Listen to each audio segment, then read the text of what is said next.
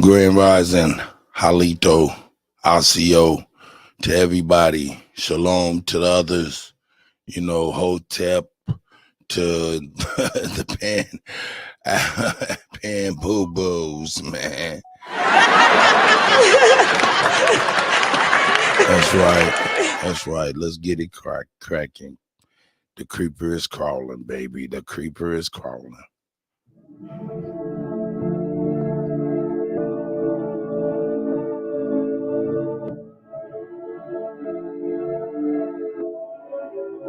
B-A-B-Y, baby. Never hungry again. Shout out to the God.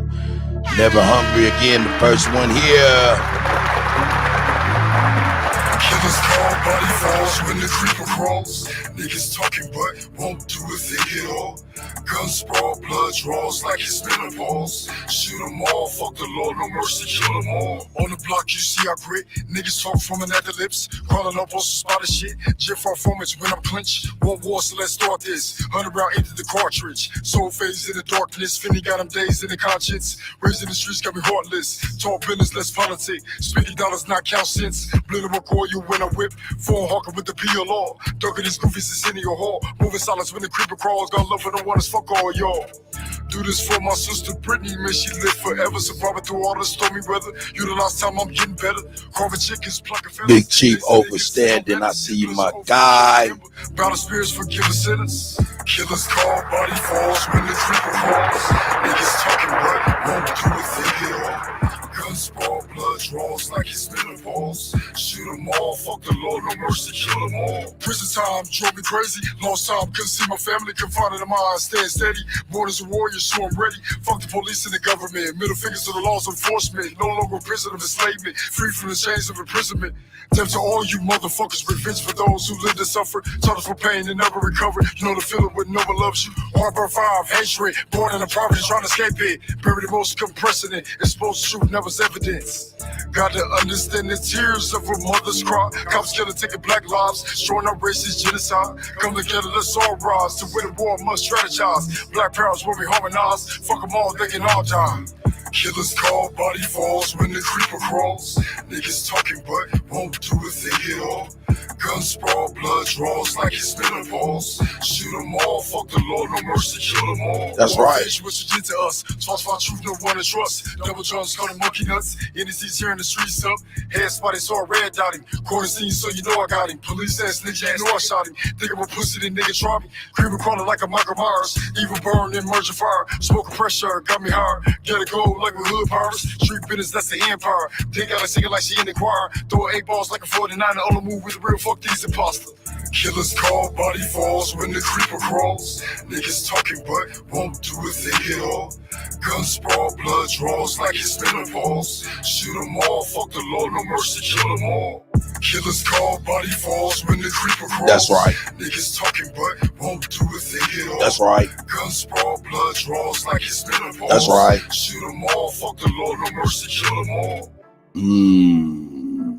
Grand Rising, everybody. Grand Rising to everybody. Hope you guys are doing well. Hope you are doing well. We are in here. Welcome to Kutty Live. Of course, early in the morning. And we are here. Hey, we Aboriginal. Hey, indigenous aboriginals, please, let's let them know. These motherfuckers don't know shit. That's right, we up in here.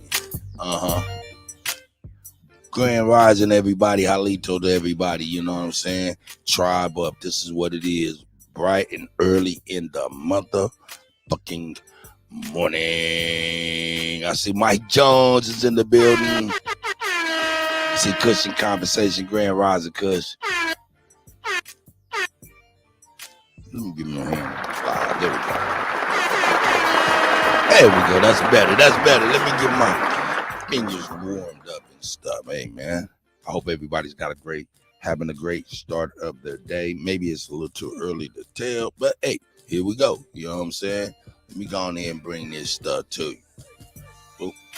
Hey, that's right. Let me see, where's my other one? There it is right there. Uh huh. Yeah, man, let's get into this for real.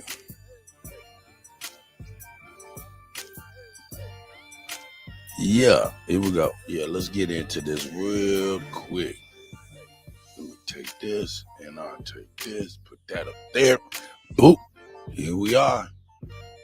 Saving all this shit right now. Here we go. Share screen. Boop. Shame on you.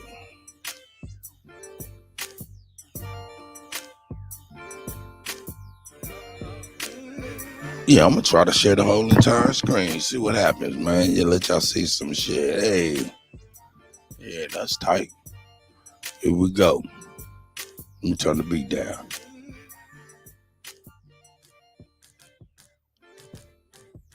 Hey, that must slick. Here we go.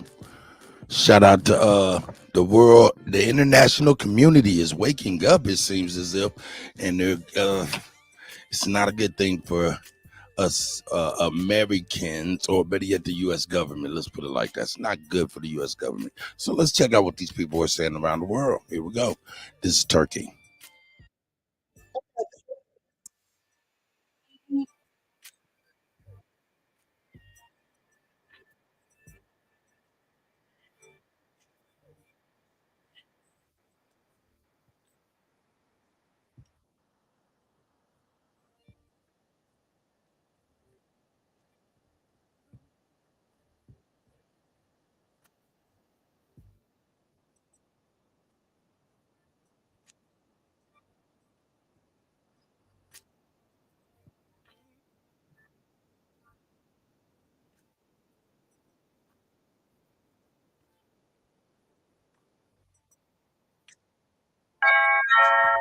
Uh,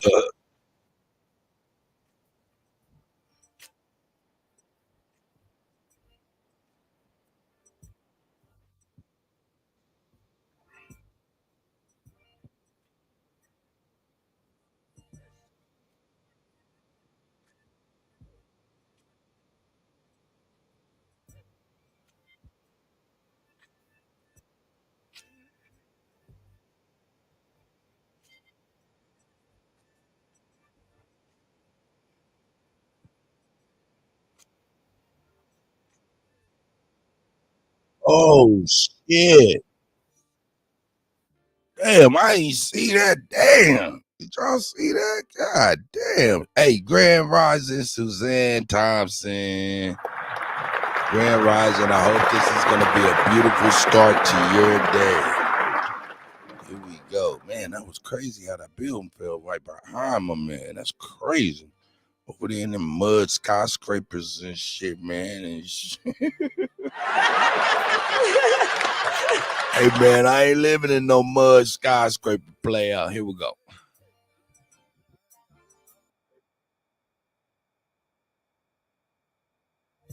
Oh hell no.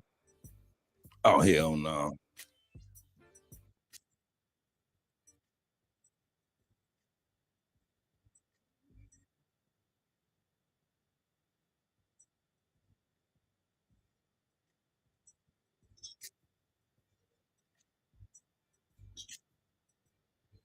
Wow, that's crazy. Like Pac-Man came and took a bite out. Oh man, all they buildings is dropping. Ooh, hell no.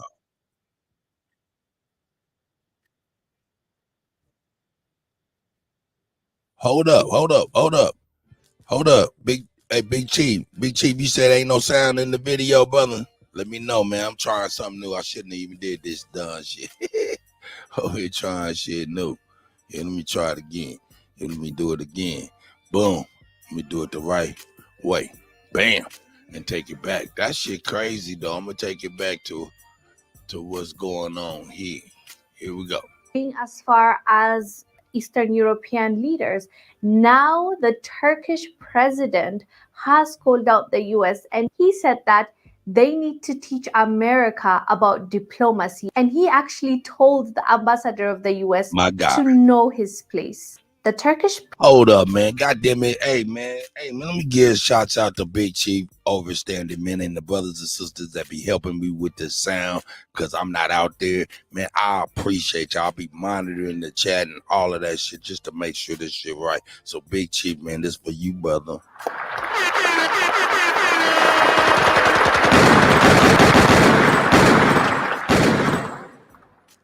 That's right. Man, I appreciate you, God. Here we go. President Erdogan has said his doors are closed to the US ambassador to Ankara, Jeffrey Flake. The president in recent speech said, quote, "We need to teach America a lesson in this election. Our doors are closed for him. He can no longer come in. Why? He needs to know his place. Shame on you. Think with your head. You are an ambassador." And the president is this angry because the US ambassador, chose to have a meeting with Erdogan's opponent. You know, their election is coming up. I believe it's going to be mid-May. So there's a lot going on in Turkey right now. You know, the earthquake that took so many lives. That shit is crazy.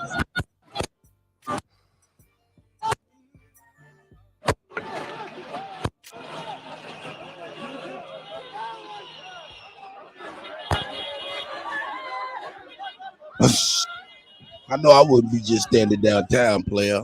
That's a fact. And Pac-Man took a bite out of the goddamn building and shit. Nah, man, you know what I'm saying? May they rest in peace. May, things happen, That shit crazy. And now with the election coming up, obviously, there's some kind of tension, and the president seems to be really, really angry with how the ambassador moved. And he didn't hide the fact that he was very upset, which is also understandable.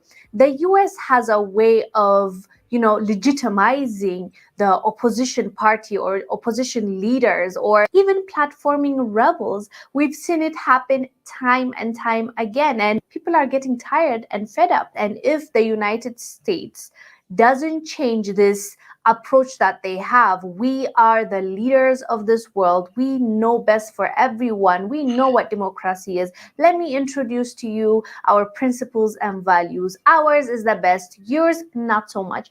If the United States continues on this path, they are not going to win, because a lot of nations are agreeing with one another. And you know what happens when many people unite.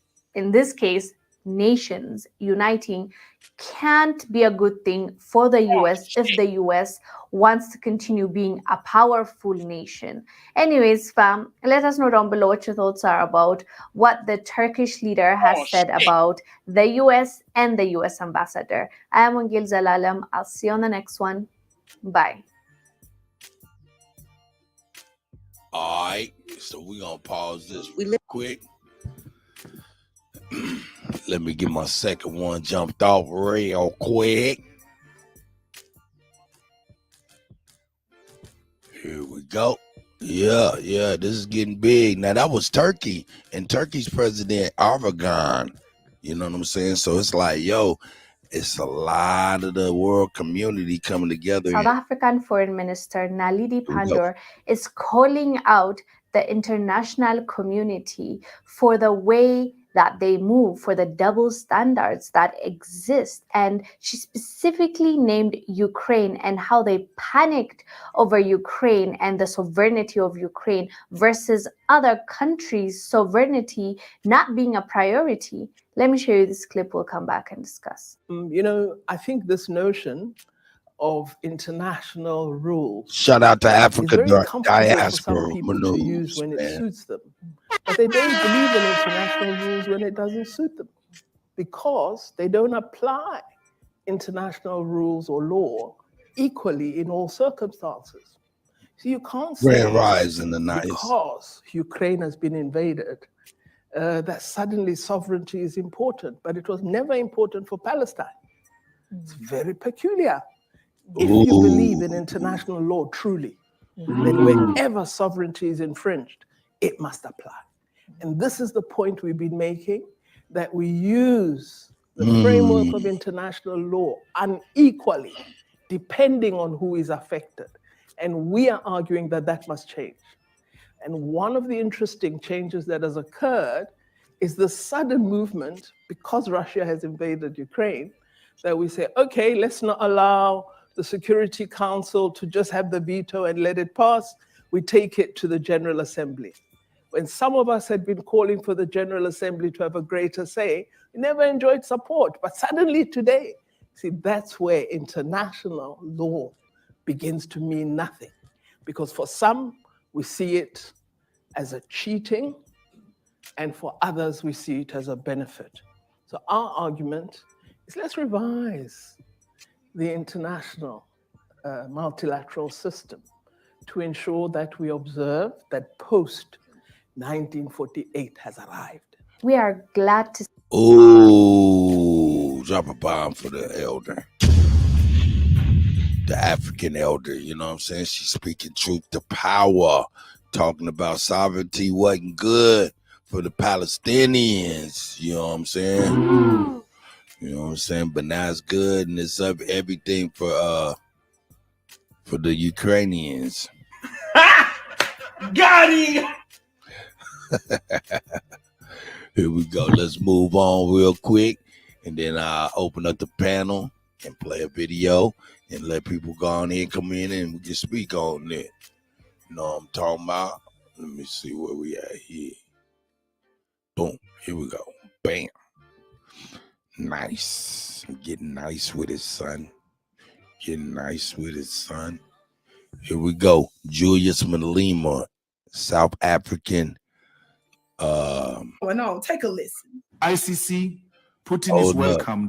Hold up. Julius Malema, South African, I guess, party leader. You know, I don't know what you would call them motherfuckers over there. You know what I'm talking about? I don't know what you would call them niggas.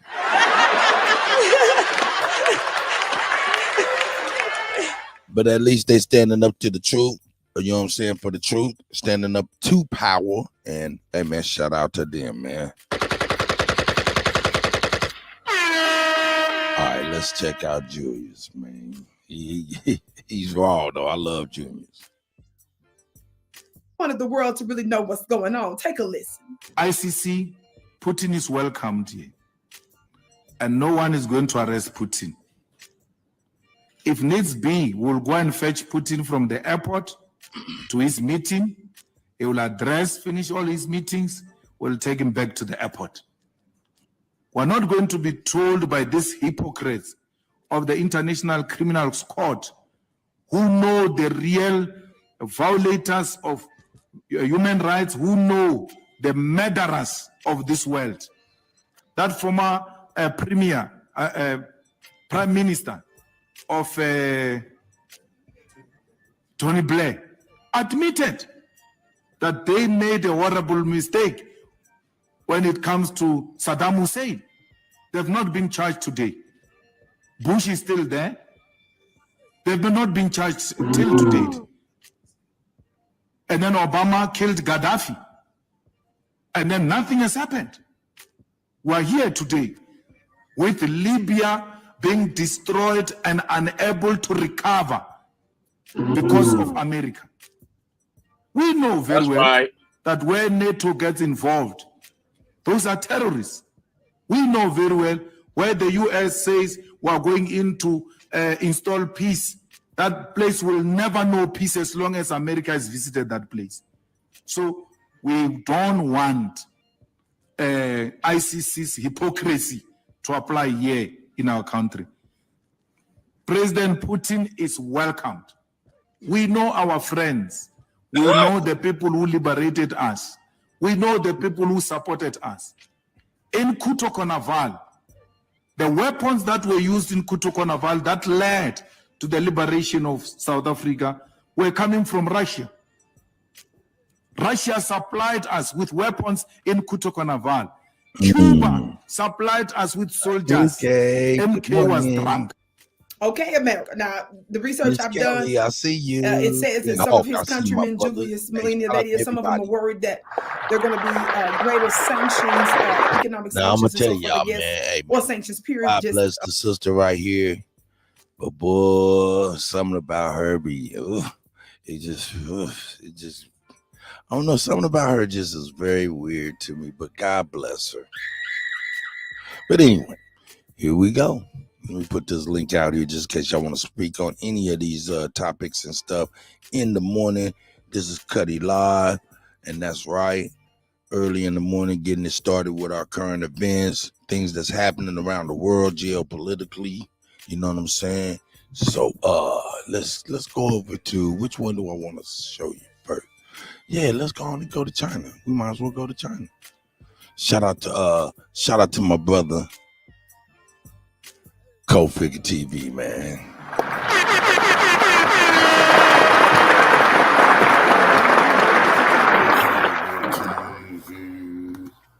World War III alert. World War III alert. I mean, America, this is what you asked for, right?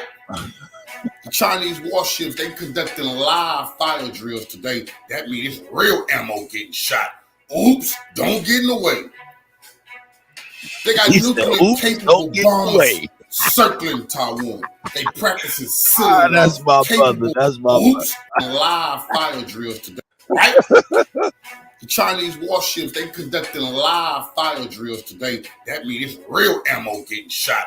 Oops, don't get in the way. They got nuclear-capable bombers circling Taiwan. They practicing sealing it off. You know, you practice something to do it, right? You know that, right?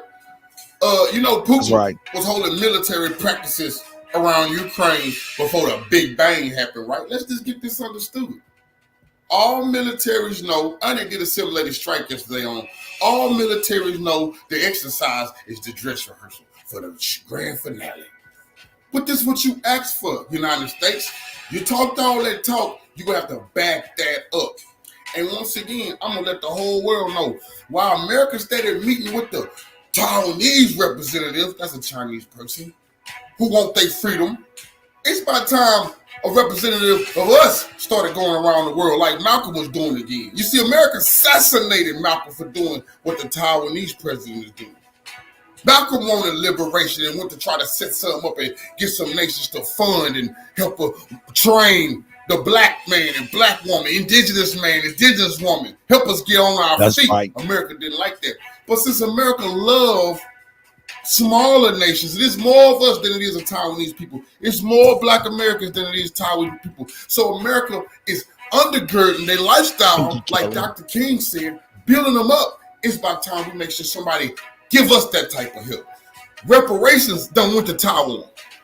And America can't tell us they can't help us build an army. You just built the army in Taiwan. And you expect them to stand up to 1.something billion Chinese. Cool. We got to stand up to America. It ain't no excuses. It ain't no damn excuses. America, you a big hypocrite, and I don't like it. That's for real. You know, we're going to make some political moves we can to stay in the fight, but I hate your guts. But I do want you to fight China. Since you've been doing all that talking, fight China, America. Please fight China. What are you waiting on? Taiwan will be surrounded and will be brought back into the bosoms of Mother China real soon. That's just true. Ain't nothing you ever gonna be able to do about that, America. Come on, man. Stop playing these games, man. Stop playing these games, man. What the hell you think you're gonna be able to do out there in that bush? You got a Navy, China got a Navy, but this is the thing about the Navy forces around China, they can deal with your Navy. Everybody know that. Your aircraft carriers going straight to the bottom of the ocean. And the whole world know aircraft carriers, this is not 1946. Let's just get that right. I see you, y'all. This ain't 1946. You're not parking aircraft carriers off of China, off of Russia, or off Iran like you did Iraq, like you did Afghanistan, like you want to do Haiti. No. They got aircraft killer missiles. Them going to the bottom. You got to stop playing these power projection games when you don't have no power, you weak. China watched you lose to Afghanistan and you talking tough to them? You just got ran out of Afghanistan. This is the problem that I have with you, white supremacists. You don't learn the lesson. You know? But Taiwan right now is merciless. You gonna do something. Don't come on TV telling us about it. China not on TV. China not making news statements. No, the statements is surrounding Taiwan holding live fire drills and practicing handling, getting some straightening over there. That ain't no. That's handling. That's walking it like they talking. You know. So I just want to put this news out there. I mean, United States, your days is numbered. And I'm taking record of what you're doing with Taiwan. Because, see, I see that more. You like freedom? Cool. We want some. You want liberation to give for people who can have self-determination? Good. We want all of that and more. We don't like you.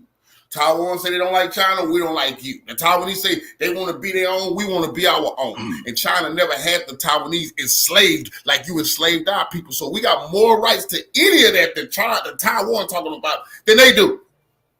Cofield. Follow me. Go figure. All God. Go figure going in. Go figure going in for sure. You know what I'm saying? Onside with us tonight. 45. President. Woo! I thought that was awesome. Oh man, hold up, man. I'm gonna play that in a minute. In this, but anyway, we're gonna get into Bud Light. We're gonna become flies on the wall, so to speak. You know, flies on the wall. You know what I'm saying? That's what I like to. That's what I feel like when I be over in like the white Twitter, the white portion of YouTube or whatnot. See what they talking about, the same stuff, and see what their perspectives are. Good morning, Shay P. Good morning, sis. Let me give you a... So, as we are the flies on the wall on some popular white, you know what I'm saying, channels and shit. My man, Black Scout Survival, shout out to him, man, for real. I like him. He's a former Marine, you know, whatever those special forces dudes are. Shout out to him for doing that and holding it down for this here America, you know what I'm saying? Because no matter what we think or say, the military that's been holding it down, even though they're holding it down on a lot of false pretenses, a lot of, you know, nefarious reasons and things of this nature, they still at the end of the day holding it down for us to be able to have our shit again. You know what I'm saying? So in that mind state, shout out to them. Shout out to the military. That's a fact. All right. But yeah, man, my man got on some interesting points. I'm going to go through real quick. Yeah. Oh, man. This is, here we go. Let's go. Bud Light, but we'll talk about that. But Nike as well, paired up with Dylan Mulvaney. And so they have been just silent ever since they launched the Dylan Mulvaney campaign and celebrating his quote unquote 365 days of womanhood. And so, yeah, I mean, they don't know their target market, their demographic. I mean, it's just incredible. But what we keep seeing with these companies is that they're not trying to sell products; they're trying to sell ideology. You know, the social injustice, woke, Marxist ideologies is what they're moving towards. They don't even care about making money anymore. And Dylan Mulvaney also partnered up with Nike and has also gotten Nike's been catching hell. So let's just be honest with ourselves. But you see here, they both are getting conservative backlash. I can't understand why any conservative would wear Nike. You know, they were the first ones to cross the threshold. Like, you know, you're wrong if you wear Nike. Go wear New Balances. New Balance actually supported a Trump campaign, and yeah, I mean and as far as I know, up to date, is that they don't promote any of the nonsense. I haven't seen it, at least. But let's hear from Bud Light's PR marketing guru they hire to basically make the brand a bunch of money. Woman, I had a really clear job to do. I'm a businesswoman. Hold up.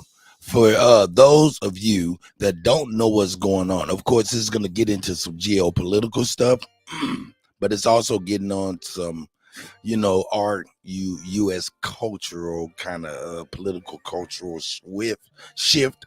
You know what I'm saying? I guess a cultural shift.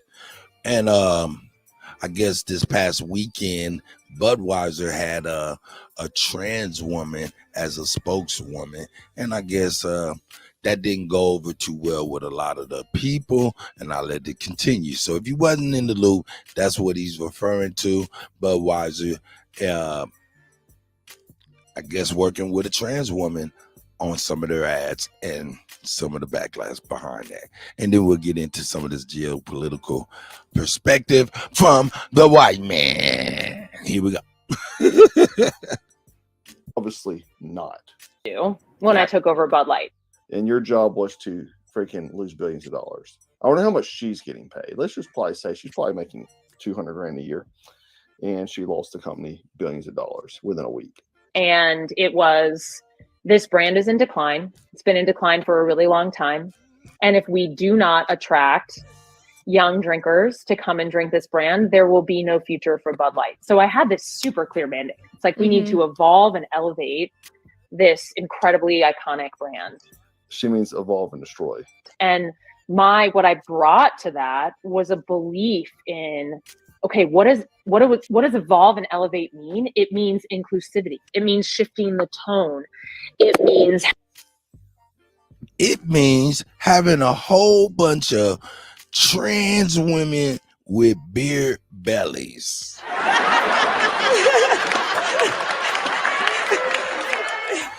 She makes crazy, man. Certified. I see you, my brother. Shout out. Good. Having a campaign real, recognize real. I see you, sis. Be inclusive and feels lighter and brighter and different and appealing. When you are Juan, I see you, my brother. To make money, a profitable company, and when you use the word inclusive, you lost focus, right? What are you trying to sell? Are you selling beer? Are you selling ideology? Appeals to women and to men, and representation. Certified. That's Bud Light. That was a campaign for the Bud Light. I guess they've been kind of in the slump, so they tried a new pitch, and this is what he's referring to. Check it out. Is it sort of the heart of evolution? You've got to see people who reflect you in the work, and we had this hangover. I mean, Bud Light had been kind of a brand of fratty, kind of out of touch humor, and it was really important that we. Yeah, your main demographic. I guarantee frat brothers are drinking it, right? I can't stand Bud Light. You know, I used to drink it when I was freaking young, broke. It's literally tastes like piss. Anyway, so they have been tanking. On March 31st, they had $132 billion market. Oh shit! Hold up. Today, $128 billion. Literally, the Dylan Mulvaney campaign. Now, hey, I've been here for a little over a year. Hey, Grand Rising DK. I've been here a little over a year. You know what I'm saying? Fooling with the community. You know what I'm saying? And it's been a wonderful vibe. One thing I've really rarely seen is graphs. I like graphs, man. I like graphs, pie charts, and things of that nature. You know what I'm saying? So I really do like that. I wish the brothers, in fact, I'm urging them to start breaking down these pie charts, putting their shit up in the PowerPoint real. I mean, of course, they get their PowerPoint on, but you know what I'm saying? Get these charts together. We got to make our own charts since people come with charts from other people. We have the ability to come with charts. I'm sorry. Charts and graphs, they work. They really seal overstanding. That's why they're used in business. They're successful. So maybe if we want to be successful in teaching and things of this nature, maybe we want to implement things like this. Because me, I like graphs. That shit really hammers things home. I'm sorry for my long-winded list on that. But if you look from April 6th on to April 9th, oh man, 2 days, they lost billions. They lost billions.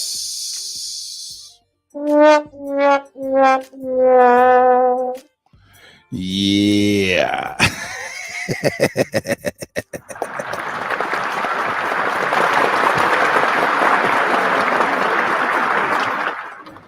You know what? Maybe we don't want people drinking that stuff no more anyway.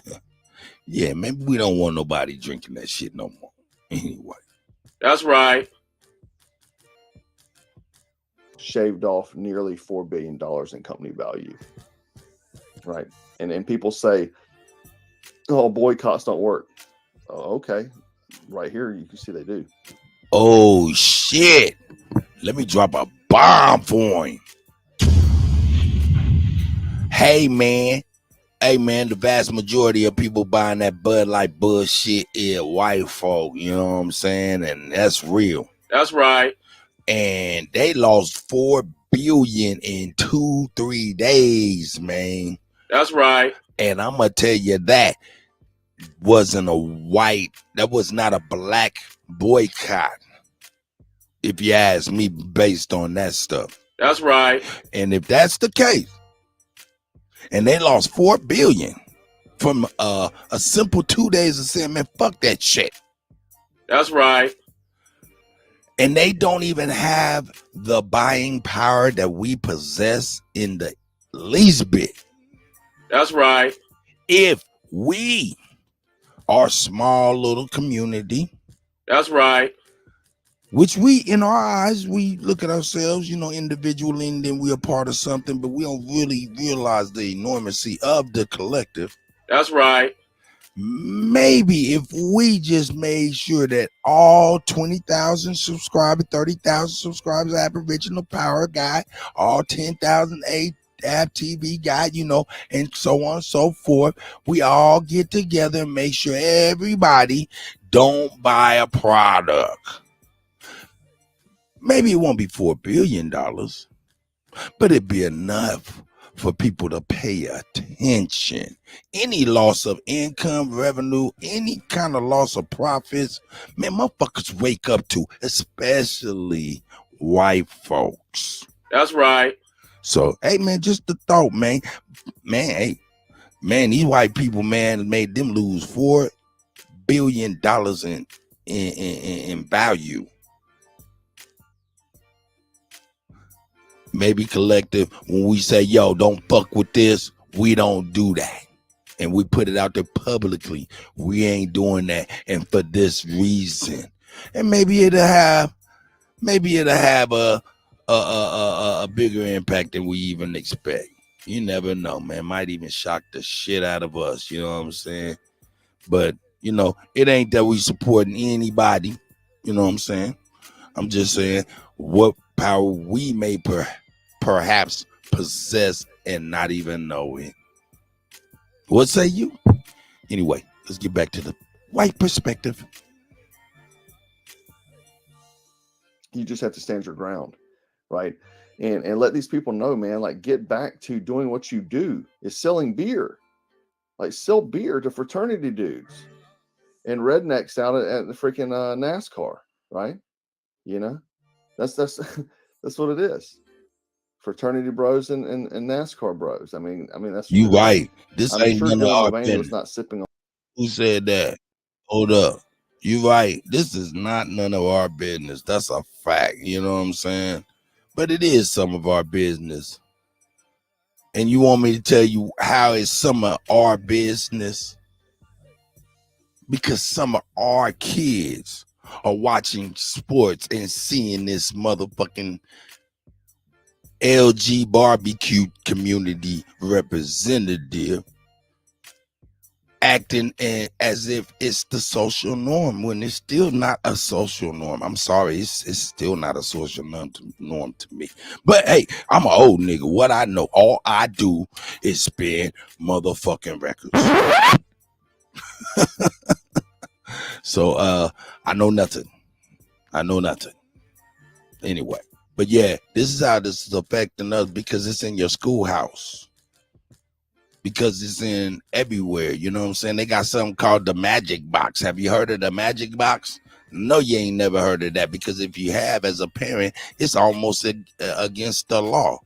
It's like you done violated your child who you dropped off to school, violated your child's HIPAA, kind of a HIPAA rights, if you know something about his activities in school when it's concerning the magic box. What's the magic box is when the kids get dropped off in the clothes that you approve, you know what I'm saying? But then in school, they want to be a little girl. They can go on here, get in the magic box and dress in some dresses provided by the school and the motherfucking state and whatnot, and the federal government, you know what I'm saying, and walk around school without your knowledge with a goddamn dress on. I mean, excuse me.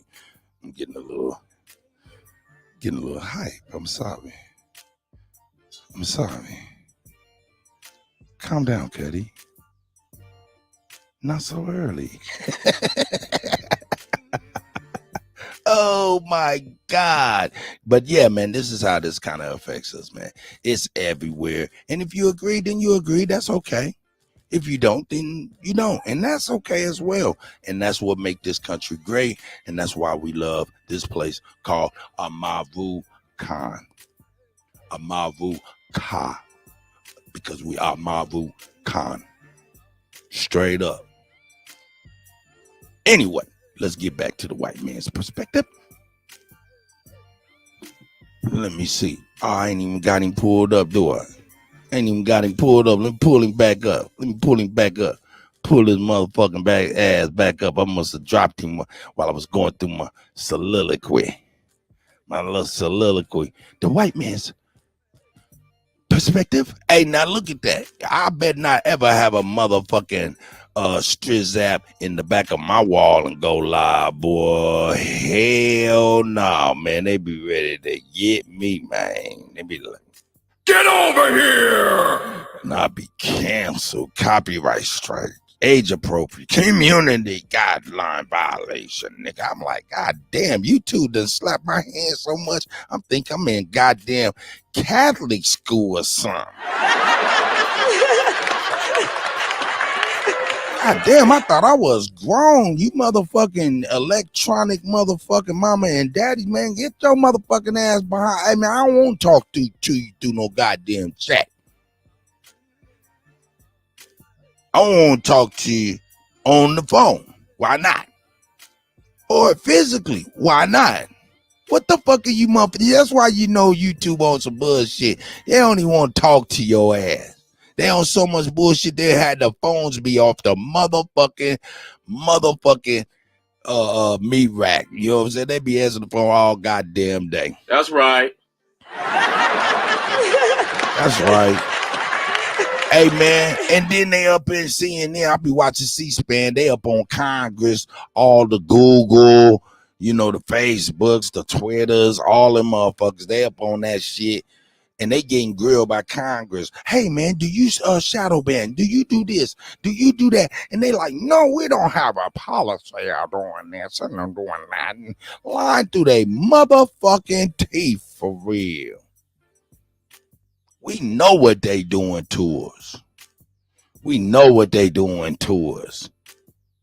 Yeah. Copyright strike the Kutty. I don't give a fuck. I got a power button. I'll push the power button and go on with my every day. You punk ass Google motherfuckers. Yeah, you YouTube. Okay, I'm sorry. I think the coffee might be a little too strong today, man. God damn, Kutty, what's wrong?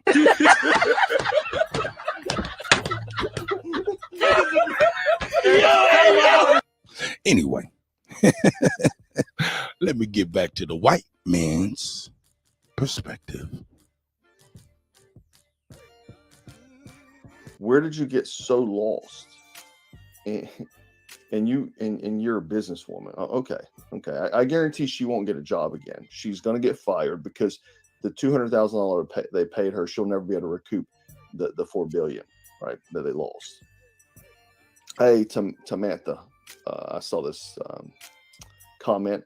I've been a fan of this channel for a few years. I've not always agree with what he says, but it's okay because he's taught me a lot about information. Thank you, Tamantha. That's a fact. And I wish more people. Hey, shout out to had Tamantha. this type of mindset. You know what I'm saying? Shout you out. may not agree with everything. That's Kutty. I've been watching white man for a long time. I like more value. Yeah, man. I learned a whole lot of shit. Then, you know, that's good. It's, hey, you know, I see. Hold up. Keep it $1,000. This motherfucker right here showed me how to start a fire outside with water. It sounds crazy. When I seen it on the thumbnail, I clicked it. Learn how to start a fire with water if I'm outside with nothing. That is big. You don't just think about that. Go outside and say, I'm gonna start a fire with nothing. See if you can do it. See how successful you'll be out that motherfucker all goddamn day.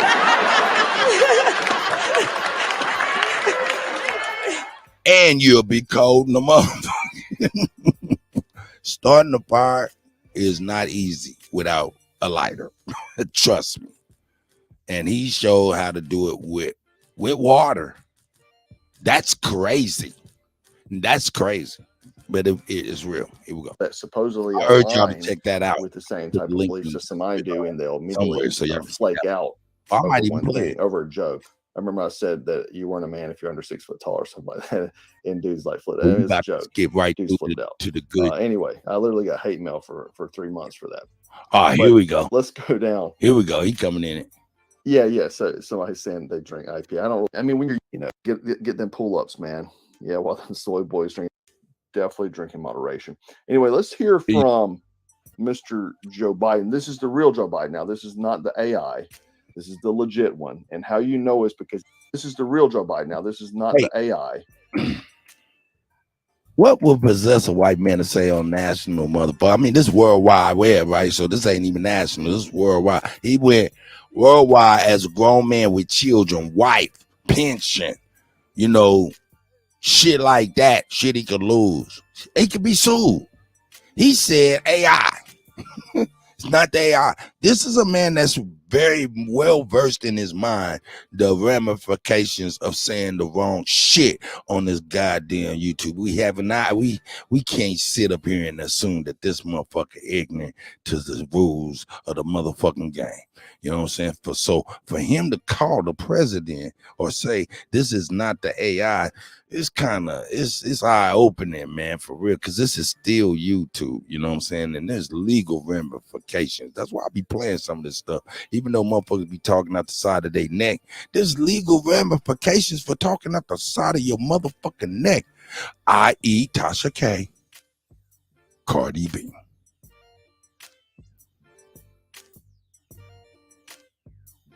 That's right. I'm by myself. I can give myself a good, what is that kind of passionate pause? Here we go. Dramatic pauses. Here we go. Check this shit out. This shit is crazy. This is your president. From Mr. Joe Biden. This is the real Joe Biden. Now, this is not the AI. This is the legit one. And how you know is because he can't put together a sentence. That you would be taking part in our upcoming election in 2024. Well, I'll either be rolling an egg or being the guy who's pushing them out. Come on, help a brother out.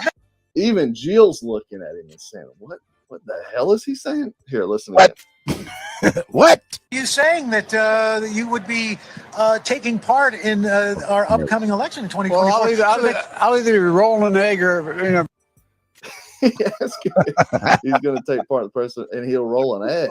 being the guy who's pushing them out. Yeah. I'll be the guy who's pushing the eggs out. Yeah. He's not even there.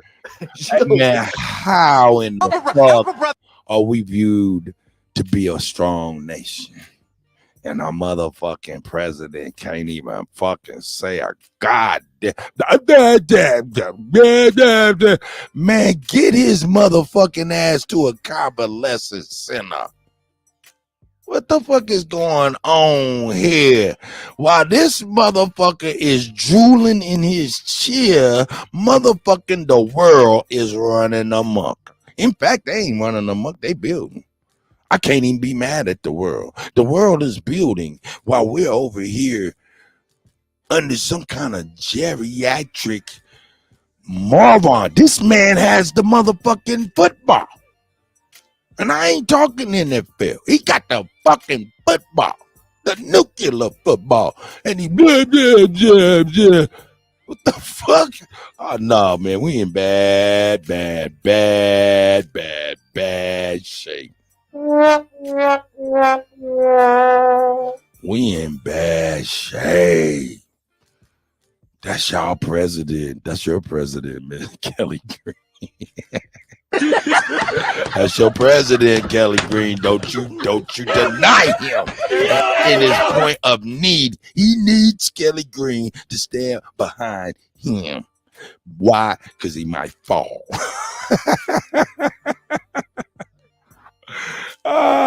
Anyway, man, check him out, man. This guy's crazy. Brother out. He's not even there. She was like, yeah, she help a brother out. Make some news for me. I plan on running out.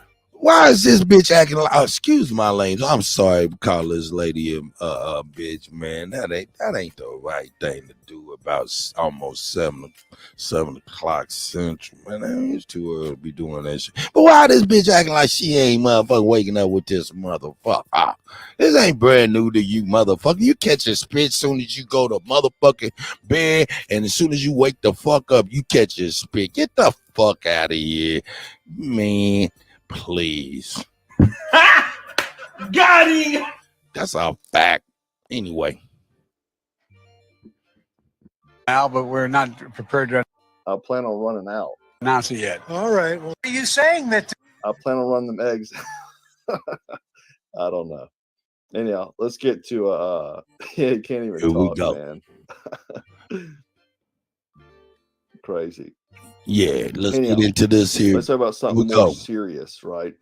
And 4 killed, 9 injured in a bank shooting by an employee, right?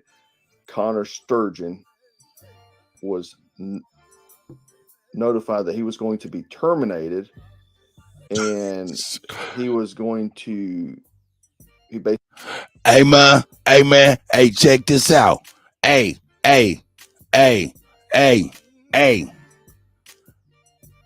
In the last 10 years, collect all the white male,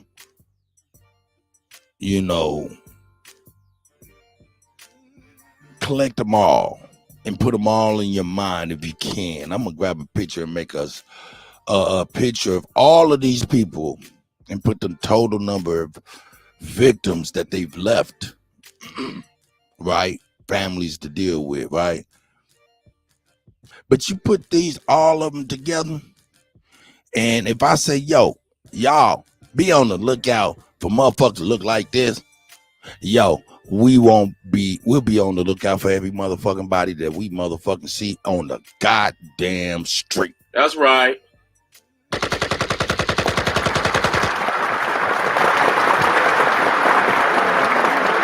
Hey man, I've been seeing this for years, but then I paid it no attention. But when I seen it here in the last few years lately, I was like, oh shit, this shit's landing hard. Motherfucker said something to the effect of ain't nothing more. The world's leading problem is nothing more than white male terrorism. And I'm like, whoa. I had to think about that for like years before I even said it again. And I'm looking at it, I'm like, God damn. Anyway, let's go ahead. Basically left a letter. They're saying that he was being terminated from Old National Bank and that he was going to go do this mass shooting from being terminated. At least 4 people were killed. That's right. They be smiling at you like that. Be ready to kill you and your whole family at the grocery store. I mean, the earth reported at the bank. YouTube. His weapon of choice was a rifle. YouTube. He was shot and killed by law enforcement. Now, it didn't get into specifics, at least in what I found, on what type of rifle, but the shooter was actually live streaming, according to the police chief, but they had the footage taken offline. Oh, he was live streaming that shit. Man, these motherfuckers is crazy. He was live streaming. 3 patients have been Hold up. released and 3. He was, hey man, and so was that other dude, man. A lot of these people be live streaming their deeds, man. What the fuck are they live streaming, or who they live streaming it to? For real.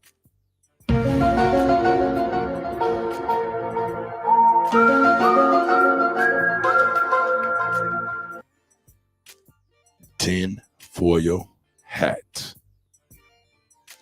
Or common goddamn sense. Are in critical condition. So we'll talk more about it. I do want to show a news clip of it just so you can get the full story. Investigators in Louisville, Kentucky say the mass shooter who killed 4 people and wounded 9 others at a downtown bank was an employee there who had recently been notified he was about to be fired. Reporter Christian Benavides has more now on the victims. Police descended on an Old National Bank branch in downtown Louisville to find a gunman still firing shots. The suspect has been identified as Connor Sturgeon, white male, 23 years of age, who was employed at Old National Bank. His weapon of choice was a rifle. Officers exchanged gunfire with the suspect. His weapon of choice was a rifle. Officers exchanged gunfire.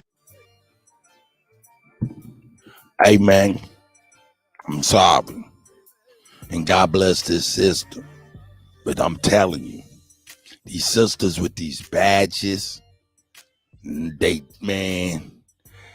there as a community buffer. They're supposed to give us the motherly authority to make us stand down and comply. I'm sorry, sisters. This is what this is about when sisters be running police stations and shit. Be running high. I'm sorry, that's what they typecast our sisters for. You know what I'm talking about?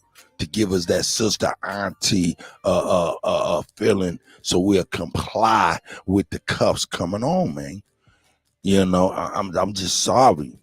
And most of the time, these sisters is in a bad position because they're made to do things, man, that, you know, is unrighteous to say the least.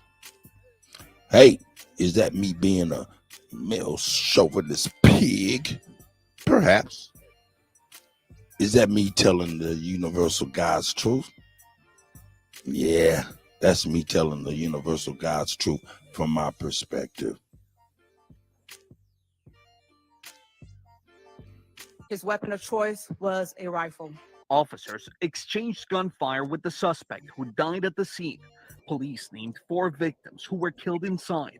Tommy Elliott, 63 years of age. Jim Tutt, 64 years of age. Josh Barrett, 40 years of age, and Juliana Farmer, 57. Today, I'm hurt. Kentucky Governor Andy Beshear fought back tears as he addressed the latest mass shooting. We lost 4 children of God today, one of whom was one of my closest friends. Caleb Goodlet's wife works inside the building.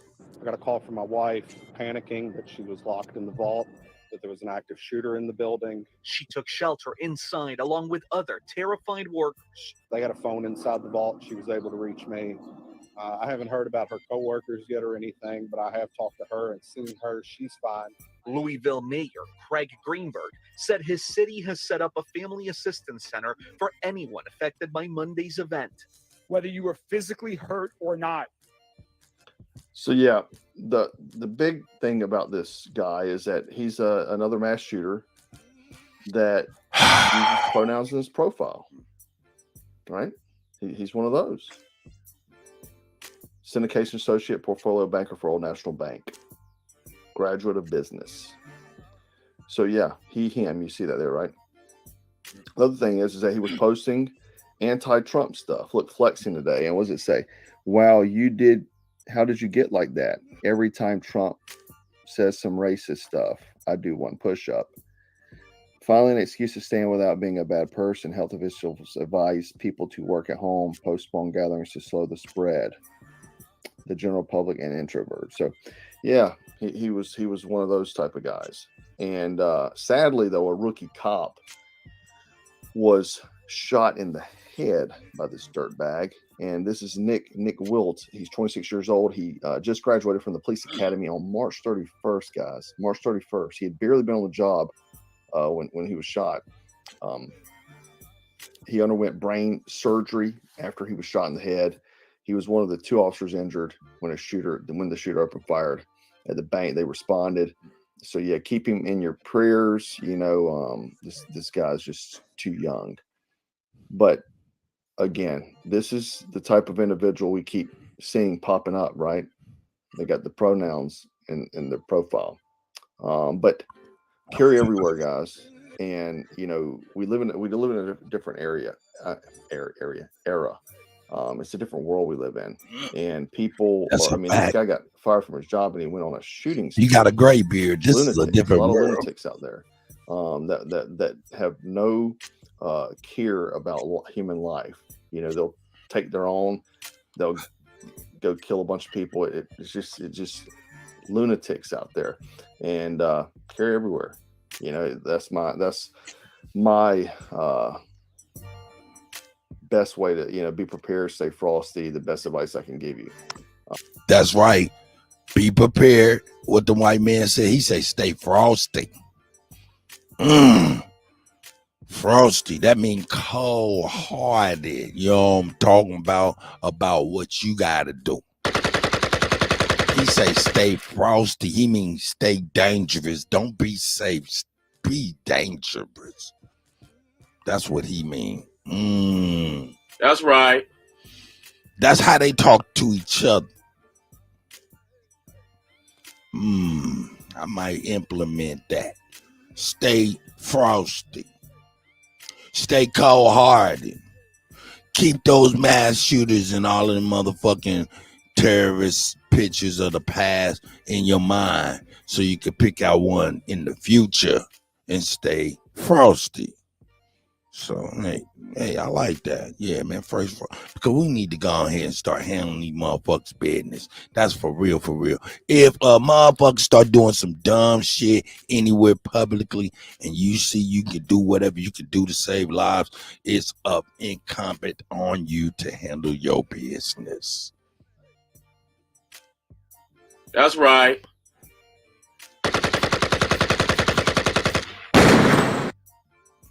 Straight up, you got to handle your business, man. You know, and I'm sorry about the ladies, man. I'm sorry about the lady cops, man, but it's crazy, man. It's like a lot of high-ranking women police officials that are black all throughout the nation. If you just get on Google, it will shock you.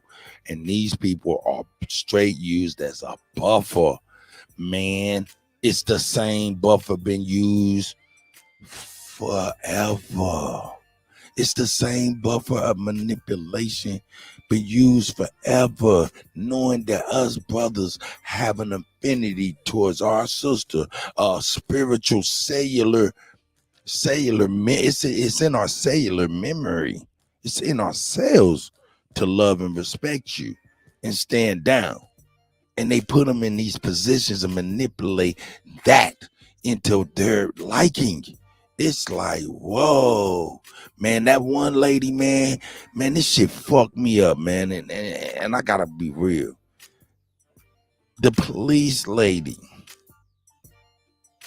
from that Tyree beating, she was the chief in Tennessee. She come from Atlanta and she had created the Red Dog Unit. The Red Dog Unit was what Outkast, Goody Mob, and all them niggas in Atlanta used to be talking about, them goddamn crooked red dogs. Talking about the Red Dog Police, how they used to do them. You can only imagine how they used to do them without these cell phone cameras and body cameras and shit like that. Come on, man. Come on, man. Where did these little small task force units come from? I'm going to tell you where they came from. They came from Bill Gates' bitch ass from LAPD way back in the 70s, early 70s, 60s, some shit. That's right. That's right. They were called special, what was it? Special weapons and targeting, right? And they was trying to get federal government help, right? What happened is the riots started happening. They implemented this group in LA, and it was successful in the government's eyes. They got the funding that they needed to take it all the way nationwide, but they had to change the name from special weapons and targeting because that sounded too like the offensive, and they changed the name from special weapons and targeting to special weapons and tactics, and they rolled it out all across America. So when you get these small units talking about the Red Dogs, the Blackout Boys, the Jump Out Boys, this and that and the other, these are small government police government funded things that, if are successful, get rolled out all across the nation unbeknownst to us. So they might be the Red Dogs in Atlanta, but they the Jump Out Boys somewhere else. You know what I'm saying? They crash somewhere else. You know what I'm saying? Things like that. And this and that's crazy. They use our people to push their agendas, and it's sickening. Here we go. I'm sorry. And obviously there's probably signs of these things. Daryl, you're right. Posting just sorry. Stuff like this, obviously they're maybe a little off the rocker anyway. So, keep an eye out for these people. You're right. You're right, Be Teron. careful out there. Yeah. Let me put it here. He, him, where was. I like it. So, you're probably on the FBI list. Yeah. We all are probably on the FBI list. So apparently the FBI documents that were obtained by the Heritage Foundation by a Freedom of Information Act show the Bureau associating a wide variety of internet slang with extremism. According to the FBI, words like based, when you say that's based, and Chad are signs of violent extremism. The document associates common internet terms like base, red pill, and Chad, neat, and it's over are associated with extremism. They said it's radical, racial extremists to refer to someone as and has been converted to racist ideology. Red pill, according to this document, means someone who has adopted racist, anti-Semitic, and fascist beliefs. That's absolutely not true. It's coming from the freaking Matrix, where it's the blue and the red pill, right? And some people use it for Democrat and Republican, but a lot of people use red pill for. Good morning, Jeremiah. Good morning, David Bell. I see you. These red pill gurus, they call them. Amita, I see and, you. It's wild to me that your tax dollars are going to actually sit and look at memes, investigating memes, right? I share Chad memes all the time. I shared one today on Black Scout. Now, understand what he's speaking to. He's speaking to everybody's social media experience. Now, being that you like, share, attend, certain streams, like certain memes, certain things like that. Hey, good morning, Emma Ma Magazine. That's the sis. Always there handling the business. I appreciate you. But based on your likes and your activity on social media, period, man, he's like pretty much letting you know, hey man, no doubt, it's a wide-ranging net, and you are on some type of list based on your likes and dislikes on social media, more or less your activity on social media, which is crazy. But yeah, that's what he's speaking to now.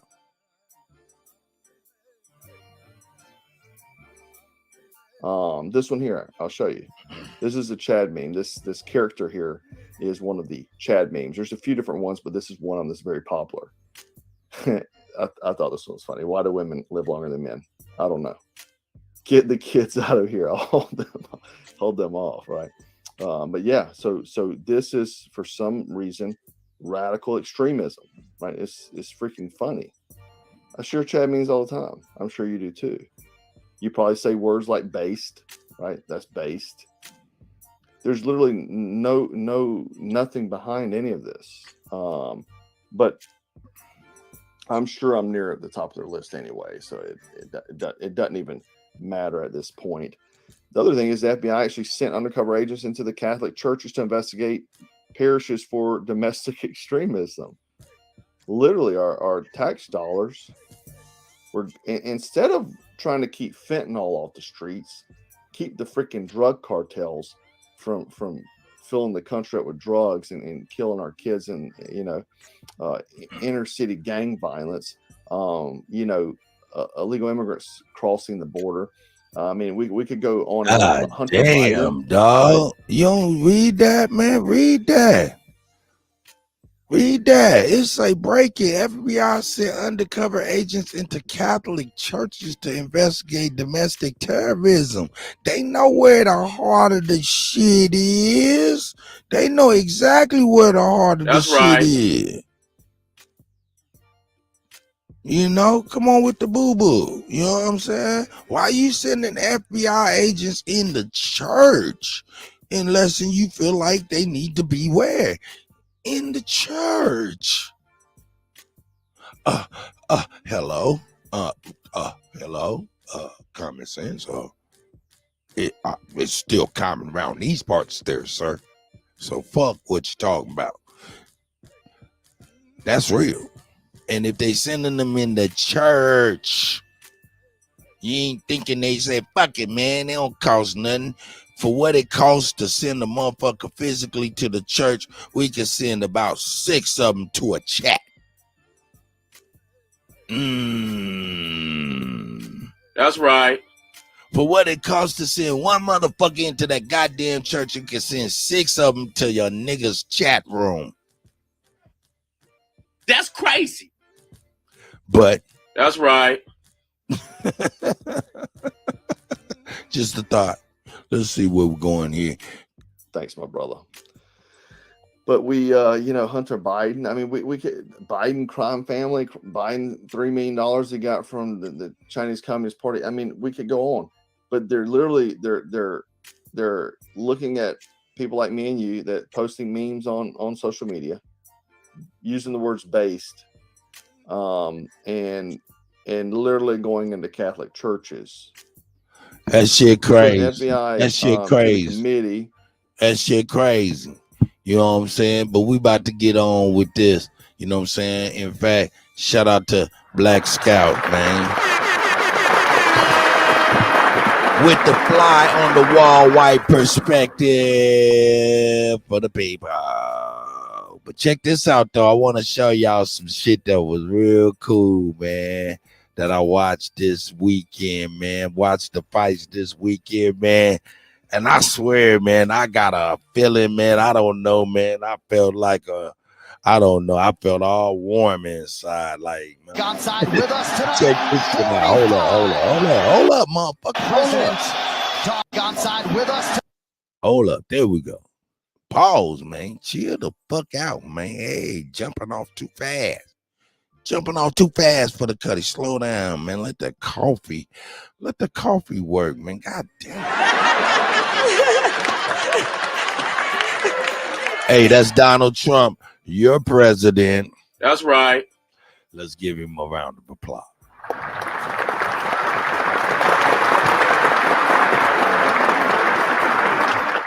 Hey man, you right. What my nigga? Hey, my nigga right Woodstay said.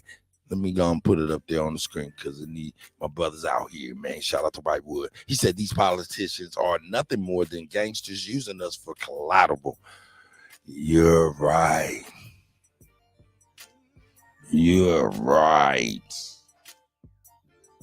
But, well, I wouldn't say a but. There's not a but. I would just add to that. I'd much rather be collateral for a gangster that is acting gangster than a gangster that is acting like a geriatric somewhere in the motherfucking shit, man, in the fucking nursing home, man, and that's a fact. Hey man, Trump said grab him by the pussy, man. You know what I'm saying? Shit, Biden's over there like trying to grab anything when he was falling off the bicycle. You know what I'm talking about? He was clutching that air and shit. He wasn't even trying to grab for nothing. No pussy, nothing.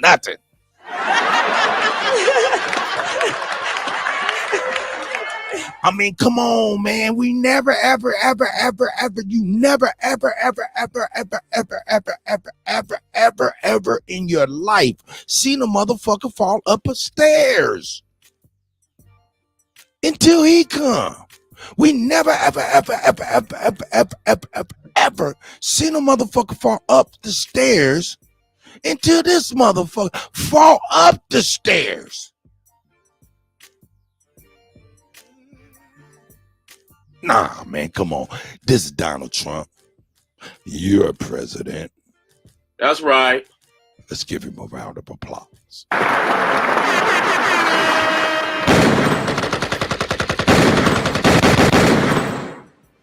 Motherfucker, Biden fell off the stairs. The motherfucker riding the bike and shit, he was coming in so fast. Motherfucker reporter said he's coming in hot. He's coming in hot.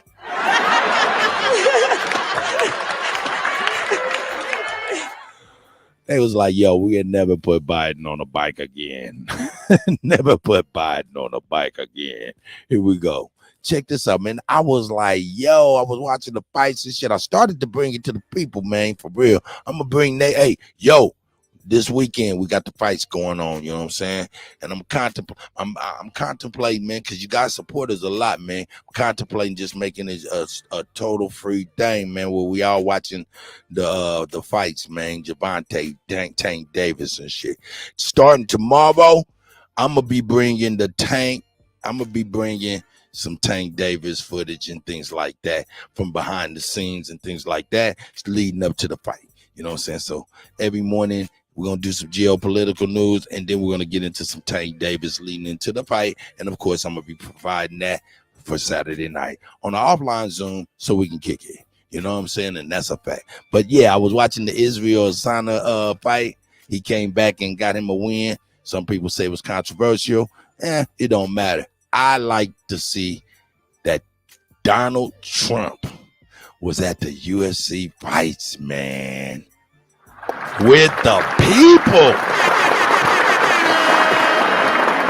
He out there sitting with right next to Mike Tyson and Dana and all that, man. That shit was good to see. Check this shit out. Tonight, 45, President Donald Trump. What about? Yeah, Secret Service, like, yeah, move your God.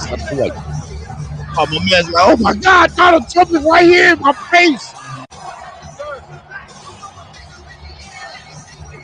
Nigga straight up starstruck. He can't even believe the nigga serious.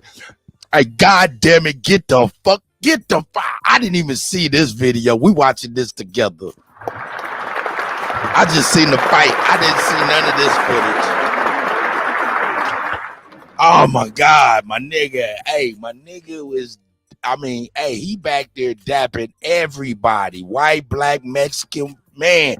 And to the point my man was like, I'm shocked. And he definitely reached out like, yeah, brother, what's up, man? I'm here. Yo, man, that's your president, son. That's your motherfucking president, son. Let me bring that back. That nigga's eyes got bigger than a motherfucker, almost cartoonish. Oh my God!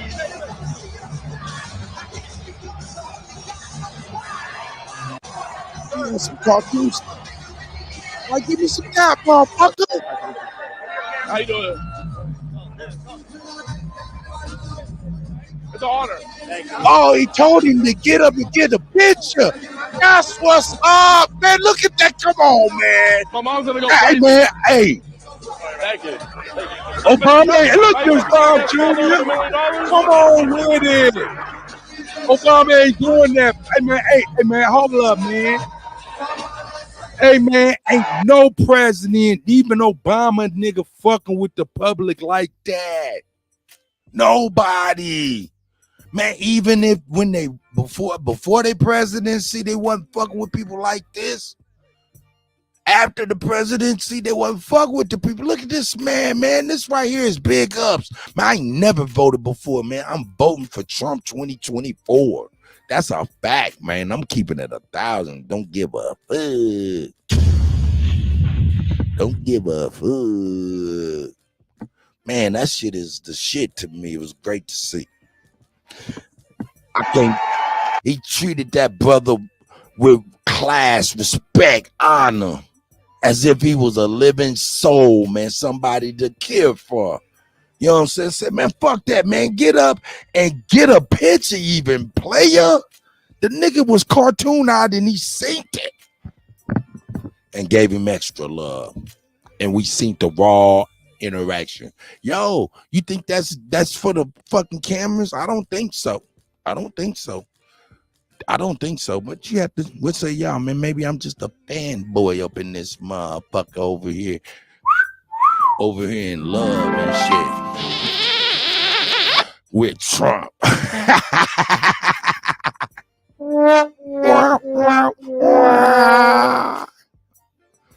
Nah, man. Hey, man, that shit was good to see. Check it out.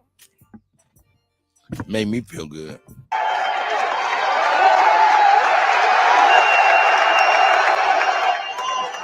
Come on, man. We ain't never seen that shit. Man, we see these motherfuckers going to football games, see them going to baseball games, basketball games, but they be high up, they be in a box and shit like this motherfucker front row with the people. Man, blood and all kind of spit and all kind of shit hitting them in the face.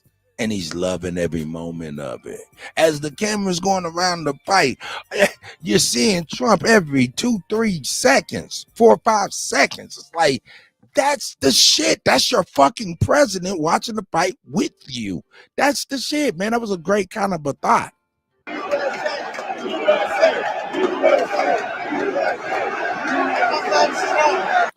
All right, guys. So we got to talk about President Trump. Okay. As you guys saw there, he showed up to UFC 287 and he received a standing ovation and breakout of USA chants. Okay. There was also a breakout of Let's Go Brandon chants as well, too, as Jorge Masvidal actually shouted out the president and led Let's Go Brandon chants to the crowd after his fight at that match. Take a look.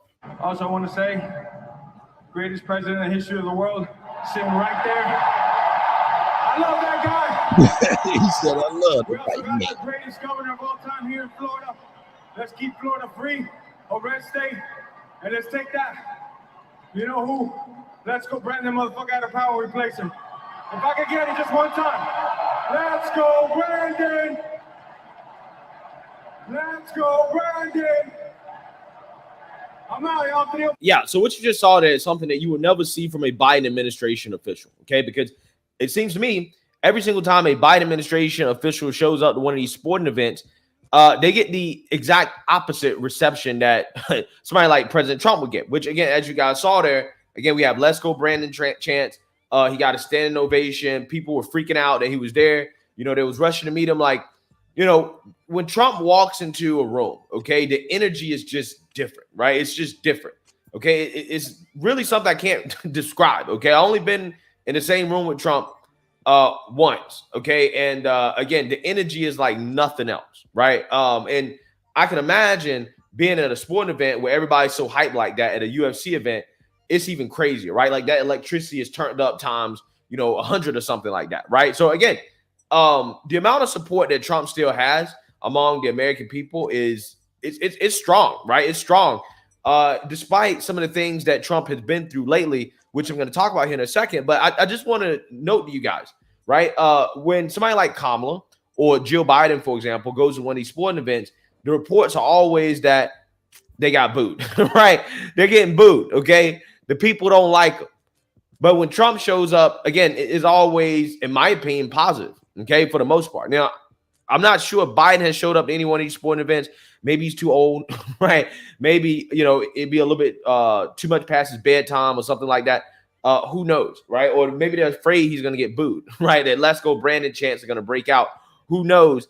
But again, these people, Biden administration officials, whether they go to sporting events or they go into, just small towns across America, they don't seem to get a warm reception the way that Trump does, right? And I think the reason why Trump gets such a warm reception from everyday, normal, average people is because Trump has clearly shown that he is a man of the people, especially in the past few months. And I think that's one of the reasons why we're seeing Trump have what they're calling a revival, okay? Because I'm not going to lie to you, when Trump first declared that he was running for president, I was excited about it. I was like, okay, let's run it back, right? Trump is in it kind of by itself because the Republican Party is basically abandoning him. It was the same thing that happened in 2015. The Republicans hated Trump. Fox News hated Trump, right? So it's Trump versus the world.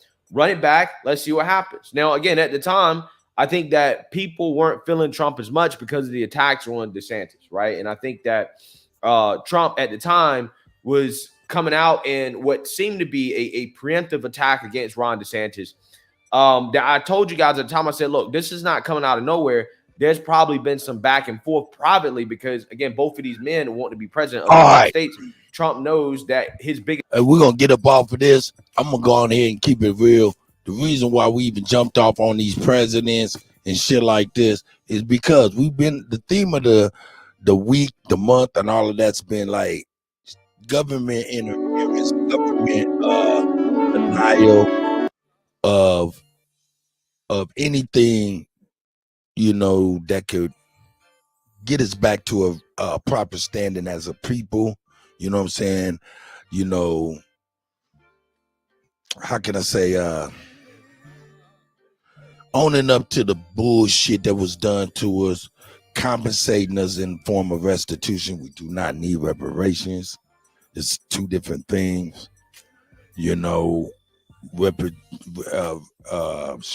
Restitution encompasses some restitution and other things. You feel me?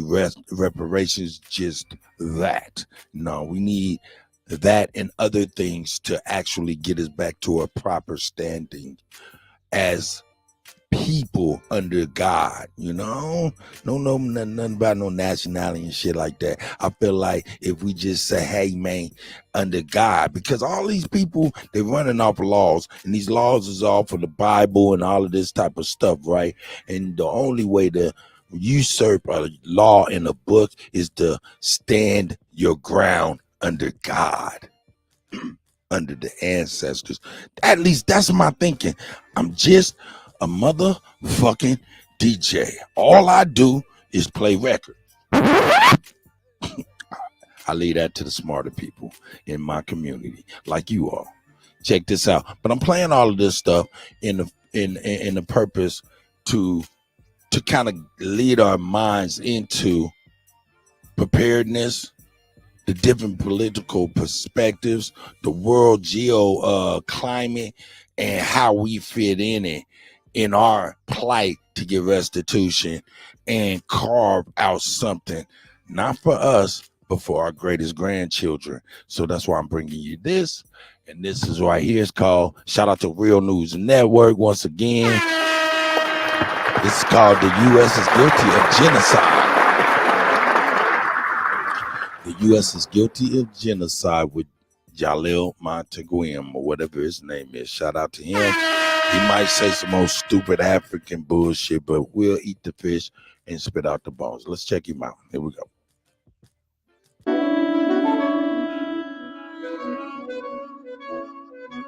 Welcome to this edition of Rattling the Bars. I'm Mansa Musa, and today we have a comrade of mine and a good brother, a freedom fighter, former political prisoner, prisoner of war, Jaleel Mutakin. Welcome to Rattling the Bars, Jaleel.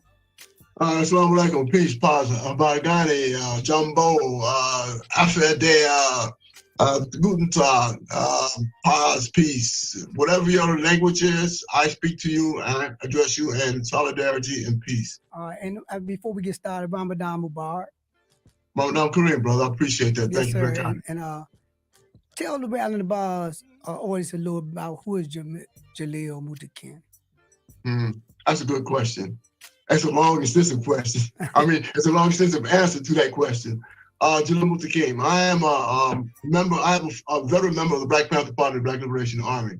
I have been engaged in the struggle since the age of 16.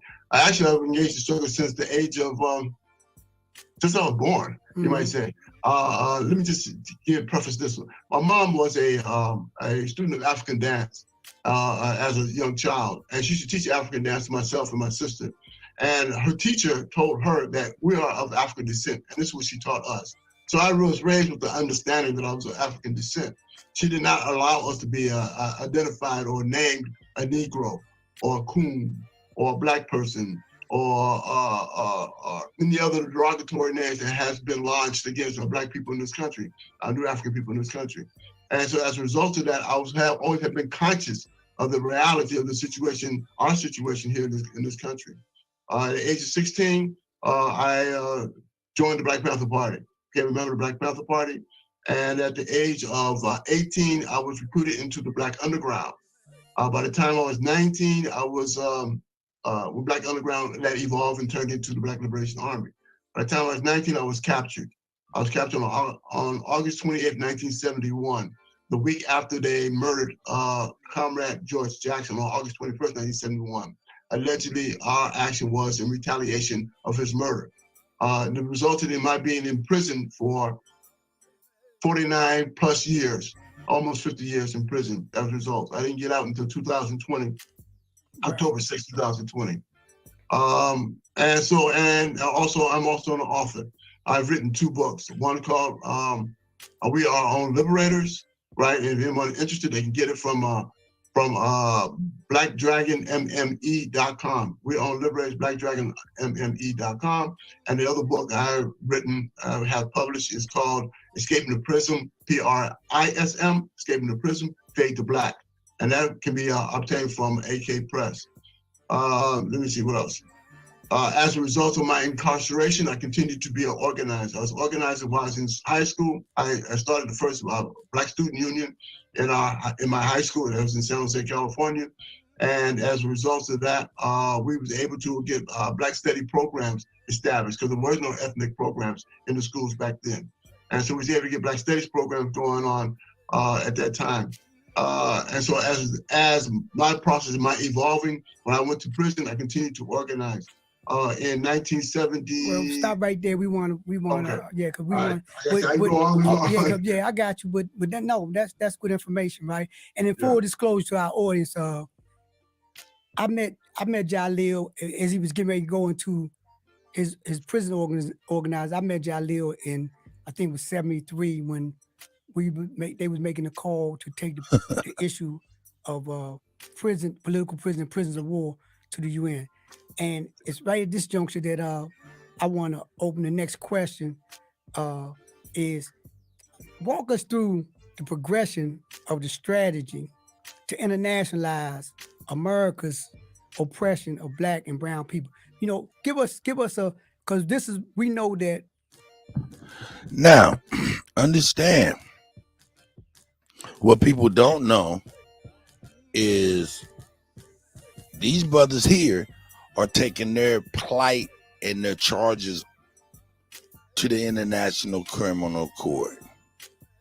What people don't know also is so is R. Kelly. People don't know this because there's legal wrongs being done. That's a fact. Now, whether or not this nigga is a slime ball, total different thing. Because I agree, slime like a motherfucker. But legally, it's some bullshit going on, and it's a scary thing if you're like R. Kelly. Meaning, I'm like R. Kelly, not with the deviancy, but I am a black man, and as a black man, pretty scary, man. Got the world think you're locked up for something that, hey, all right, that balances the world out. But if you're not locked up for that, and you locked up for something else that don't make no sense, and it don't make no sense to nobody, dog, that's a scary thing, man. And nobody's looking into it. That's a scary thing. So I digress on that R. Kelly shit because he's a motherfucking slime ball. But the legal tactics in which they are using to uproot him from his $1 billion catalog, that's his physical $1 billion catalog. That means his catalog of his music he wrote for himself. That's excluding the $1.5 billion value catalog of him writing songs for other people.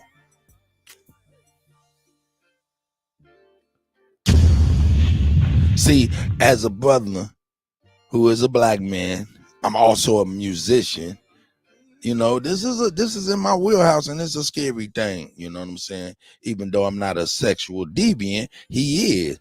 And they played on this motherfucking shit, and they got him on some other shit to uproot him of his billions like they do all of us. Now he locked up, and they got him in solitary confinement, and they got him where they restricting him from being able to receive medical attention. Something happened to where he's forming blood clots in his legs, and he's dying in prison in solitary confinement. See, yeah, he a motherfucking, I think he's a slime ball, no doubt about it. But what if you're not a slime ball? Is that above board? That's okay. Nah, man. And the motive is so, you know what I'm saying? Come on, man. It's so blatant, dog. There's a 2.5 billion. Yeah, it serves him right, no doubt, but it's 2.5 billion. You know what I'm saying? The man is in there locked up on a RICO charge, and he the only one that been charged with RICO. Legally, that can't even happen. Where's everybody else? Where's everybody else? You need 2 or more for conspiracy. With RICO, you need an organization that's defined by something. So, hey man, enough about R. Kelly. I only bring that up to say these people are bringing their grievances with the American government and justice system to the International Criminal Court. On one hand, that's pretty all right. That's a pretty cool thing. But on the other hand, we just heard Julius Malema say, fuck you. We ain't doing nothing. Fuck you, International Criminal Court. And if that's the case, hey, let's keep it $1,000. That's going to be reason enough for all countries to say, fuck you, International Criminal Court. We don't care what you think. And that make it to where niggas plight, niggas only hope fizzles out. I don't know. What say y'all? Y'all had to, like I said, I sit back to better minds, man. I don't know nothing. Like I said, I'm just a DJ, man. You know what I'm saying? But yeah, International Criminal Court. Will that help or will it not help? If it don't, hey man, if a motherfucker say fuck them once, everybody can say fuck them. Here we go. Your strategy has been, and your organizational strategy has been to internationalize our struggle, and it be like you find like a lot of conversation around why internationalize it when we have it, and people have a tendency to look at the national problem, what's going on a national level, and feels as though when you say international, it's almost as if you're overlooking local situations. So walk us through that progression. Okay, very good. Back in 1975, I returned from New York City to San Quentin Prison. And at the time when I returned back to San Quentin Prison, I was put in adjustment center. And as a result of me put in adjustment center, I decided that it was necessary for us to move forward in terms of our struggle. One of the things that when I was in adjustment center, I was locking next door to Rochelle McGee, the oldest political prisoner in the United States today. That's right. And San Quentin 6 down on the same gallery. We was in the adjustment center, That's right. The area where Comrade George was murdered at. And I received a that nigga got out pamphlet, still wearing a prison glasses, from motherfucker. National Committee on Defense of Prisoners. Hey, committee was put together. That nigga still wearing some motherfucking prison glasses. You know how you can tell? Because they all see through. They 100% plastic. Ain't no inner motherfucking metal, so you can make an easy shank out of them shits. You know what I'm saying? That's 100% plastic, and you know they prison glasses because ain't no real man gonna wear nothing that look like some cat glasses on the motherfucking. Nah, hell nah. That nigga crazy. Hey, shout out to the OG. Just got out the joint. Don't know no motherfucking better. Here we go. Niggas stuck in a time warp. In support of the Path of 21 case, right, back in 1970s, Right. 1971, right? Yuri Kochiyama, who was a friend and member of the AAOU, African American organization that Malcolm X had put together, Yeah. right? Yuri Kochiyama, she sent me a newsletter, and in the newsletter, they talk about human rights and the issues of human rights. So at that point in time, and knowing that Al-Haj Malik Shabazz had told us, he had instructed us that it's necessity for us to take our struggle to the international arena, and that our struggle is more than just a civil rights, it's a human rights. And so with that understanding, Al-Haj Malik Shabazz says, for long as we continue to maintain our struggle within the civil rights dynamics of struggle, right, that the United States will continue to confine our struggle within those parameters, right, within the jurisdiction of the United States as being a civil rights issue. And he said that, Al-Haj Malik Shabazz, Malcolm X said that we need to take it to the international community, right, and make our struggle a human rights one. And so at that point in time, I decided that it was necessary for us to establish what I organized what I call the U.S. Prisoners Petition Campaign to the United Nations. That's right. And it was the first petition campaign that was submitted to the United Nations that dealt with the issues, not only the conditions of our prison situation, but also the issues of the existence of political prisoners in the United States.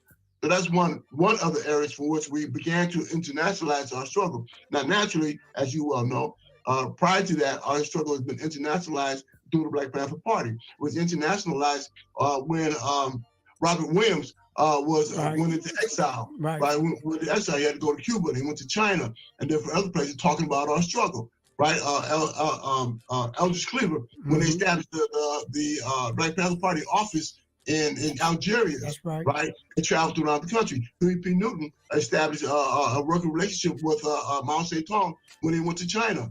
And so for us, it has always been a means and a method from which we try to internationalize our struggle and take it out of the jurisdiction, basically the jurisdiction of the U.S. to codify and or limit and prohibit to what degree we're able to fight back, to resist a white supremacy and capitalist imperialism. All right, let's go right here then. Okay, on that right there. All right. So we recognize the progression, and we recognize the historical significance and the relationship. Okay, but let's look at this here. It's a consensus worldwide that the United Nations, because that's what we're talking about when we talk about internationalizing. We're talking about going to an institutional body to get some type of mandate to come out of it to say that what the United States is doing is inhuman. All right, so the mechanism we've been talking about with the United Nations, it's a popular consensus is ineffective as a body. First and foremost, right? We're gonna go but mainly when it comes to addressing complaints against the United States and human rights. Case in point. Here in Paul's my brother, Mansa Musa, and these pan niggas. You know what I'm saying? Shout out to them because they, no matter what their belief system, if we agree or disagree, they're still pushing towards a direction that we all kind of agree on. So, hey, cultural differences, philosophical differences, hey, that don't really matter, man, especially when we going, hey, what is it? the enemy of my enemy is my friend. Nah, fuck that. Nah, man. That, I don't like that. That's like voting for the lesser of two evils. It's like, why the fuck we gotta vote for any evil type of evil? Why not just not participate? I get it. I don't know. I'm working it out in my mind real time, and you are a fly on the wall of my brain. You know.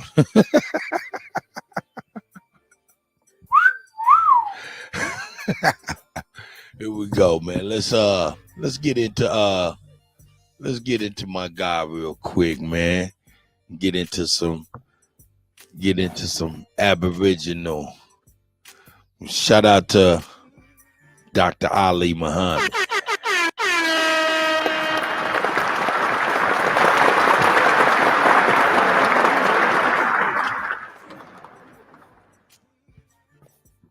Yo, we in the building. That's right. All right, IG. I'm just trying to get my folk on YouTube and Facebook. And loaded we up, have the power and then we can get started. of fast forward. Here we go. Let's Pause. go with. He To said communicate pause. Whatever he the said book. pause. We want to hear before that. I'm scaling down the information so that the average person can understand it. A lot of times when we're writing books, because of how we have been taught to communicate, we sometimes miss people. I promise you, I'm not going to miss nobody. I ain't missing nobody. That's not going to happen. You know, some of the things I talk about get very technical. Yes, they do. But I know how to make information easy to understand. All right, so I do have a lot to say, and I want to say it in under 2 hours, maybe an hour and 15 minutes. Yeah, I like because to we stay ain't under an gonna. hour We just because, gonna get you to the know, finer I parts, don't like player. to keep people here long. Hit the like button, subscribe to the channel, share this channel. This is the best channel on YouTube. This nigga a part of the Red Hat That's just my opinion, but Society or a lot of great channels something, on nigga. YouTube. What the fuck is going on? And yeah, if you are IG, I am on. I'm pointing to the computer like y'all can see it. I am on YouTube. I am streaming on Facebook, and I will be showing slides. So if you're on IG, you can't see the slides. So if you want to go to YouTube, you can go to Aboriginal Global Media on YouTube, and you can see the slides. Or you can go to the Facebook page, Amaru Namataga Shiali, and you can share it there. The links for those pages are on both of those pages. All right, so let's start this off. Like I said, look, this is my mom right here. This is my mother right here. My mother is Christian.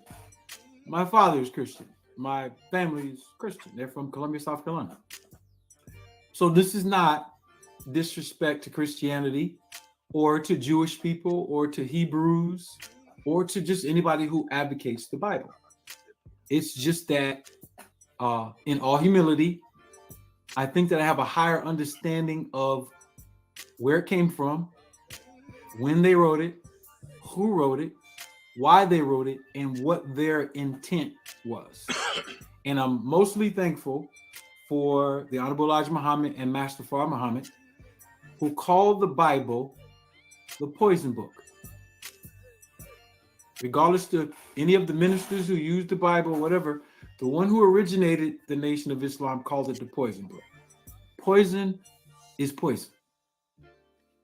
I'm not saying you have to agree with that, and I'm not disrespecting your God or your religion, because you have the right to practice the faith system or the spiritual system that you want. But you also have to get and take everything that comes along with that. The psychology, the mindset, what it does to your thinking processes, your thinking habits, the behaviors. And if you don't know the origins of it, you are mimicking the behaviors, the mind, the thoughts of its originators. Okay. And that can become a problem. Okay. So He called it the poison book. I agree. The Bible is not allowed in my house. I have no Bibles in here. I gave them all away years ago. Even my old ones, the Septuagint stuff. I gave all of that away. Some of that was done on camera. I gave Shaka Amos years ago, way back on Sidenetter TV, a copy of the oldest Septuagint in America. And you'll find out what the Septuagint is, or you can look it up while I'm talking. I don't have it in here because this is my name for the Bible. That's a good one. That was a good one, Darius. It was the first sorcerer's guide to manifestation. It was the first sorcerer's guide to manifestation. Who are the sorcerers? The sorcerers are the people who can't practice real magic. Real magic is very simple. It's not some spooky thing that's happening. We are magic, right? In a lot of ways, and there's levels to that. But the sorcerer is the one who has to use dysfunctional manipulation because they cannot communicate with the divine. They are cut off. They're cut off biologically. They're cut off genetically. They're cut off psychologically. They're cut off by lineage. They're cut off by resonance frequency. They're cut off by DNA methylation, acetylization. And I can prove everything that I'm saying step by step. And I could sit here if I had the energy for 24 hours and break each one of these subjects down, because this is not information that is now research. This is experimentation. This is travel. This is study. This is data collection. This is revelation. This is what you're calling downloads, which, you know, we don't know if you're getting them unless you can prove it. So this is a wealth of experience drawing me to conclusion to call the Bible the first sorcerer's guide to manifestation. And what have they been doing since that time? They have been using it to manifest their will. It's not the only one they have. It was just the most monumental one. When I say they, I'm talking about the people who identify in the title. The title is the white people who wrote the Bible. The Jewish and the Arab theft of indigenous Afro-Asiatic heritage. So what I'm going to be able to do is prove and we my need to get in touch with Dr. Ali Muhammad, man. So how you feel about that is your feeling. Come up with. That's your limbic system. That's your amygdala in your brain. That is the emotional sensory cavity. That's not the highest part of the growth of intelligence of the human brain. The highest part of the intelligence of the human brain is the prefrontal cortex. It has the most advanced neurons, the most advanced circuitry, and it deals with execution, problem solving, reason, the ability to think through situations and resolve problems. If you have a Bible in your hand, that's evidence you cannot resolve a problem because you are looking for something that does not exist or someone that does not exist to solve it, whether you are aware of that or not. So what I'm going to do is walk you through the conceptual framework first. Then I'm going to jump to some basic textual evidence in this intro lecture. Then I'm going to go to the slides so I can show you what type of mental mind control that you are under and how mind control actually works. So I'll start there. How mind control actually works, which is why I call this book The Sorcerer's Guide to Manifestation, is it's like blood in the body. If you can circulate anything enough around the web of the earth and have people think on it, accept it, and believe it, it becomes the resonant frequency. The group, we'll call it group resonance of the planet, right? And so now what you have is what you're calling a matrix or a simulation. A simulation is not reality. It is a subset of reality that has been most likely dysfunctionally engineered by very shrewd people. And whoever is under that umbrella of that group resonance, that simulation, they are mentally dead. They don't know self. They don't know nature. They don't know the real God or gods or whatever term you want to use that created real reality like planets and stars and moons and trees and animals. They don't know how these things got here. They have taken the simulation thought from the sorcerers to believe how things got here. They're really disconnected from the real God. They don't know the real God. And they have been given a delusional, illusory reality so that they can be controlled. And you can test this control. Because as soon as you test them and their God against the real simulation God, they're always going to bow to the real simulation God and not the God of their Bible or the gods of their Bible.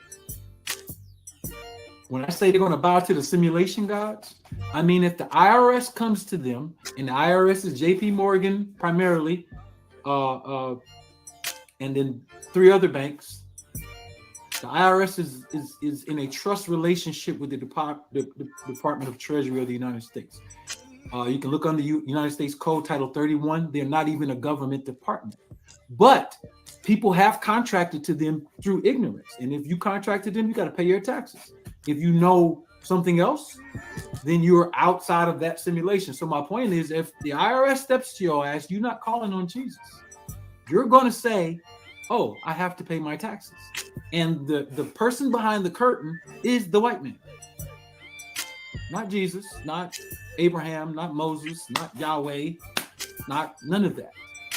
I'm not under the simulation. If the IRS stepped to me, they're talking to a grown man who's intelligent. And my first question is, what is our order of business? And I am 47 years old. I've been working since I was 16. For the last 20 plus years, I don't talk to them unless I need to talk to them about something, and that's very rare. They don't get my money. We've even had battles in the past over this. When I was on Blog Talk Radio, I talked to them. I'm not under the simulation that you're under. You are under a simulation, and you have a boss. You have a God. A God is a supreme being who you must submit to. So you can do all the Ramadans that you want. You can read all the Bibles and Qurans and Pert Imherus and all the cowrie shells that you want. You have a real God, and they are white or Eurasian, to say that. They are descendants of Neanderthals. They tell you what to do with your business, with your money, with your assets, with the real stuff. And then you get a break like a slave on Friday to go to Jumu'ah, on Saturday to go to the temple, on Sunday to go to the church, and on another day to go to the shule or whatever, African or whatever y'all practice. All right. I'm not disrespecting you. I'm talking to you like grown men and grown women, because one of the things that is my mantra is that honesty is the smoothest ride in the universe. Hold up, man. Hold up. Pause right there. Based on what he talking about right there, honesty is the smoothest ride in the universe. I don't agree, but it's probably is the smoothest if you want to get past the BS. You know what I'm talking about? But it's not going to be a smooth ride. It's going to be rough. But I agree with honesty is the best policy. And if that's the case, honesty is real. Yo, check it out. I shout out to Amazon Magazine.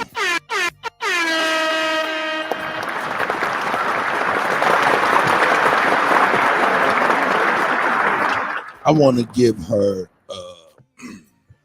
a super special shout out. You know what I'm saying? For real, for real. And my mom been keeping the shit going in the chat room and stuff like that. And we really appreciate you, sis, for real. We really do.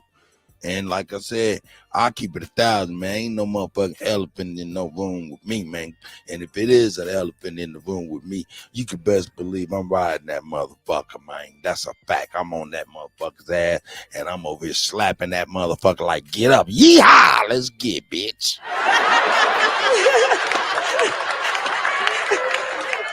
So any issues y'all feel like is an issue, need to ask me any questions on what's going on, you ask me. I'm gonna give you the universal God truth under the ancestors, and that's our fact.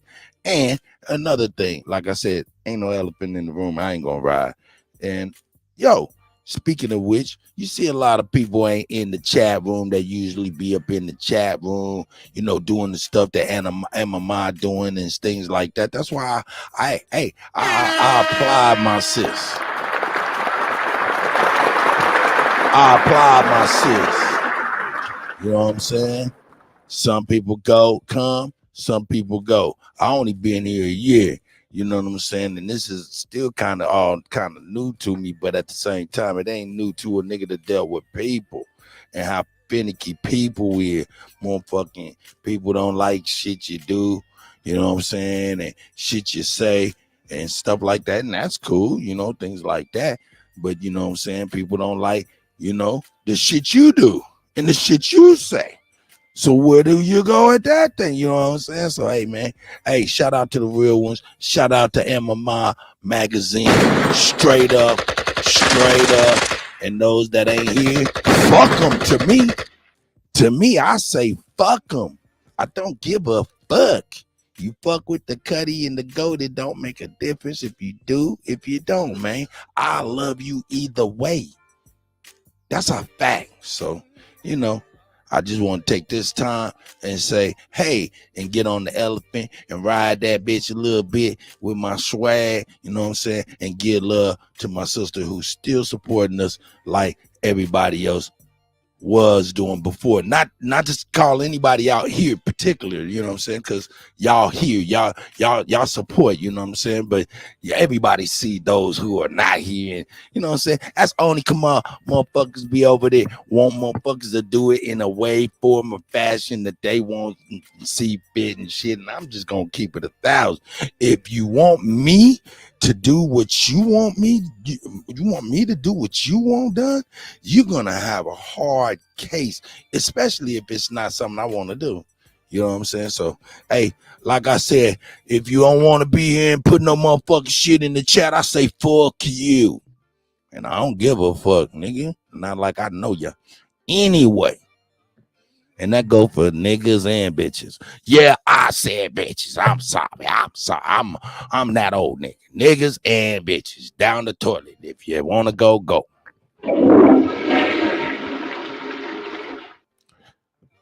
And I'm off for the elephant. Powerful that there's no other name that you could be saved by. And you bow to the descendants of the colonizers as often as you possibly can. So let's get that out of the way first. I'm not going to sit here and bullshit with you and try to act like something exists that doesn't exist. That's how you live, and there's nothing wrong with living like that. If you're comfortable, you're going to get your 401k, you're going to get your pension. Man, live your life. I'm not here to preach to you. I'm not here to even. Hey, sweet wine. That is your choice. But with that choice comes a whole bunch of other I might be effects. wrong. Grand Rising, Georgia Peach. And you're entitled to live that way. But don't come tell me that I need to be saved. Nigga, you're the one that needs to be saved. I don't need to be saved. I sleep very well at night. I know the real deity. I submit to the real deity. The real one that made the sun and the earth that I walk on. And I am in that divine protection for real. I don't have to subscribe to no foreign gods or no simulations. But my family is Christian. So if my mama see this lecture, she might curse me out. I would just laugh. Watch your mouth. Like, hey, Mom, watch your mouth, people. Do to the great lake. Watch your mouth. I'll sit right there and listen to the preacher preach and say that was a good sermon. I'm and sorry, take my we ass slipped. home. You know what I mean? Because I'm a decent human being. I'm not going to disrespect what other people feel and believe is good for them. But I do know you're in a problem, and your children are in a problem, and your unborn great-great-grandchildren are in a problem. And until you decide to change, I love you all. So what I do is I do the research, I write it down, then I provide it to them. So let me give you an idea of how. Now, people always ask me, "Oh, what's your qualifications?" What they're really asking you is, what status do you have in the white man's world? So let me give you some qualifications. I wrote this book right here, right? A long time ago. It's called Star Prophecy. Nah, nigga, fuck that book, nigga. I just told these people I love them all. Let me give them some qualifications on that one right there, nigga. People, you know how you can tell that the Kutty loves you all, even though I don't visually see you or visually know you. Our energy is connected, number one, and I feel that, number one. Number two, that compels me to move for you. I tell you, hit me up, Kuttack at Gmail, Kuttack at gmail.com if you need any kind of aid and assistance from me, and I'll be there for you. Love is an action word. It's a verb. You know what I'm saying? Most motherfuckers lead you to believe, or rock you to sleep, and have you up in love's noun town when love is a verb. It's not a noun. It's an action. And I'm telling you, Kuttack at gmail.com. Hit me up. Chief Holiday at gmail.com. Hit us up. We'll move for you. We'll put in action for you. That's the love. Here you go. What is this book right here? This book is the discovery of a star I made in 2011. Wrote a whole book about it. I did a press conference. I showed them where the star is. It's still there. Now the government, Department of Defense, is coming out and saying we may have motherships here. Oh, you know there's motherships here. If we move for you in the chat, plural, put a 1 in the chat. You know that. Steve Holiday or DJ Kuttack has moved for Matter you. of fact, and you recognize it. They've been here.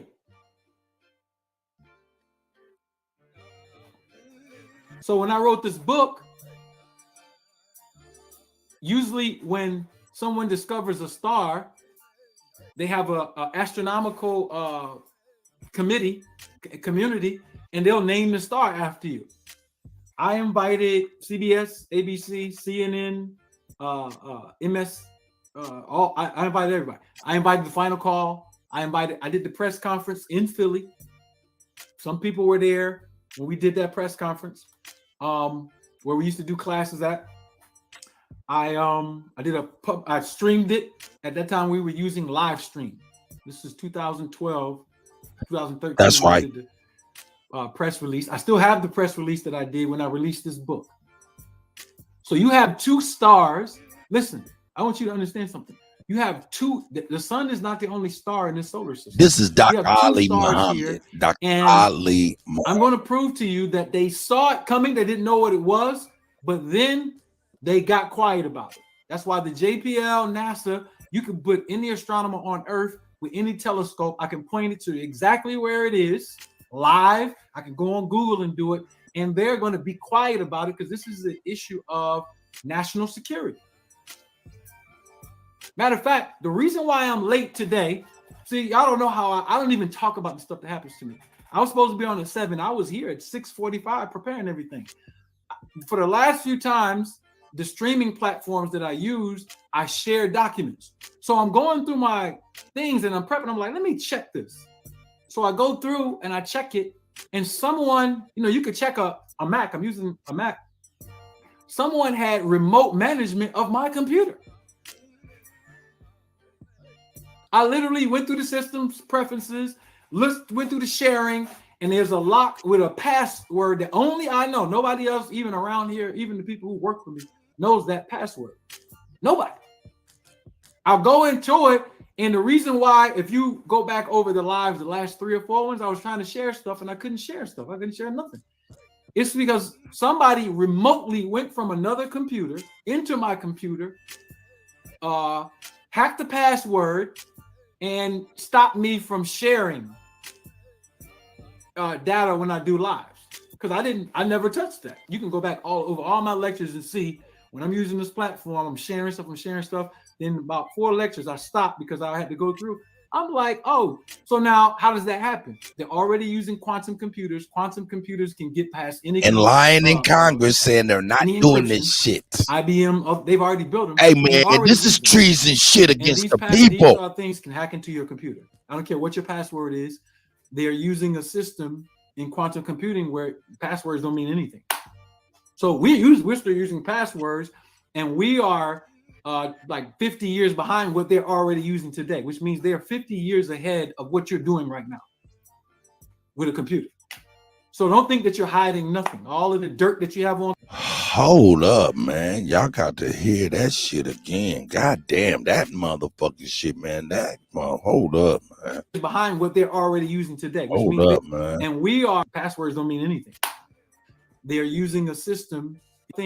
IBM, they've already built them, and they're already using them. And these things can hack into your computer. I don't care what your password is. They are using a system in quantum computing where passwords don't mean anything. So we're still using passwords, and we are like 50 years behind what they're already using today, which means they're 50 years ahead of what you're doing right now with a computer. So don't think that you're hiding nothing. All of the dirt that you have on computers and phones, they can tap into that and use it against you and do all kinds of stuff. Anyway, back to the subject. Matter of fact, let me screen share this real quick. So nobody says that I'm making Just this think up. about that. This has something Think to do with about the Bible. that. Think about that. They're 50 years ahead of us. And you have to know that's real. You have to know that's the truth.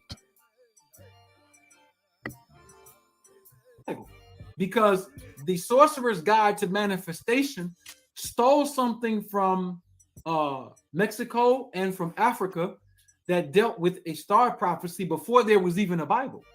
So when the white folks and the Arabs, or the Jews and the Arabs, got together to put the Bible together, they stole this information and tried to make it look like it's their prophecy. Oh yeah, man. I be told to do a little bit of advertising and stuff, so I'm gonna do a little bit of advertising.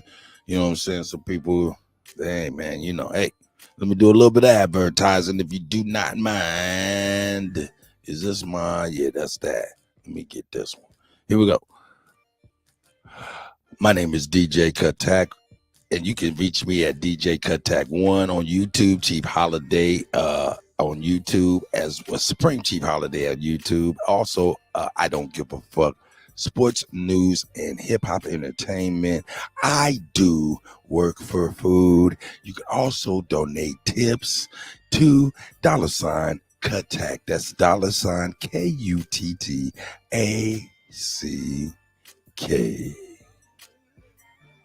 Back to our regularly scheduled programming. The Star of Bethlehem, the Star of Jesus, they got that from indigenous peoples. And they stole it and tried to make it into their fake hero. Now I'm about to blow your whole world away with just the intro. This is just the intro. The next two lectures, you're gonna be like, okay, just let me go to my point. Let me go to my point. If your family is listening, even if you're listening, my father, he's a Christian, they believe in the Bible. You can believe what you want, but these are facts. These are things that you can go outside with telescopes. All right, hold up. See Moses. Hey man, this is the morning show. This is what it's about. You know what I'm saying? It's early, of course, and I don't expect everybody to hit the link, but I will put it out there just in case you do want to come in, slide, update us on some news, whatever, respond to what anything you've seen, all of that stuff. But my man C Moses said, hey man, let me see. No, that's the wrong one. Here we go. This is the right one. C Moses said, if they were 50 years ahead, why did the pandemic fail so miserably? And my question to you is, and shout out to you first and foremost. Fuck that, man. Hold up. Shout out to you, my brother. Shout out to Drake Cobbs. I see you, my brother. Ty Sam, I see y'all, man.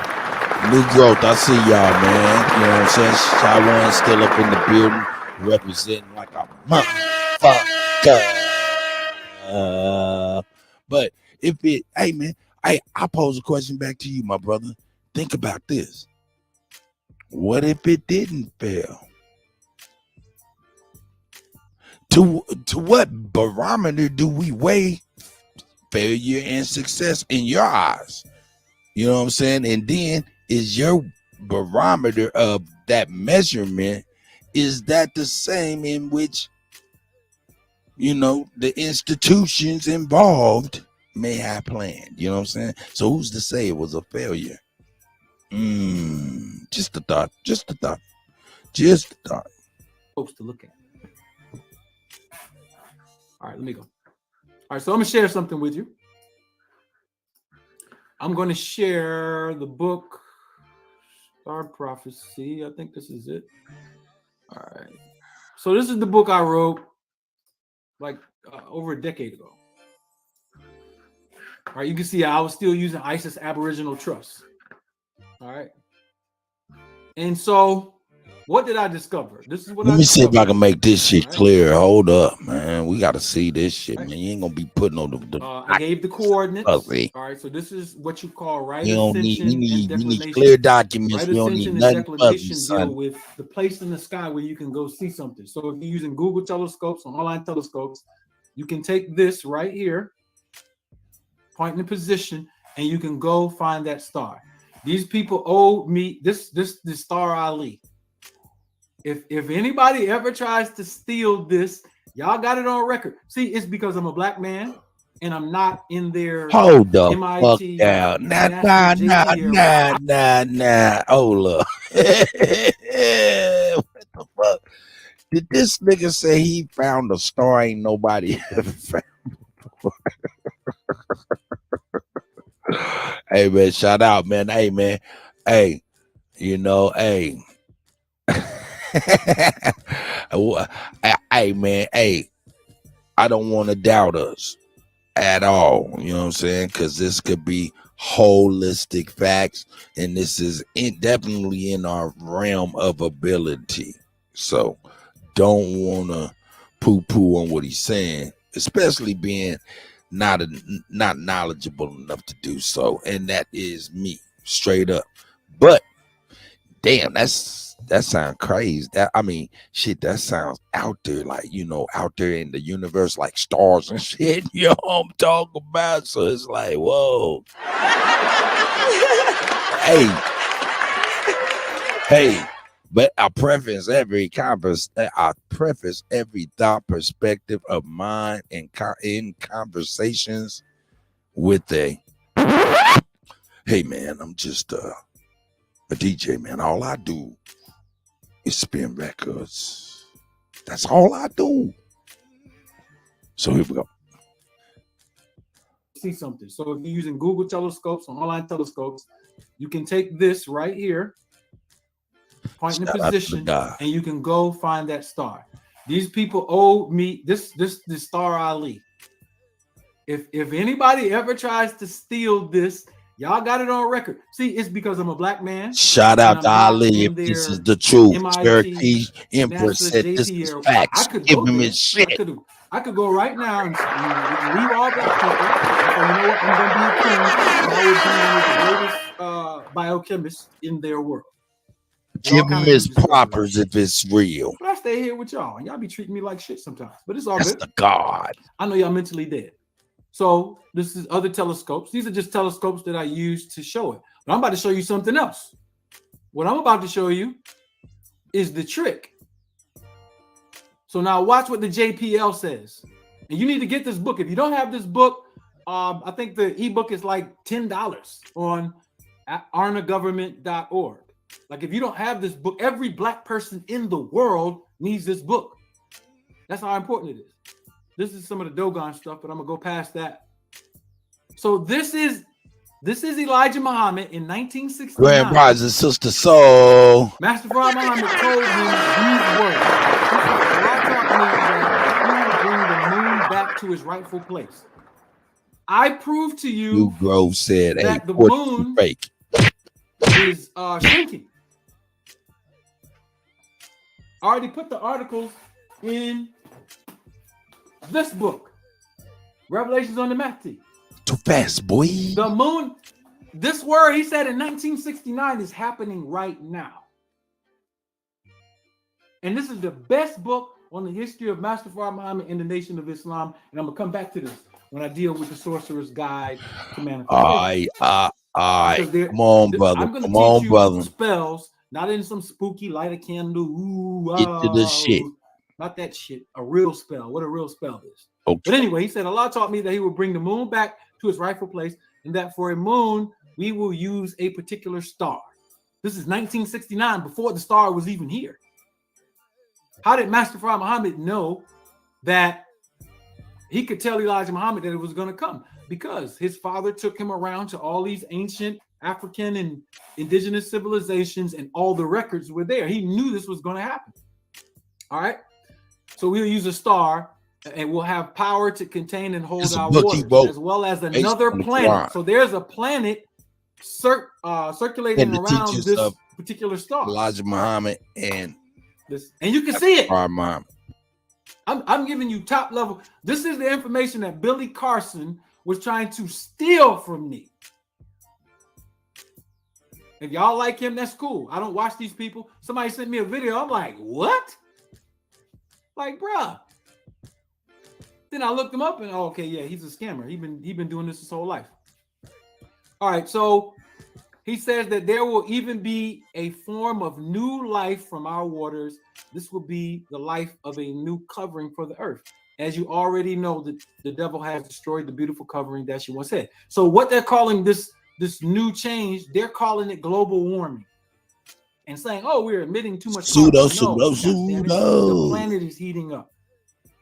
And your Neanderthal music said, yo, he had to call pseudo judo. Mutated genetic ass is not going to be able to live on this pseudo judo. So this is why you're spraying sulfur in the clouds to block out the sun. George Bush Jr.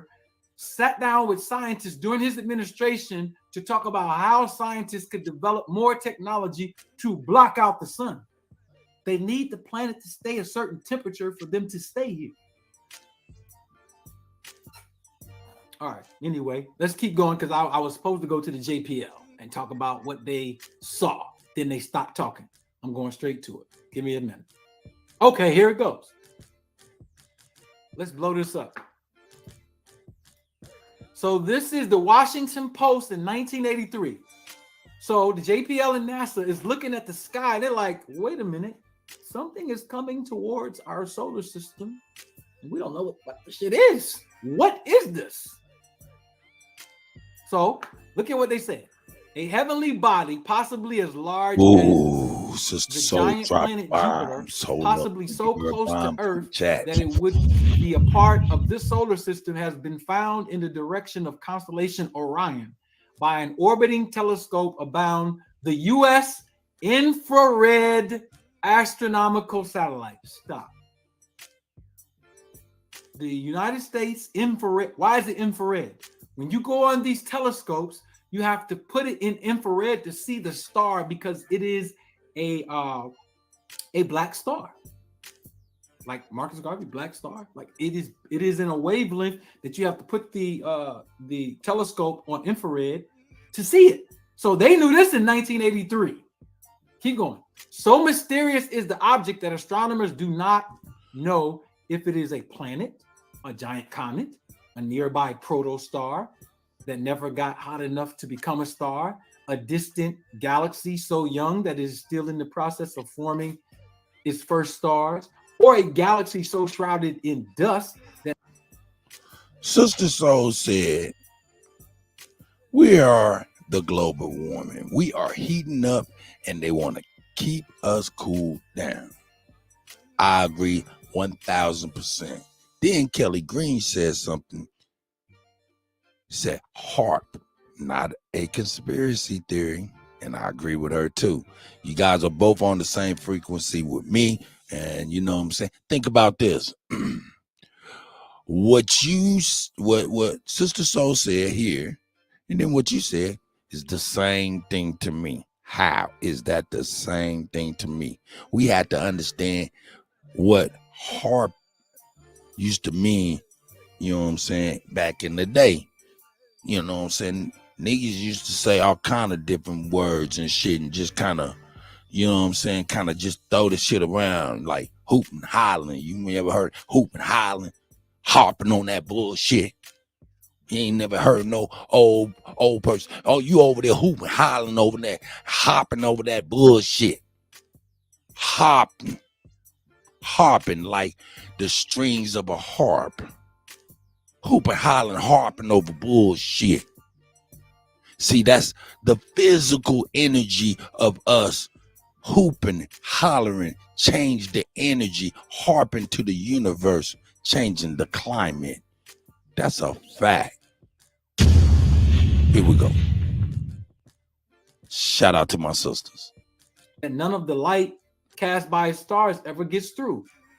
Look at them. Look at these quotes. All I can tell you is that we don't know what it is. Dr. Gary Newborough, Irish chief scientist for California Jet Propulsion Laboratory and director of the Palomar Observatory for the California Institute of Technology, said in the interview, the most fascinating explanation of this mysterious body, which is so cold it casts no light and has never been seen by optical telescopes on Earth or in space. They needed an infrared telescope.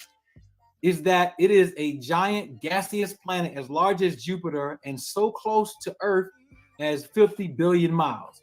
While that may seem like a great distance in earthbound terms, it is a stone's throw in cosmological terms, so close, in fact, that it would be the nearest heavenly body to Earth beyond the outermost planet, Pluto. If it is really that close, it would be a part of our solar system, said Dr. James Hook of the Cornell University Center for Radio Physics. So they got all these big titles, Newborough, the JPL, and all these whatever. And y'all are impressed by these white people, right? I'm not impressed. When you get the term Planet X was named by a professor. This is not no new age stuff. These are the articles. I put these articles in this book 11 years ago, Heavenly Body of Mystery. So 1983, you see. They even charting it. All these articles. Then after all of that, they stopped talking about it. I was a little boy then. This is 1983. I was a child, a baby, basically. All right, so other articles about it. So this book goes through the history. Now, this is 1942, Elijah Muhammad getting arrested. Prior to this, 10 years earlier, there had never been a discussion on another mother plane.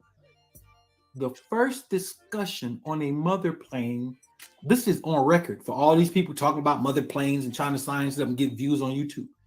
In the history of this country and on Earth, the first discussion of a mother plane came from when the law enforcement invaded Muhammad's University of Islam media, man. in Don't send me shit up on 1932 and got the drawings, schematics of Master Fard Muhammad that he gave to Elijah Muhammad. Hold up, I need to say that on a pause. Ali Muhammad, chill on out. And from that moment on, chill on out. Chill on out.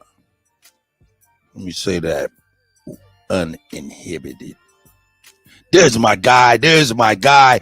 Bap, let me send you this, man, because I see what's going on for the day, baby. Bap is in the building. Hold up with my shit at, yeah.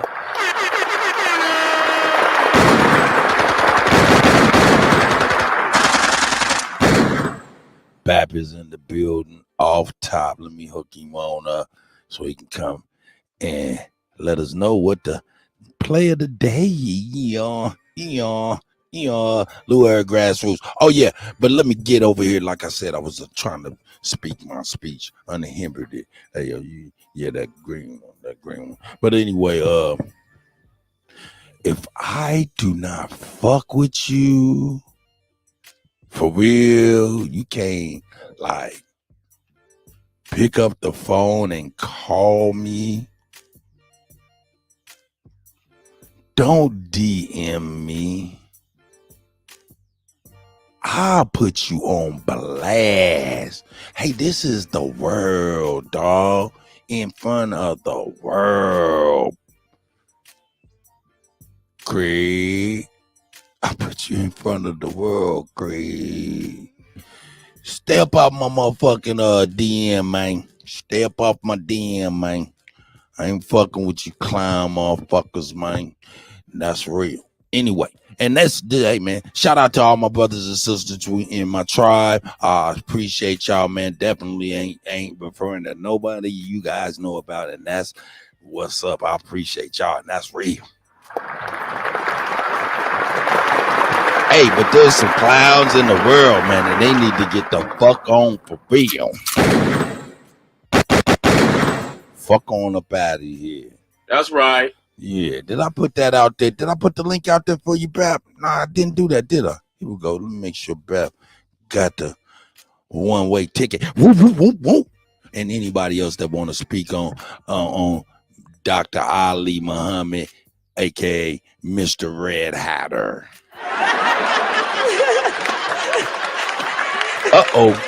Uh-oh, I'm being funny, but I fuck around and be on more writer than not. I fuck around and be more writer than not over here on some straight Freudian slip shit, you know what I'm saying? Stroke of genius on accident like a motherfucker. Nigga got that motherfucking red hat. Nigga, let me go ahead and straighten it up so we can see it. He proud of that motherfucker over. Hey, my nigga said he looked like Smokey the Bear. Oh, that shit's hilarious. None, how you doing, my guy? My brother None is in the building. Yo, what up with it, Kutty? Yo, just at you, yo. Know what I'm saying? Giving you some, some love. You know what I mean? You know Man, what I up in here, man. Yeah, you up here chilling. You know what I mean? Helping the people out. You know what I mean? I just want, I got, people in there accusing this of loving Trump. You know what I'm saying? Not really giving motherfucking Biden no love. You see what I'm saying? Yeah, I can't do it. I can't do it. But look, Kutty, I got a video of Biden, you know what I mean? One of his speeches, yo. I'm putting in the back chat, yo. So and I'll play it. No. Yeah, yo, just play it for him, you know what I'm saying? I'm gonna play it right now. All right. I'm give me a second, yo. I'm gonna put it in the back chat. Just play this, Okay, Joe Biden's speech, yo. Because he entertaining too, you know what I mean? Okay, I appreciate you coming here, None, man, and providing balance, man. No doubt. Yeah, we gotta get a little balance. You feel me? I see that and I recognize, and I do really truly appreciate that. Yeah, yo, we got you, yo. No doubt. Give some love, because I definitely don't like. Yeah, after all, he is a de facto, you know what I mean, president. Jim Crow Joe locked us up fast, not slow. Give me a second, peoples. No doubt, man. Shout out to my brother, man. Who else we got? Oh yeah, man. We got everybody in here, man. Shout out to everybody here, man. I appreciate y'all, man. Like I said, Bap, hit the link, man. Let's just see what's going on for the day. Oh yeah, you had Dr. Longo, man. I was gonna come on the panel, man, but shit, I ended up falling asleep, man. Tripping this shit, man. Getting ready for this show, man. That's me. Old nigga problems. Hopefully y'all ain't got to deal with it yet. Yeah, let's get on Biden, man. Hey, shout out to Ali Muhammad too, aka Mr. Red Hatter. Yeah, know what I'm saying? That nigga crazy for real. Nigga fucking with them people. Yeah, there you go right there, bro. Money grip. You said you over there fucking with them people. Nah, fucking with y'all, man. I want to say that. Let's copy this here. Boom. And we're gonna go. Shout out to once again to Ali Muhammad, man. But I think I've had enough of him and his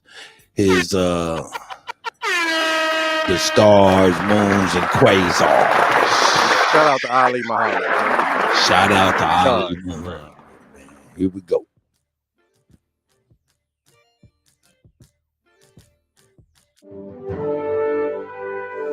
Oh, is this my guy?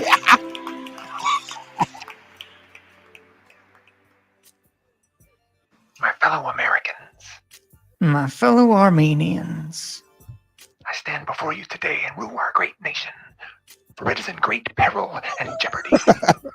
Now I stand before you today Under my suit is the laciest of apparel. It's leopardy. Oh boy. Good boy. This is important. We are facing the greatest attack on our democracy since the Civil War. Oh, again? Just say it. Just say it. Say, we are facing the greatest attack on our democracy since the Civil War. Say, we are facing the greatest attack on our democracy since, you know, the thing. White supremacy. White subliminally. White supremacy. White vasectomy. The smart people tell us that all the white people are racist. The smart people tell us that all white people are racist. I'm a racist. You're a racist. Nancy Pelosi is racist. Nancy Pelosi is racist.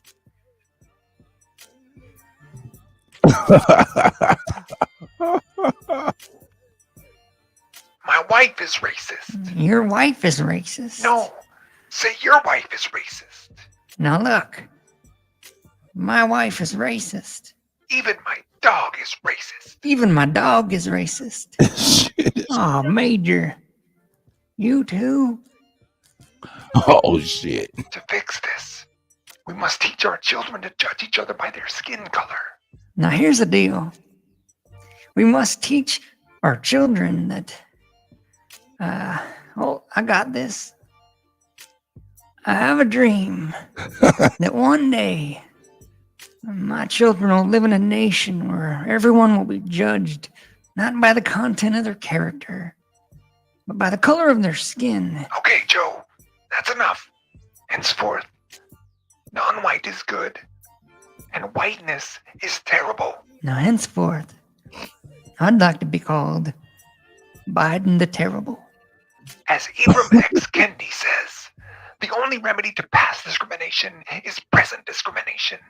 The only remedy to present discrimination is future discrimination. Now, make no mistake. The only remedy for past vaccination is present castration. The only remedy to immigration is irrigation. Come on, Joe. You're killing us. Come on, man. You're killing it. Listen.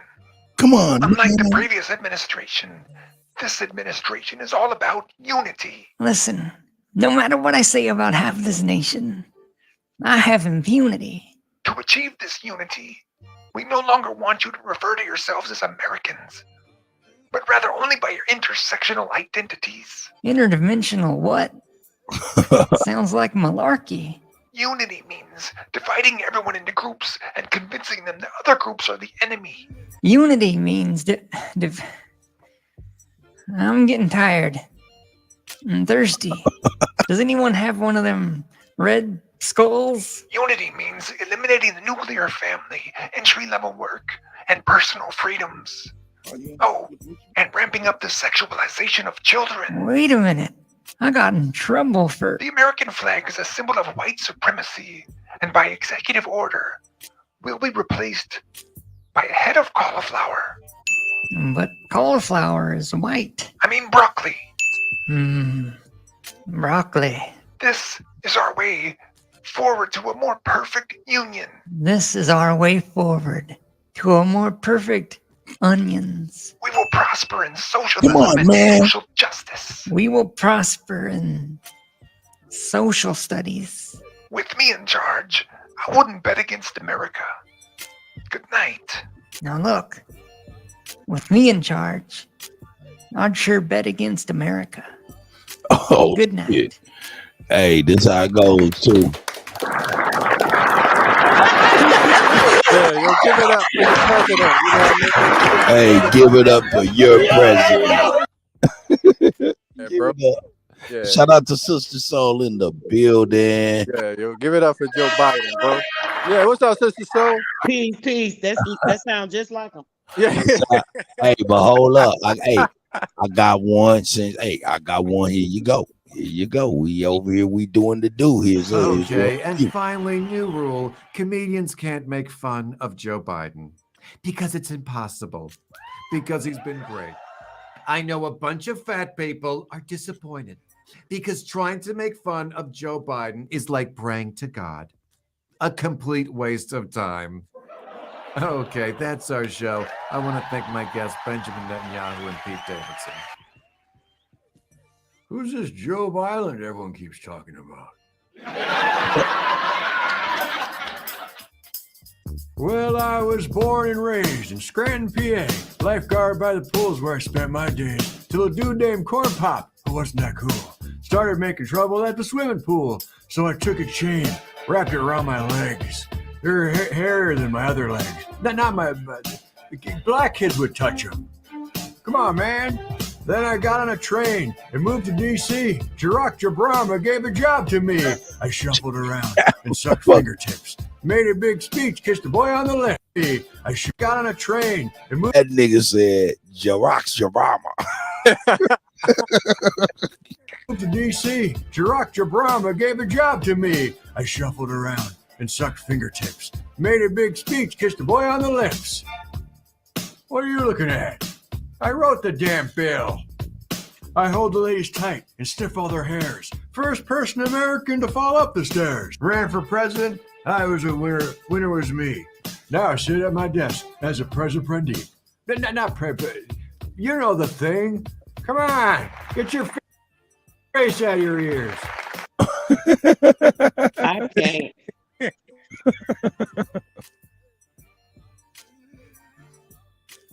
We on our silly shit tonight, today, or this morning. That's crazy. that nigga said Barack Obama. Like, oh shit, this guy crazy, man. This guy crazy, man. But yeah, this one was the best one I've seen so far, man. For real, for real. Yeah, the fingertips and lips did it for me. Like, come on now. It'd be they just do. He ain't lying. This perv. Man, he's a weirdo. Weirdo pervert. Always grabbing them little girls. Every time it's a little girl, he grabbing, touching. And the little girl, you could tell, always be looking like, oh, she be feeling icky. Like what every time. That's right. That is a fact. But you know what? The real talk though, man, I'm gonna be honest with you. Of course I know Jim. I'm old enough to remember and experience and live through some of the policies that were inflicted on our people by Jim Crow Joe Biden. Not only that, and you know what I'm saying, we had these wolves, man, and it was like for some reason our people thought they were the fluffiest sheep, but they were wolves to our community. You know what I'm saying? So, and I know his record, so it's like, yo, dog, it's just sickening to me, man. So many of our people died thinking these people were all right. There's so many people brainwashed to this day thinking these people are all right on both sides, because keeping it real, one wing is the right wing, the other wing is the left wing, and they both are the same vulture eating on us. So it really don't matter. Exactly. They killed me with that right wing, the left wing. With shit, don't it take two wings to fly this plane? Hello. Like, what y'all talking about? How y'all playing with people's mind like that? Hello. Right. So you said something the other day. I was like, yeah, that's exactly what they doing. You said something about political gangbanging or some shit. Exactly, bro. They political gangbangers. That's exactly what they are. Hell yeah, they are. Yep. But understand.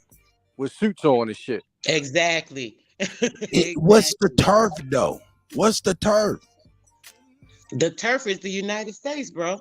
This the turf. They trying to solidify the turf. You know, like somebody on the block, somebody new come around, they acting like, oh, I want to try to get in on this territory. They trying to push the people out the way, but something gonna happen either way to one of those people.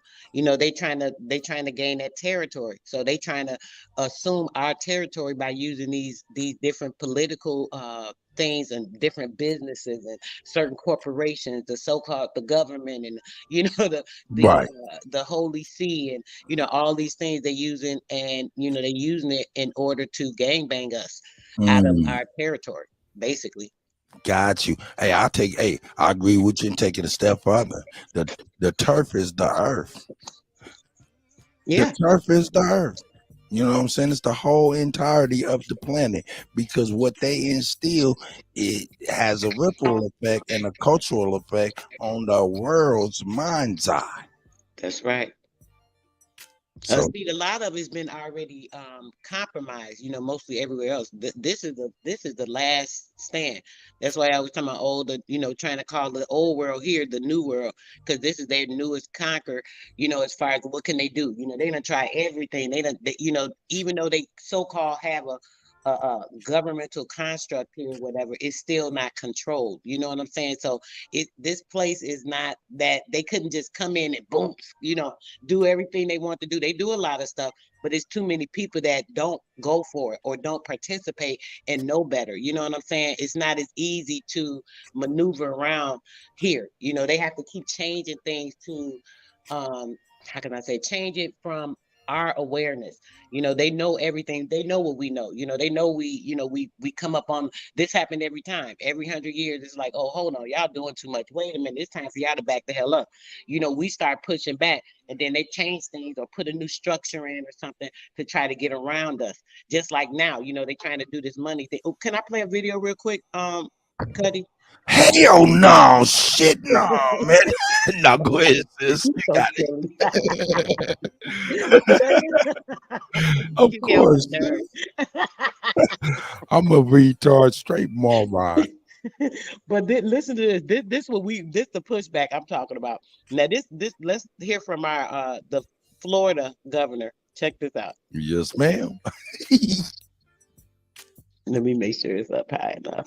Today, I'm here to call on the legislature I thought you was gonna pull it up, sis. to expressly forbid the use of CBD. Hey, take it back, sis. I messed up. Take it back.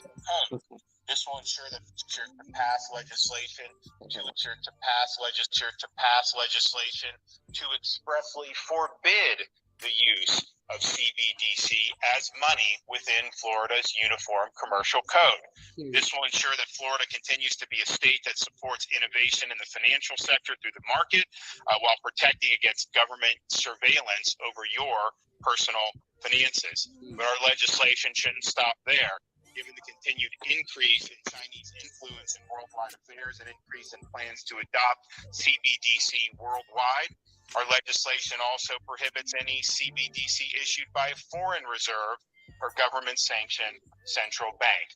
This will ensure that any effort to adopt a worldwide digital currency will never occur in the free state of Florida. And finally, I'm calling on like-minded states like Florida to adopt similar legislation into their uniform commercial codes, and to reject any changes to their uniform commercial code that would formally recognize a central bank digital currency. And I've already spoken with Lieutenant Governor of Texas, who's the head of the Senate in Texas. I do believe Texas is going to do something similar to what Florida does. We can get a groundswell of states the same. Yeah, we can hear it, sis. We are not going to turn over this power to you. I mean, look, ultimately, cash is king. I mean, if you can hold it in your hand, you have power over that. The minute it's all digitized, somebody else is going to have control over that. And it's just a question of, are they going to let you live your life? Or are they going to decide to do things to circumvent what you want to do? And think about what we've already seen in Canada. You remember when the truckers were protesting the vax mandates, you know, they had banks. Some of the government seized froze some of their banks.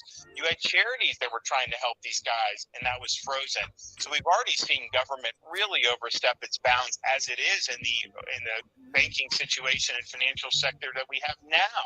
Can you imagine if we went to something like a central bank digital currency? So I'm glad that we're at the tip of the sphere on this. I think it's really important that states stand up to fight back against some of the things that are going on. Well, most of the things that are going on right now in Washington, because they don't have your best interests at heart. They have their own power at heart. They have their own agenda that they're looking to advance. What you think about that? Fighting back, not just going along with the, you know, let's do this, but we got to do that because who said so? Shit, who are y'all? Who are y'all that's trying to put us into this pool of everything that really is, you know, not what we want to do, and making decisions for us about what y'all gonna do as far as like sanctioning us and having control and visualization of everything and every move we make. They don't have the right to do that.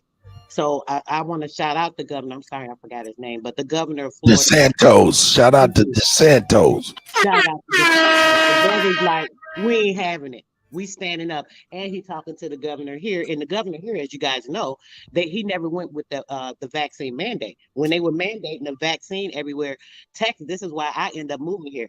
The governor here was like, oh, we ain't doing none of that. And mind you, they never have vaccines mandated here. And this is one of the lowest states for occurrences of illnesses. So it's really weird that they have the lowest occurrence of illnesses and there's no vaccines that are mandated here. So just keeping that in mind. So I'm pretty sure the governor is going to go along with it.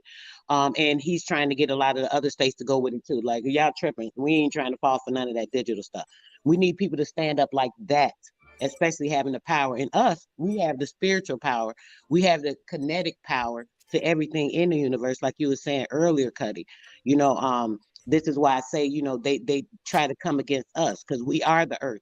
We're everything that's in us. We help to vibrate it. We're on the same sequence and frequency with the entire earth, even as far as its beat, its harmonic frequency. So when we off, it throw the earth off. So us being on low vibration, being scared, falling for stuff they say, being weak all the time, that type of stuff, all that does is allow the earth to be off balance because it's like it weakens the earth's atmosphere because we're getting low in nature. That's right. Hey, shout out to Sister Soul once again. Sister Soul dropping that bomb. That's a whole fact because, you know, I was watching the white boys. Like, I'll be on the white YouTube and shit, scrolling through. You know what I'm saying? There's a whole bunch of mixed niggas who's consider themselves white. You know what I'm saying? A couple twins I've been seeing. They pretty funny, though. I like them, man. But the white Twitter, the white, all of them, these motherfuckers is really speaking on that exact thing that you're speaking on. You know what I'm saying? They're like, man, Florida. I mean, most of them live in Florida, and they like, man, we love this governor. We love him. We love him. We love him. We love him. You know what I'm saying? He said he's in fact, a couple of them said on their little forums, they were like, yo, man, this man has made Florida the freest state in the world. And I just kind of had to let that soak for a minute. Like, what is he saying? Man, what is he really saying? What is he saying?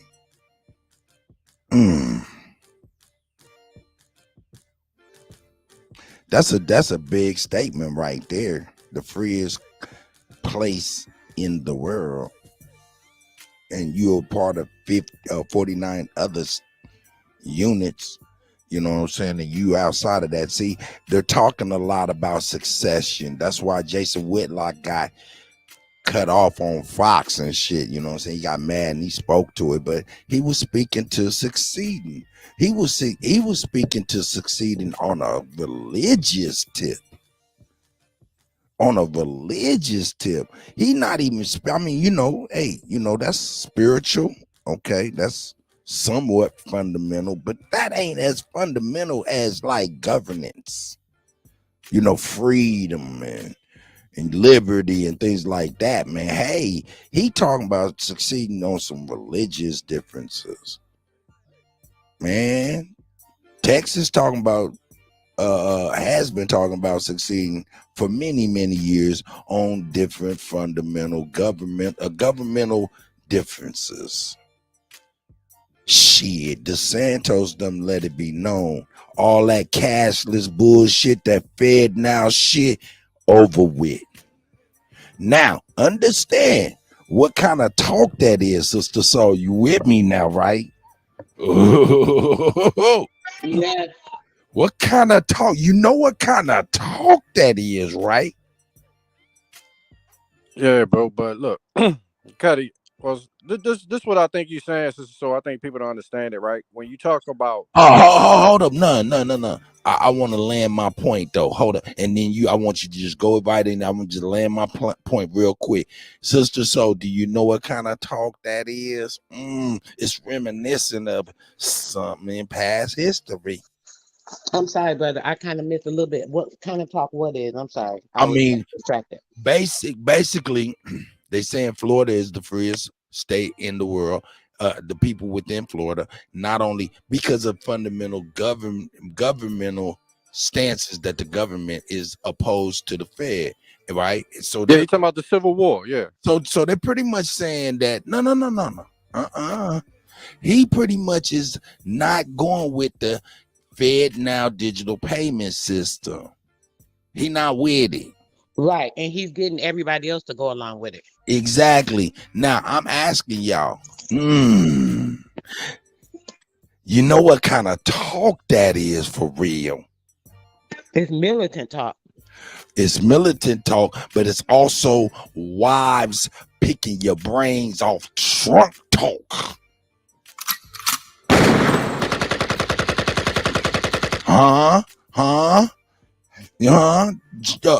JFK talk. How your wife scooping your brains off the trunk at 50 miles an hour. And a lot of that could have to do with Trump being really still the president. I mean, people might think this is crazy, but this man is still literally our president. That's a fact. There was so much symbolism that spoke to that in the beginning and still to this day. Nonetheless, I didn't want you to, I'm sorry, man. I want you to be able to get your point across. Go ahead, Sister Soul.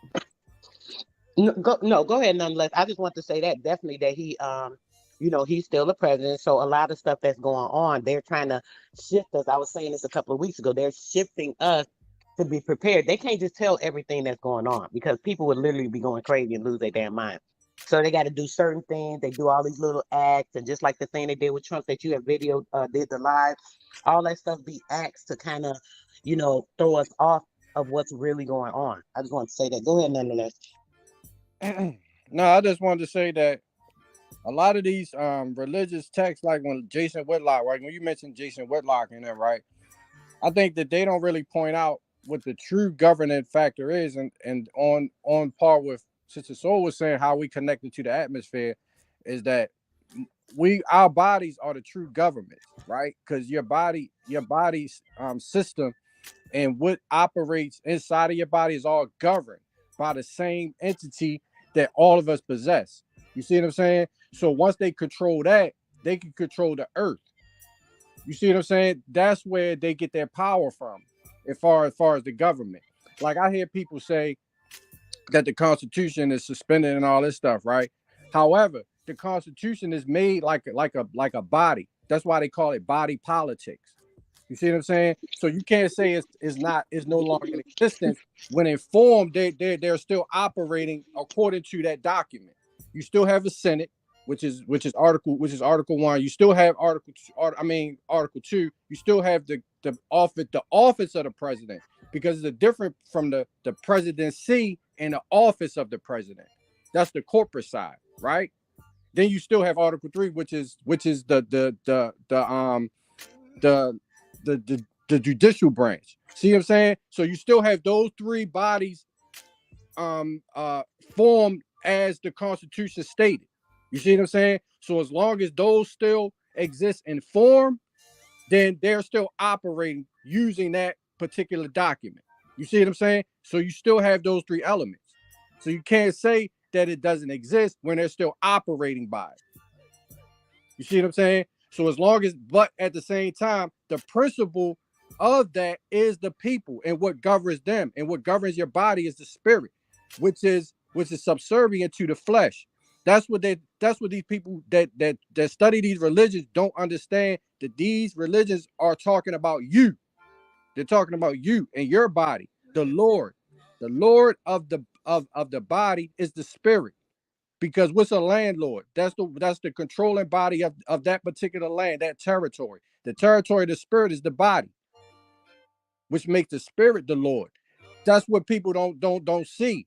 But you got people that don't study, and they're never going to be awakened to what's really going on, because they're listening to other people. Okay, tell me this, None. What do you think is really going on? Short and sweet. Well, what's going on is that we have people, we have a group of people out here who are spiritual, like far as they're parasites, right? So they attach themselves to the real power, which people don't realize is them. Because we look so low at ourselves that we don't understand that we've been given such a great power that we give it away. Right. You know what I'm saying? Got you. Hey, look, I'm gonna tell you this, and I'm gonna take it back. I'm gonna take it back for real on the Fed now. These are the financial situation in which Sister Soul is provided plays totally into everything we're talking about. We're talking about huge changes, man. Via the hold up, bro. Hold up. Hey, Kutty, look, bro. I'm sorry. Can I say this? Because you get please go ahead. Look, I want to say this because you get people that don't understand that and think that the shit that we're saying, that I'm saying, is some mystery shit, bro. No. When you die, when you in that casket, what happens? That means that the body no longer has what? It doesn't have the spirit. The spark. Yes. So what? So is that some mystery shit? Is that some crazy shit that I just came up with? No, because that body no longer is subservient to that life force in it. Where did that force go? We don't know, but we know it exists, because without that, the body no longer has a master. Is that like common sense? You know what I mean? He should look at it nonetheless. Pull it up real quick, Kutty. Pull up the Leviathan, which is the body politic. But if you put in body politic, it's gonna give an explanation. Pull up Leviathan, and so you can see it. It's gonna show you, and that's what nonetheless is saying. It's like it literally is taking us, trying to remove our spirit and make the false spirit. You know, when you be hearing about the false God or the Antichrist, it's the Antichrist, like literally, because we are the Christ, we are the crystal within us, right? Because we're the diamond crystal being. So it's trying to make anti-us. This is why they do that certain stuff, talking about anti-matter, this and that. You know, everything, everything is just what really matters, because everything that matters is atomic structure, which is the natural building block of life structure. Right. So, and look, when you talk about frequency, you know why that thing is called the harp? Because the most powerful frequency instrument in nature is the harp. Mm-hmm. That harp, when they played that,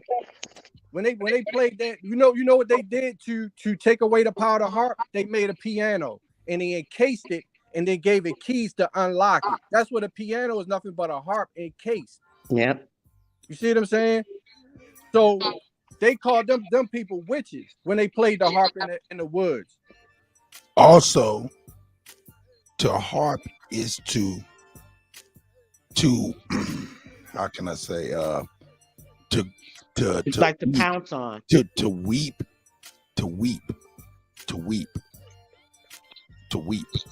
It's draining.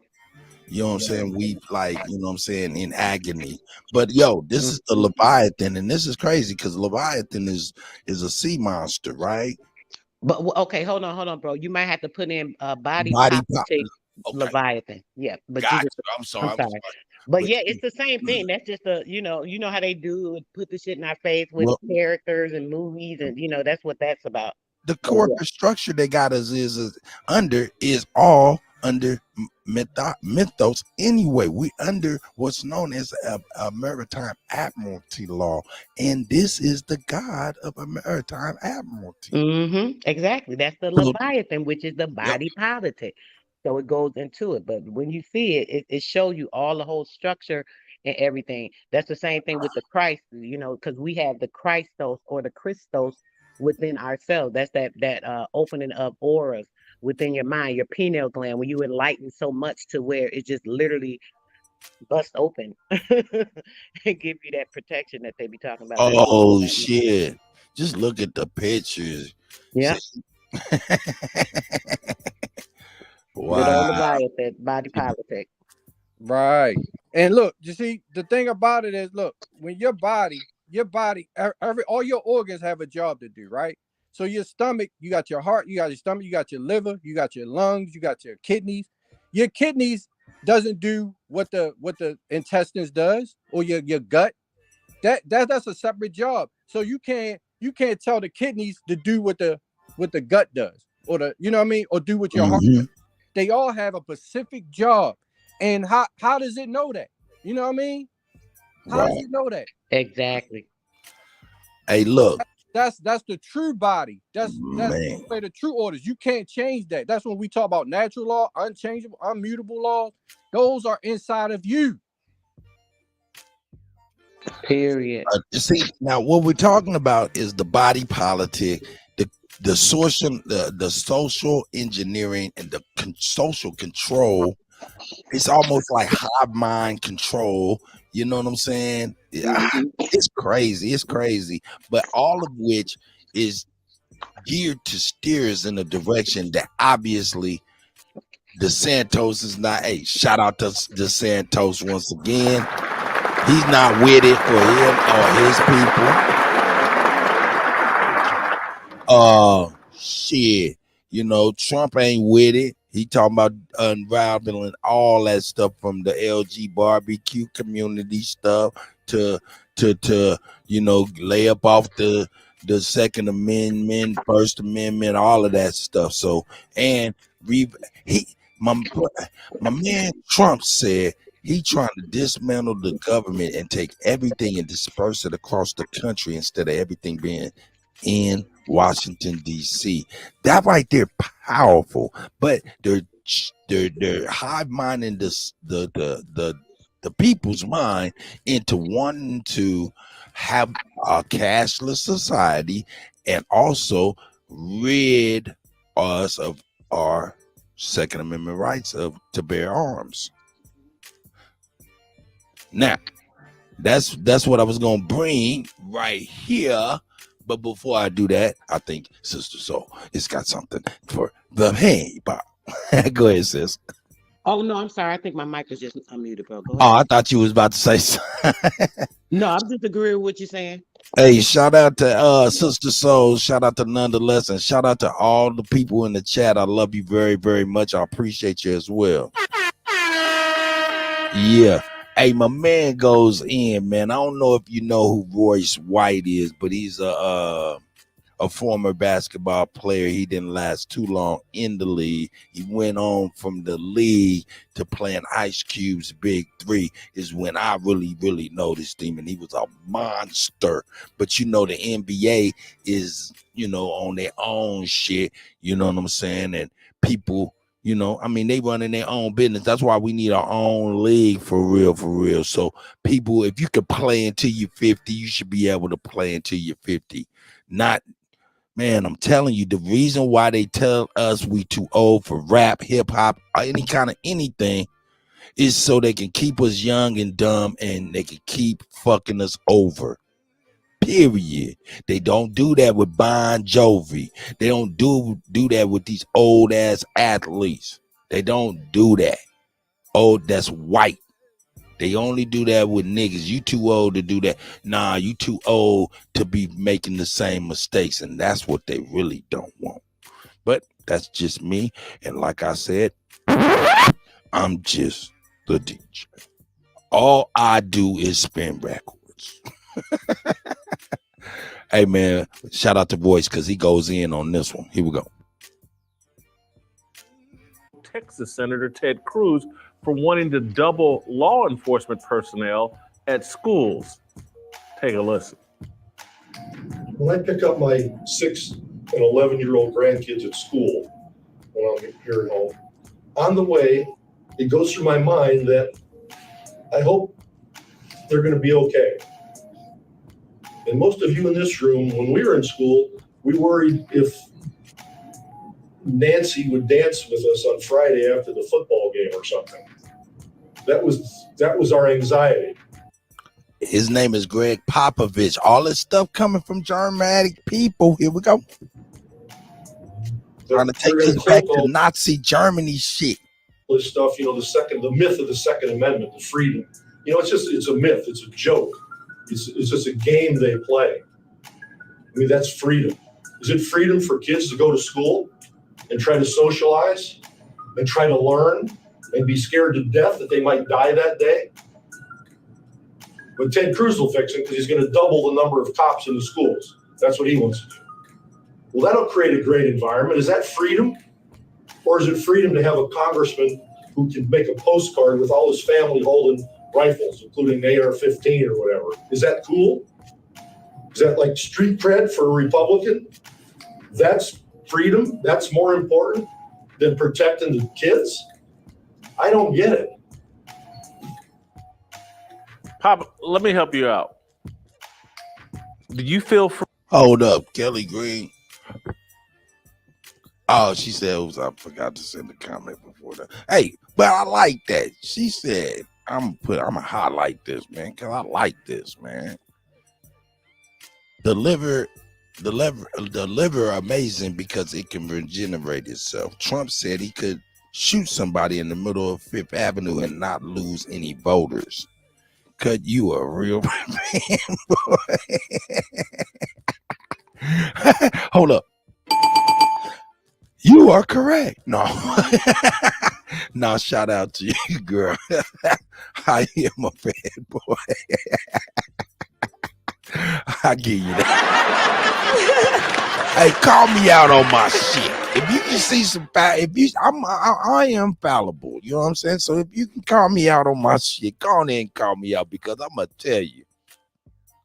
That's the only.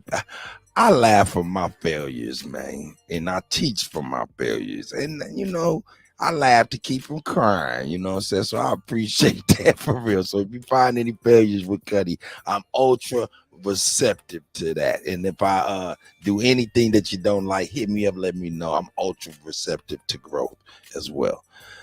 But yeah, she said I'm a fanboy. That's fun. Here we go. Free when you step into an NBA arena to work and there are as many as 50 law enforcement officers inside the building? Do you feel free? Does Pop feel free when he drives to the arena and passes the 20 to 30 officers working traffic and crowd control? How about the 2 to 6 armed security officers who travel with the Spurs everywhere they go? Popovich doesn't find it strange that the NBA will dump millions upon millions of dollars into protecting basketball players with armed security, but he will balk at providing the same security to innocent children at schools. Has there ever been a mass shooting at an NBA, NFL, NHL, or Major League Baseball game? At any major sporting event? Could it be that heightened security prevents mass shootings? Could it be that heightened armed security creates a sense of safety and lessens anxiety? How many armed police officers protect Nick Saban and Bill Belichick after a football game? How many protect Popovich? Greg Popovich is a joke. He's a great basketball coach, but he's a clown when it comes to discussing important social issues. He's a hypocrite.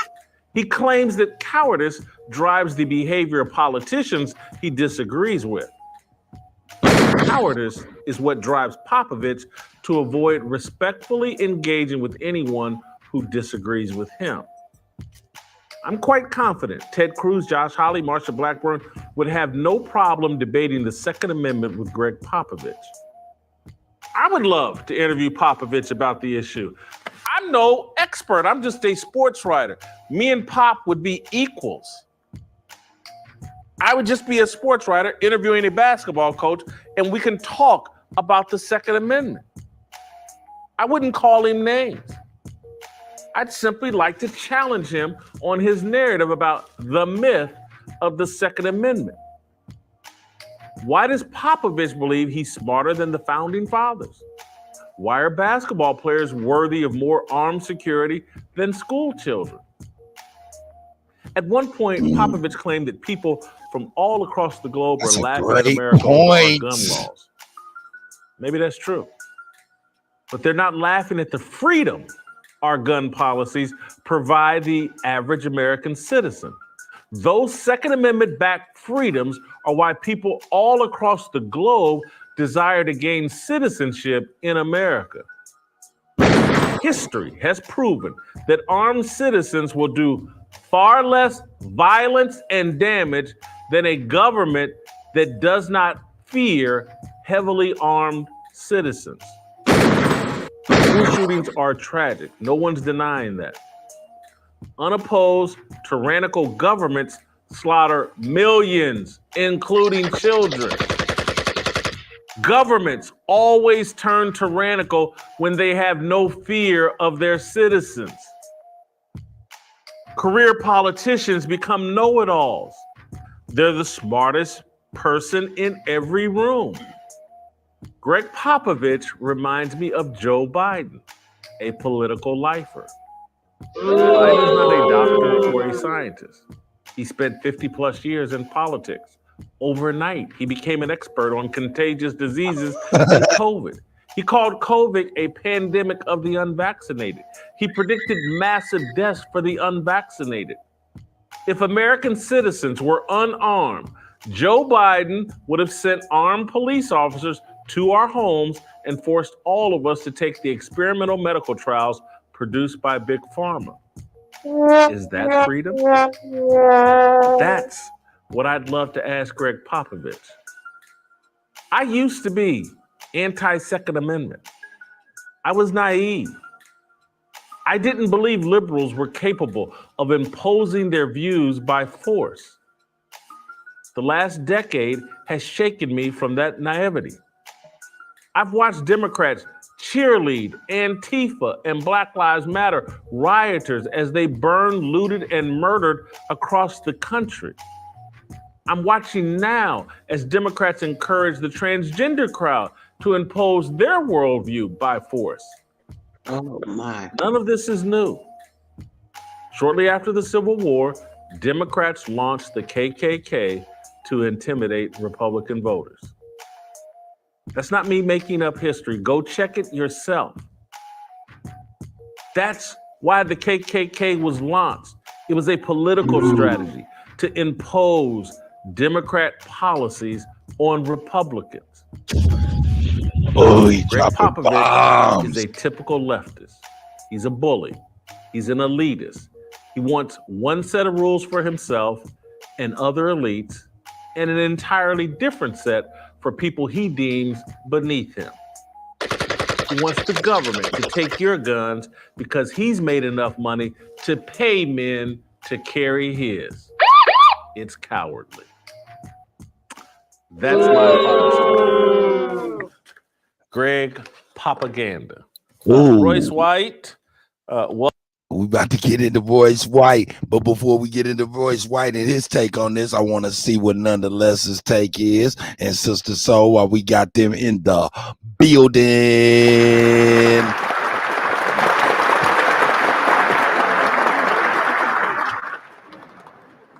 Bro, can you hear me? Yep. No, I mean, they're not going to take away the Second Amendment, bro. I mean, the thing about the Second Amendment is they do have a point when you register your guns. They do have control over that. You know what I'm saying? Now, when you go and use their instruments to purchase the gun, they can't control it. But if you have a system in place, I'm just gonna point it, like that, just to keep it simple.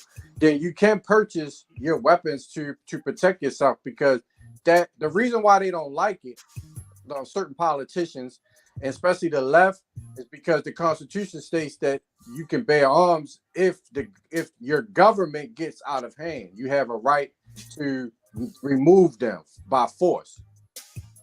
You know what I'm saying? Right. That's really what they don't like. It's not the fact that you have weapons, it's that the Constitution protects you from them and gets the people to form militias to remove them forcefully. That's a fact. That's a fact. But and that's why. So I'm about to throw you a alley-oop right now.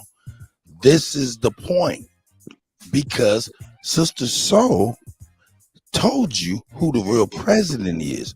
I said, as well as that, not that I'm educating you none of that or anything, but what I was referring to was the symbolism let you know the illegitimacy and the allegiance to whom he was actually having allegiance to, and those things all together let you know the agenda and the direction, which is to disarm us for communist values. What say you, Sister Soul?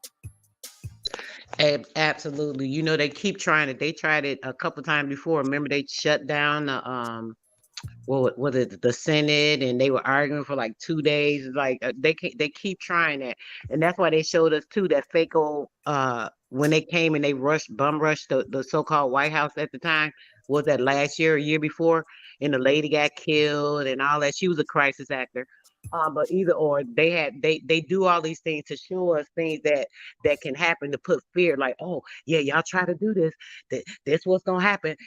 They'll shoot you down, they'll do this and that, and y'all can't come in and invade the White House, this and that. But literally in the law, we can. Literally, like, it's in the law. Like, if they're not doing what they're supposed to do, which they ain't been doing what they're supposed to do. So they had to put that out there, that visualization, let people see, hey, if y'all do try to do that, this is what'll happen to you. These are the type of things they do to put those scare tactics in us. But we have to see around it and know that all of these things are just trying to, bring us down or press down on us so that we not uplifted and know that we can stand strong. You know what I'm saying? That's kind of all it is.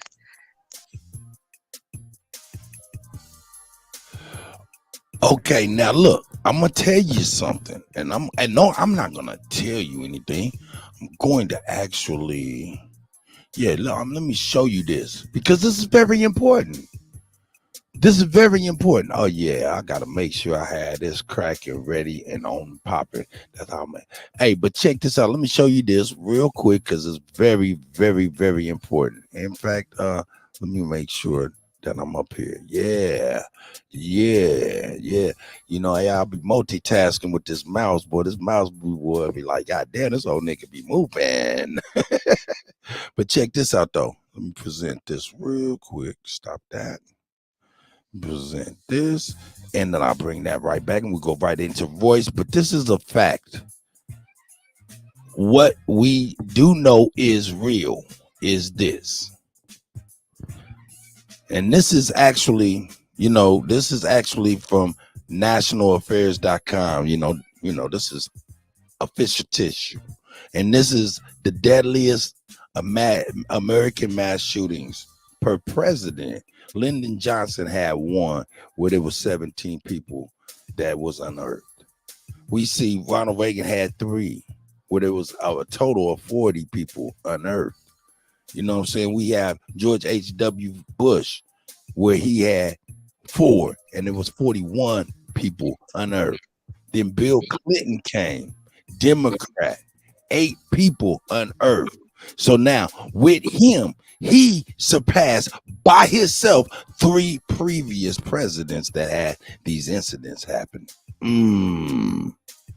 Hey, number 1. Then we go into GW, and we already know he was responsible for this whole program and direction based on previous things that we already speak on. Then you go into oh yeah, while we at it, we got George Bush. He had eight of them equal Bill Clinton, keeping it going. You know what I'm saying? And he had 75 people unearthed. Then we go to Barack Obama, and he himself have more than all. This is the Democrats' playbook. It's to double all previous presidents who have been dealing with these problems by one at least. He got 24 by himself with 236 people unearthed. Then we get to Donald Trump, and he had 83 people unearthed now. But that's 4. That lets you know that there was some type of administrative response. Cognitive recognition. You know, something that obviously Barack Obama did not have. And the numbers ain't even in for Jim Crow. What do y'all think about seeing these numbers? What y'all think about seeing these numbers? Don't rush. Don't talk over. I was waiting on nonetheless. Yeah, don't talk over each other. Now, me myself, I don't really get what it's talking about. I wanted to see what nonetheless said because I be understanding him with when it comes to the law part of it, because I'm not very familiar with what you were just discussing. So I don't want to speak on something I'm not familiar with. Yeah, just a total of mass shooting events. You know what I'm saying, per president, and it doubling per Democrat. That's crazy. Oh, I'm sorry. I missed that. Hold up. I'm gonna bring it back, sis, because you need to see this. This is amazing. This is amazing information, man. And this is by national.gov. This started with Lyndon Johnson. Did you know that? Mass casualty events started with Lyndon B. Johnson. He had 1 with 17 people passed. Now, when you go with the 3 presidents, that's a total of 7 between 3 presidents. But when you get to Bill Clinton, he got 8. Right. Then you go to George W. Bush, he got 8. And we know his connection within, bullshit. Right? So he kept the ball rolling on his play, right? Then Barack come and he got the previous presidents by double again. Right. Then Trump come, he got 4. That to me symbolizes administrative recognition and efforts to change something. Right. The number's not in on Biden. See, this lets you know there's an agenda. But that's what I was showing you, sister. I knew you was gonna like that. No, I was distracted. I had my grandbabies. I was doing something. But when that was a great distraction then. Yeah, so I came in and I seen you posting that, but I didn't know what you were really talking about. So I see that, and that do go against or shows what's been going on, and I'm sure it's gonna be more than 4 when the statistics come in for Biden. / Jim Carrey. So when we see these things, it shows us what's going on. Trump put a hold to that because now where they had certain things put into effect to put or push those so-called mass events or shootings or whatever. Obviously, Trump did not back a lot of that stuff and put a lot of that stuff because he wouldn't go for it or he wouldn't be a part of that. So I could see that as things that they plan because I see it as they always plan events. I'm sorry. I don't know, if some of them have been true for some of these people, like with what's going on with the trans or whatever. So that's a total difference in.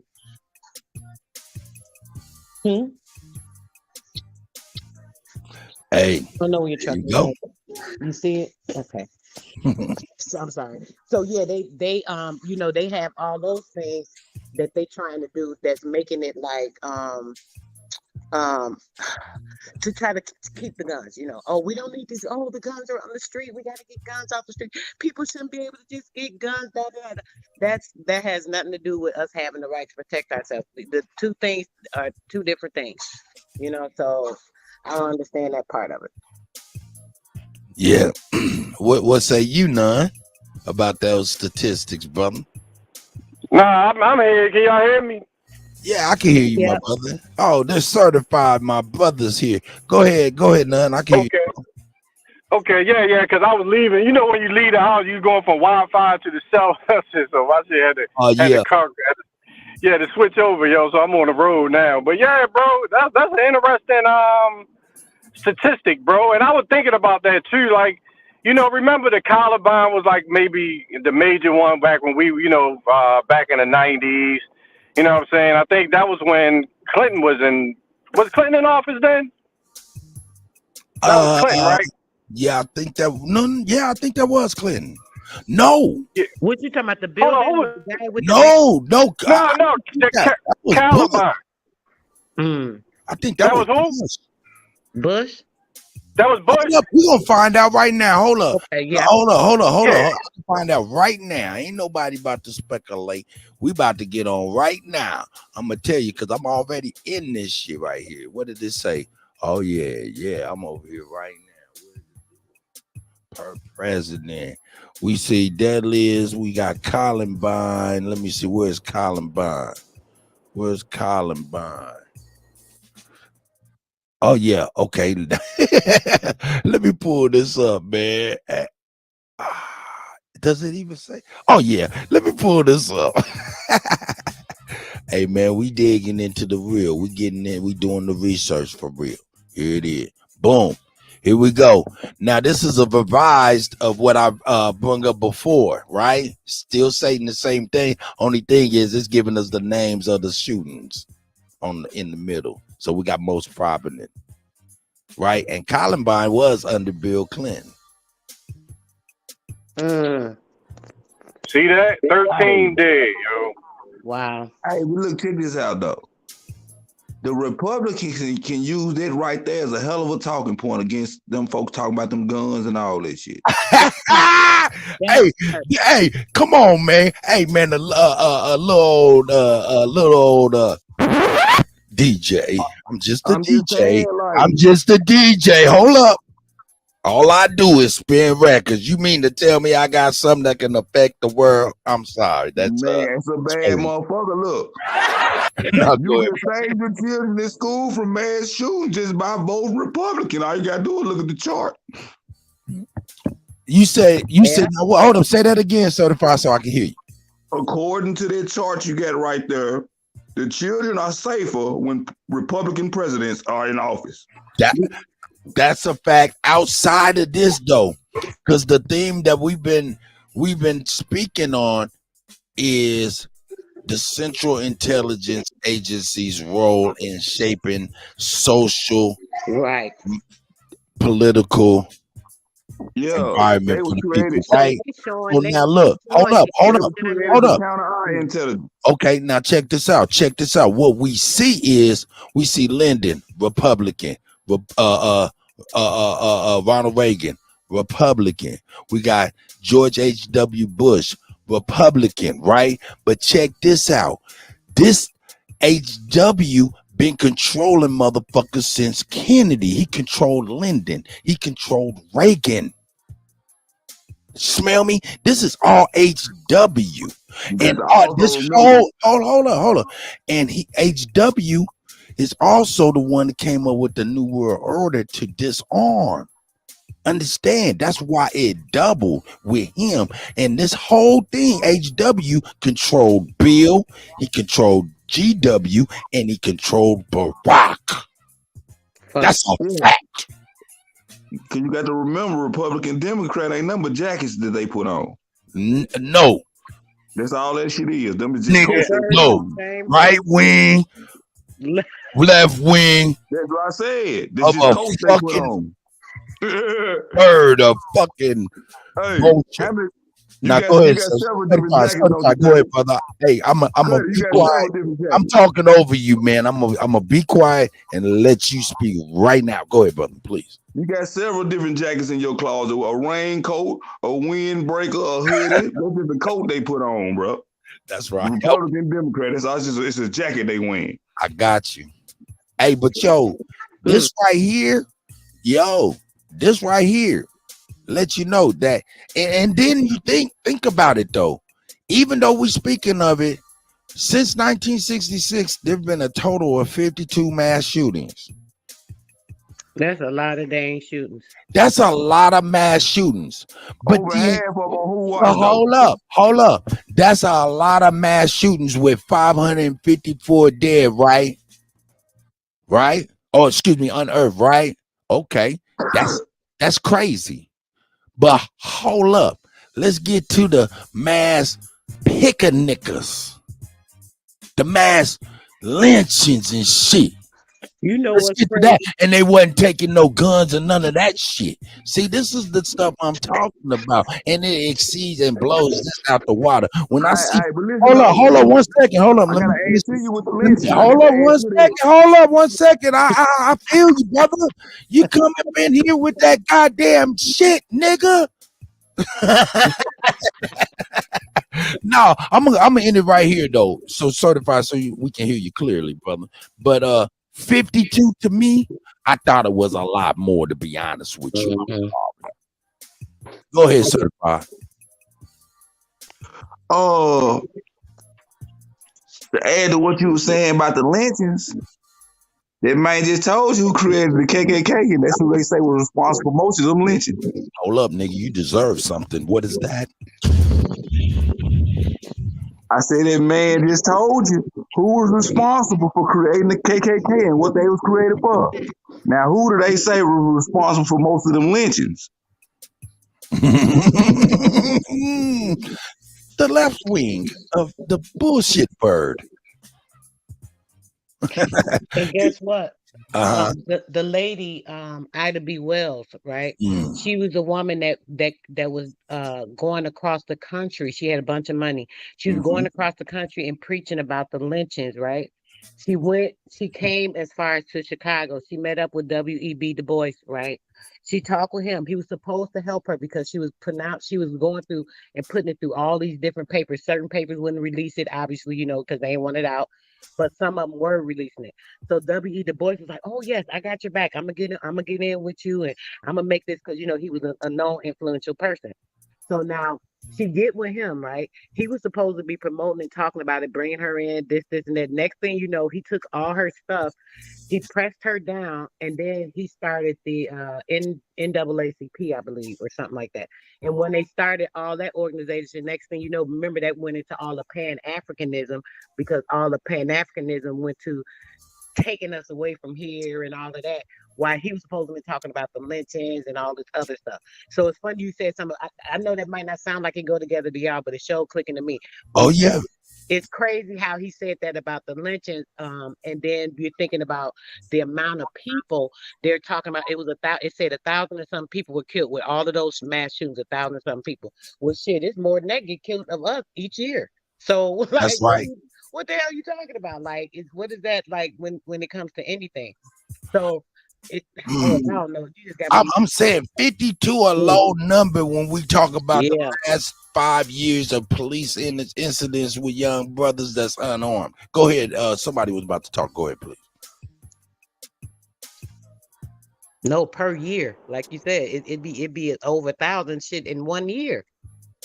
And then they want. I'm saying they want to. I mean, I don't want to poo-poo on 554 unearthed since 1966 with mass casualty incidents, right? And I'm making sure I preface my words carefully if you don't know. For real. But how many of those people do we know were actually demised? Like, No. say that too. You got to keep that in mind. Oh, okay. Say that again. Hold up. Let me make sure I understand what you're saying. No, I said out of all of those people, right? They'll say it's a mass shooting, this, and that. A lot of times it's just a facade. So how do we know that all those people have actually went or been unearthed? You're right. Let's put in you know what I'm saying? You're right. Allegedly. Allegedly. Hey boy, they got your boy what is it, Alex Jones, for even inquiring about that shit, boy. Hey, we is not trying to be that nigga from No.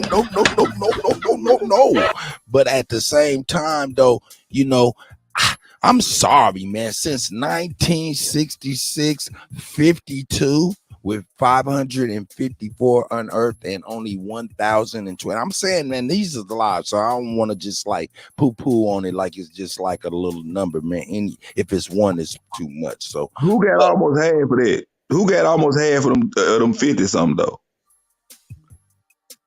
What do you mean half of them? He's saying what race? You said Obama got 24. Who else got a bunch of them?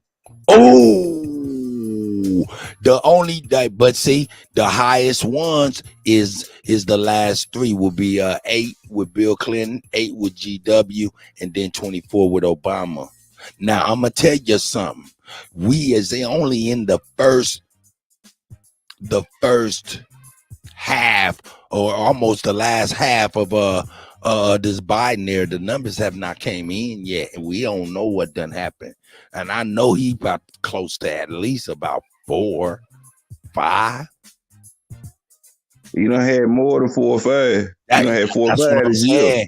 And they come and then they go like every, you know what I'm saying? Every week you hear a little something and then they just kind of go away. You know what I'm saying? And it's just like, this is getting too much. It's getting to be too much. But since 1966, it's been 52. And I thought it was going to be a lot more. And I guess I was thinking that just merely because of the fact of what we've endured as a people. And that just assuming. Go ahead, brother. You know, I'm right here in Tennessee. And this whole play for the gun started with little buddy getting killed in Memphis. Well, I watched it unfold. That's what they were screaming after the police killed them. They was talking about getting the guns then. Yeah, what you talking about? You talking about Tyree? Am I correct, my brother? No, I ain't talking about Tyreek. I'm talking about the little people, the little dude down there in Memphis. They little councilman and shit. That's what he was on then. See what I'm saying? So it's like it's kind of like it's looking like a damn plan. Yes, but the plan was established when that man said that speech, and he incorporated the word phrase NWO. That would be GW. That would be the orchestrator of leaving your motherfucking thinking and your thoughts on the trunk while your wife try to scoop it up at 45 miles a motherfucking hour and shit. That's that talk. You know, Judge O'Brien said it's Obama cousin. Hey, see? Hey, man, that's crazy because, you know, Barbara Bush and the Queen Elizabeth is sisters. Niggas didn't know that shit. That was some crazy stuff. I guess they daddy was Aleister Crowley, you know what I'm saying? They was all in them freak parties and devil worshiping parties. He done birthed a lot of children look like him with some old crazy funny looking faces and shit. Them bitches was crazy looking. Excuse me, did I say that? I'm sorry. Oh my God. I'm sorry. Bad boy. Here we go. Hey, but bro. Yeah, I'm listening now. Hey, Kutty, look. Bro, in Baltimore, right, the other day, on Easter Sunday, it was a shooting downtown in the harbor, right? Okay. So it was some young dudes, right? But these dudes so dumb, bro. They shooting. Now, the police already know it's going to be, you know, a certain amount of people going to be down in that area. So they already had the numbers up. So remember, the police headquarters, Baltimore City Police Headquarters is right down, up like 2 blocks up from downtown Baltimore. But these young people out there shooting, right, with police on the corner. I kid you not, bro. I'm not making this up. You can pull it up. These dudes down there shooting, and police are right there looking at them. So the one dude that was shooting, bro, I'm not making this up. Bro. You can pull it up. The one dude that was shooting got away on a dirt bike, drove down to the police headquarters in the garage, and surrendered. Wow. Yo. Hey, nah, that was something else. Nah, see, these, go ahead, brother. No, I'm just saying, bro. He had a gun. He drove bro, on a dirt bike, went to the police headquarters 2 blocks away with the gun and gave it to the police in their own garage, bro. I ain't never heard of no dumb shit like this ever in my life, yo. Yo, because look, check this out. That don't mean sound right. Hold up. I'm gonna tell you what it sound. It sound right when you're thinking. Let's think about that. What would make that situation make sense? He was a cop. Nope. Hey man, check this out, man. We know the rules of the streets. We know the rules of the game. What we know is the rules of the streets and the rules of the game has changed, and now it's being incorporated and manipulated by the police. Am I correct on that? Yeah, bro, it gotta be. Okay. If that's the case, this is an agenda to disarm. It's an agenda to disarm. Any foolishness with armament is backing up an agenda to disarm. Yes, because that sound like either they paid him to go hit somebody, or that's what they were. Then okay, let's go back to the streets. Here we go back to the streets. There's something that happened. Let's go back to the streets. Something happened, and we like, oh shit, we in the car and shit. But nigga, I'm a big fish. Nigga. I ain't going to jail, nigga. You a little fish, nigga. You broke. You a bum, nigga. You going to jail. But nigga, I'll take care of your motherfucking self in, nigga. Right now, nigga. I'll tighten you down, nigga, while you ride your ride. Or better yet, when you ride that ride, Soros got you about $75,000 to do 5 years. I don't know. I'm speculating. Allegedly, I am telling you, I am just a DJ. It could be. Hey, certified. Let's talk to me, my brother. I just told him we giving them situations it could be. I know, nigga. I know you talking, man. But when a brother or a sister is talking, man, why can't? Is it? I'm trying to talk to you right now because I want to. Because sometimes it be a delay on people's devices and shit. You may not even be able to even hear me or anybody else, my brother. Is that the case? Let's talk. Check. Microphone check. 1 2 1 2. I can hear you, brother. No, check it. Okay, I was just wondering why you be doing that, nigga. My nigga crazy. Nah, I got my nigga, man. I appreciate y'all, man. We got certified Shachi in the building. We got Sister Soul, and we got Nonetheless in the building. You know what I'm saying? I appreciate everybody being here. This is a great talk right here. We're talking about agendas. We're talking about history and how it's playing a part in our present and how it's obviously trying to play a part in the direction of our future. So, you know what I'm saying? Let's get on the Royce White, man, because, hey, man, I understand he went loose on him. A brother texted me and said, man, you got to bring this to the people. So let's check it out. Welcome back to the show. Please help me out here. Am I right or wrong about Greg Popovich being a bully and a know-it-all and someone who gets off on now this is propaganda issue without any opposition? I don't know if you've met Greg Popovich, know him at all, but I don't like the man. I respect him as a coach, but I don't like or respect him as a political pundit or whatever it is he's trying to do. Your thoughts? With all due respect to the show, Greg Popovich can go himself. And I say that with all due respect because when I spoke out about mental health, there were 2 major basketball figures that spoke publicly in support of my advocacy for mental health. And in retrospect, in hindsight, their alliance to my position makes me question the entire weaponization of mental health as a topic. And the 2 were Steve Kerr, when he was an analyst, he wasn't a coach yet, and Greg Popovich. Now, we all know Steve Kerr came from under the stewardship of the coaching tree of Greg Popovich. So they're one and the same. The point is this. Why will none of these bourgeoisie Negroes say the word Uyghur? Why will none of these bourgeoisie Negroes say the word China? Why will none of these woke white liberals say the word China? I don't even want to talk. This Second Amendment argument is so ridiculous. It's so bogus. It's so illogical. I don't think I could say it any better than you did. I want to shift the real bait and switch that's going on here is why will none of these woke elitists, metropolitan omnisexuals say the word China? When has Greg Popovich ever been on the record saying the word China? Why is he not asking? Let me just dive into this shit today, because 32 years around the sun today, I'm kind of up to here with the nonsense, especially from people like this who somehow magically just end up with the biggest platforms to obfuscate and just postulate about a bunch of bullshit. I appreciate your not by accident. frustration. Woke media industrial complex. You and I know it's true.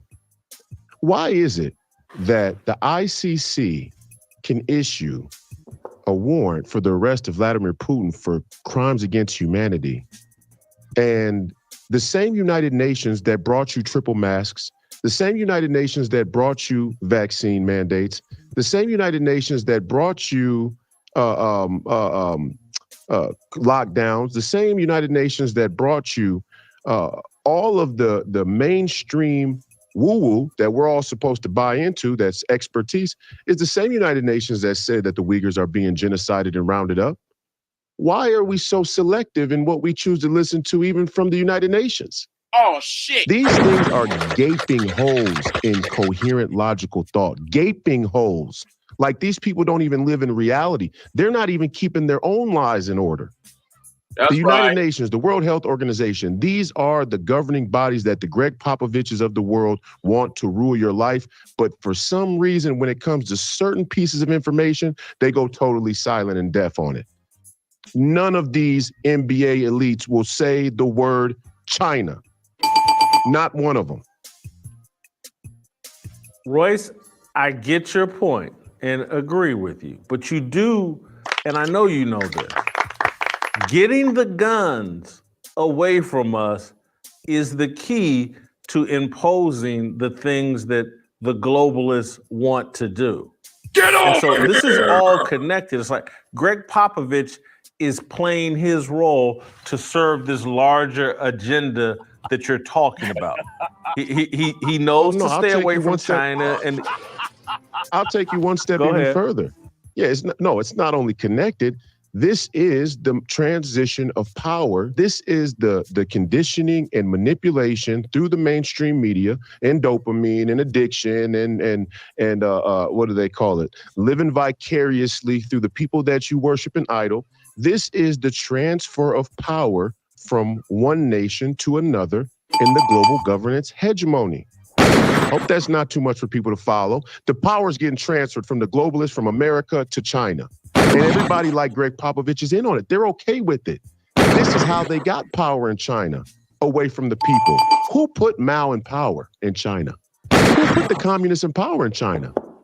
The Americans did. The Western European elites did. That's who put the Mao in power. Where did communism come from? I mean, this stuff is getting to be so out there in the open that a conspiracy theorist's dreams are now being answered. A conspiracy theorist's dreams are now being verified about some of these issues. These people are just linking the thing up like an old school Venn diagram. 1, 2, 3, 4. Greg Popovich is either a conscious Marxist, or he's a Marxist by proxy, and he knows it, and he's all good with it. And I don't know what he's up to. I don't know if he's got some middle-aged liberal white girlfriend who's on him on the weekends, or what he's putting this scam on for. What does it benefit him? This is what I start to ask myself. How much self-doubt and radical guilt and resent and weird identity crisis do you have to have at 70-something years old to be pushing this bullshit narrative? Are they promising you money? Are you getting a pay? I mean, even if you're on the take like in a roundabout way with the NBA, you don't have to go out of your way to shield the way he is. There's plenty of people in the NBA taking money from the NBA and China and the woke media establishment that don't go out of their way to push these narratives. What is this guy up to? Greg Popovich can himself. The Second Amendment is a what? That's right. It's a scam. That's crazy. What? He would gladly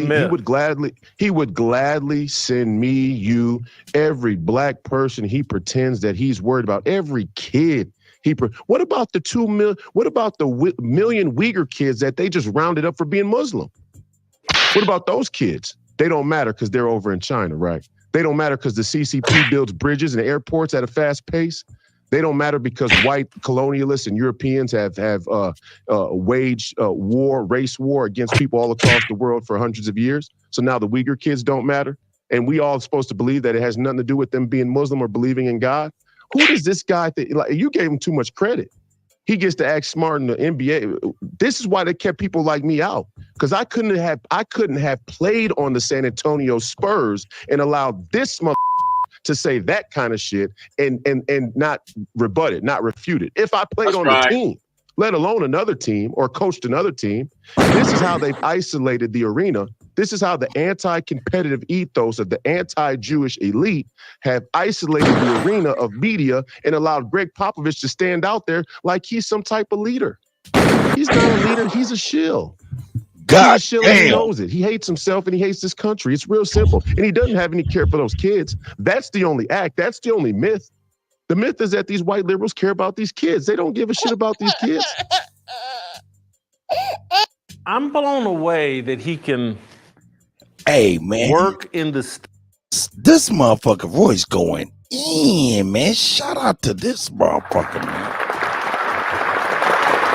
Shout out to my brother who told me, yo, man, this is a good one. Here we go. State of Texas and say work in the state of Texas and say these things without any pushback. There's no one in the media in the state of Texas that's listening to him going, hey, Greg, hold up. I mean, it's just real simple because my mind immediately went to, oh, shit. Hold up, man. First, let me get y'all response to what y'all heard so far. And I didn't even think about that. He say that in the middle of the state of Texas and ain't being ran out, that motherfucker. Shit. Get my wire on, my nigga from the wire. Shit, my nigga used to say shit for a long time. He in the middle of the great state of Texas talking about we need to get rid of people's Second Amendment rights. That's crazy, and ain't nobody said nothing. Jason Whitlock, that is a great fucking point. That's a great point.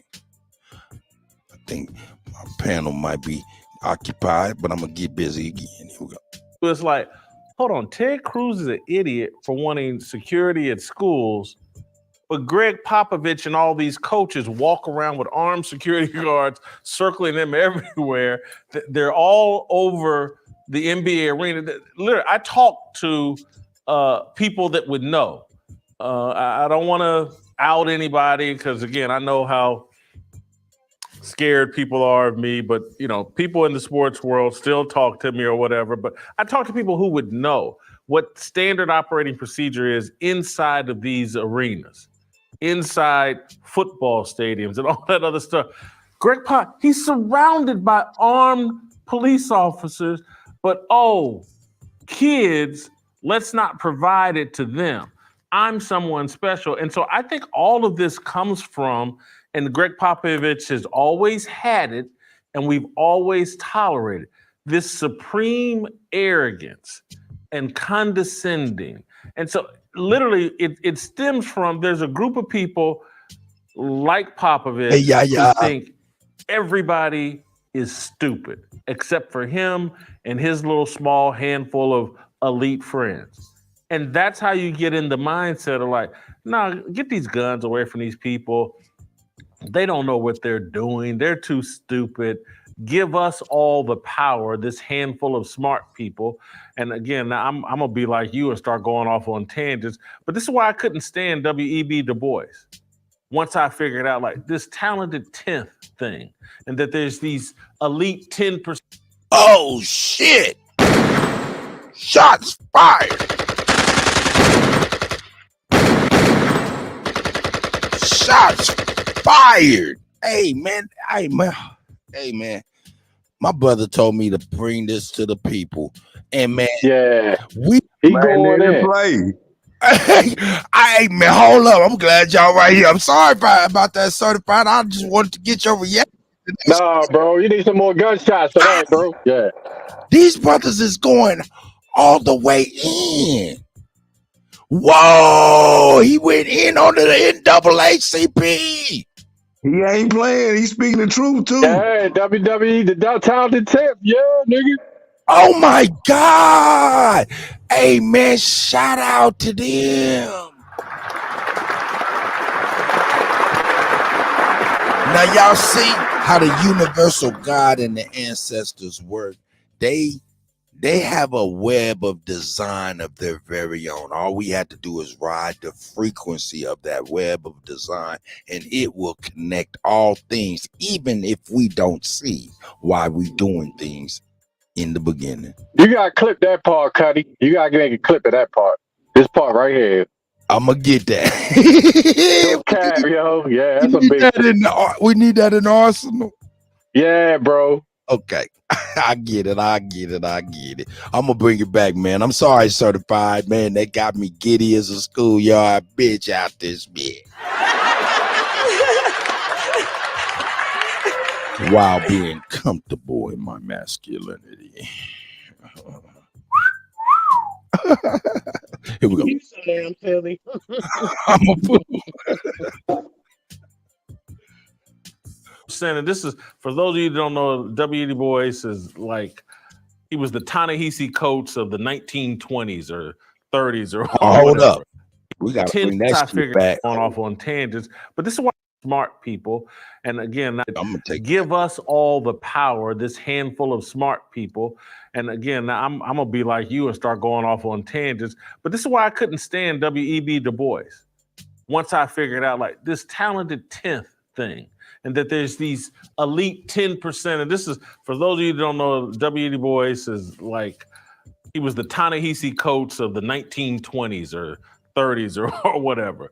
So, some Ivy League elitists that they propped up as he's better than Booker T. Washington. He started the NAACP, or he was the black or the African-American front face of the NAACP. The Jewish folks paid him money to pretend like they were starting a pro-black movement with the NAACP. And the guy talked about there's this little 10% of black America that will be the leaders for everybody. And once I figured out, like, well, hold on, man, if I'm not part of that talented 10, nobody, I come from nothing.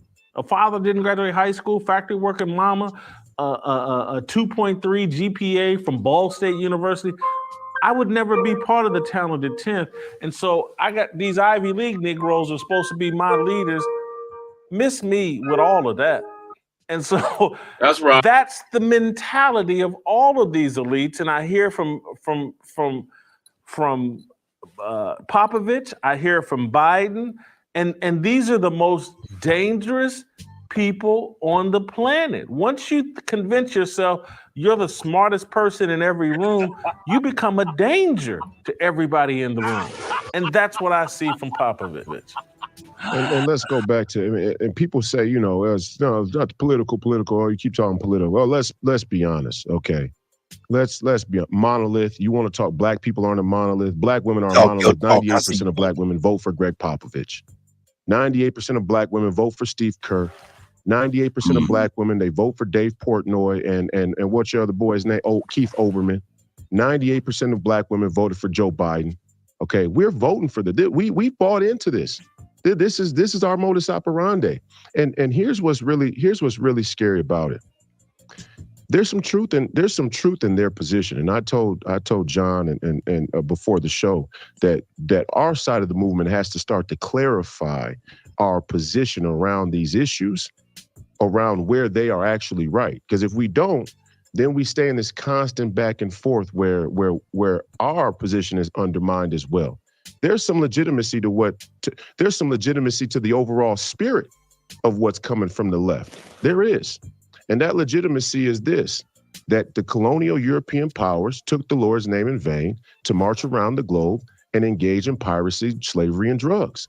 That's a fact. Nobody can deny that. It's not an indictment of Christ. It's not an indictment of God. It's not an indictment of America's founding documents. It's an indictment of a business model that came from a post-Renaissance, a post-Enlightenment European monarchical society. It's not an indictment of Christ. It's not an indictment of God. It's not an indictment of American citizenship. Now they're going to use that narrative. A bunch of globalists, European elites, are going to use that narrative to transfer power to China, an even better slave master. Do these Negroes think that they're going to have a special place in China? Even more importantly, do our Jewish brothers there in Israel think that they're going to have a special place in China? See, we don't understand yet what's happening. This is why Macron in France in the last 48 hours says he's fine with China becoming the regional hegemony.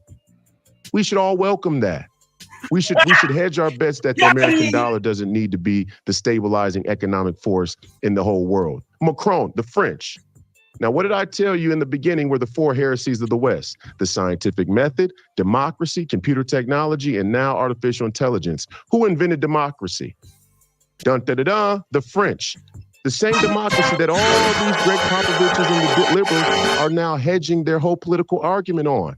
They're going to use democracy. They're going to use racism. They're going to use equality and environmentalism and justice to transfer power to one of the most tyrannical, godless, unjust, slave-taking cultures and regimes in human history. 3 million Uyghurs. 3 million ethnic minorities, Turkish Muslims, rounded up by facial recognition and faith, carted off to a re-education camp through facial recognition. Never saw a day in court. Never saw a day in court. They didn't see a judge. There's no habeas corpus in China. And I'm not being a China hawk just for the sake of, because me and Bannon are cool or I support Donald Trump. I could not know them. I was talking about this before I met them. 3 million Muslims, right. And you got black men in America saying, yeah, well, there's just as many black men in prison in America. Are you people stupid? There's 1.2 million prisoners in the entire American country. 1.2 million prisoners in this whole country. 40% of them are black. You do the math. That's 400,000 black men in prison. They rounded up 3 million people in 6 years. And some of the black men who are in prison today actually did the crime. They didn't get sent to jail because they were praying. I mean, what kind of racket are we running on ourselves in this country today? I'm sick of this shit. At 32 years old, I'm just sick of it, Jason. I apologize for going off today, but I'm just sick of it. What kind of racket are we running on ourselves? If you tune into my podcast at 9 p.m., please call me crazy. I go off for about 2 hours on this. And let me go back for one final thing, Jason, and explain to people what really took place here. Again, we were told a narrative. We were told a narrative after, in 1908, we were told a narrative at the culmination of the Anglo-Russian Convention. After Great Britain and the Great Russian Empire had fought wars for territory for hundreds of years, they came together and said, we'll split everything down the middle. Tibet, Afghanistan, the list goes on and on and on. That was a fight that was waged between the Russians and Great Britain. It's still going down today. And out of that 1908 convention came Halford John Mackinder, the Eurasian World Island Theory. It's been the prevailing military and geopolitical theory of the last 100 years, and the Chinese learned it from us. Who taught them it? In the 70s, Kissinger, Nixon, and a bunch of other would-be conservatives went over to China and taught them the battle plan. This is the enemy within. We are on the brink of a societal collapse here in America from people who came from America. We have to divorce the crown, Jason. This is what I was saying about annexation versus secession. We have to divorce from these people. We can't let China walk around the world and gain sympathy and collaboration from all the nations that the European monarchy and crown colonized, because they did do it, and they are Darwinists, and they were racists. That's not our history. Our history is a nation of shopkeepers fortified by the Second Amendment and the right to bear arms, something that Popovich enjoys, that he's willing to relinquish to go serve under President Xi. And he wants to talk to us about kids like we're stupid. and all of his players are willing to play for him, and all these NBA players are willing to sit there and buy into that and clap like seals. These people are sellouts. And all you black folks out there who watch this show and you criticize Jason or me and say that we're cooning because we criticize other black folks. If you want to trade your white master for a Chinese master, you are a slave. What about white founding fathers who you say as racist had one of the most profound takes on citizenship? If you give up your freedom for security, you don't deserve either, and you'll have neither. That's where we are now. We're at war with China. They're winning because they're using black people, black mothers, and Jewish mothers to tell their sons, never fight the status quo. You fight the status quo, you die. You fight the status quo, you get hung. You fight the status quo, you get carted off to a camp. And this is what Greg Popovich is using. And it offends me. Now I understand why when they were calling my agent, they wouldn't let me come to training camp. Because you can, when you walk with that energy I got, you can smell it on somebody. He didn't want me anywhere around that team. Liked my game, knew I moved the ball, knew I had all the skills, positionless basketball, fit right in with San Antonio. He didn't want Negroes like me around. That's who Greg Popovich really is. That's a winner. I want to say there's a couple of different stats about how many people are incarcerated. High number I see around 2 million. 2020, I'm looking at one study says it's 1.2 million, just like he said. But your point remains true that, you know, this whole mass incarceration thing is exaggerated and blown out of proportion. And it's a talking point that everybody's picked up and, you know, run with. The other thing I think you can speak to as it relates to Popovich, as it relates to why the NBA seems to be the leader of the pro-China, anti-America movement is because, and again, a lot of people can't understand this because they haven't traveled to China or some of these, but basketball is such a big deal in China. And elite basketball players, regardless of color, get treated. There's a statue in China of Stephon Marbury, a statue in a major city in China. Statue. He's worshipped there. Stephon Marbury, who after playing in the NBA, went over to China and actually put together a better career in China and is far more revered in China. And so from LeBron James to James Harden to anybody, all these NBA players during the offseason, during the summer, they go over to China and pick up a bag of money because they're worshiped, they're gods over there. They're more respected in China than they are in America.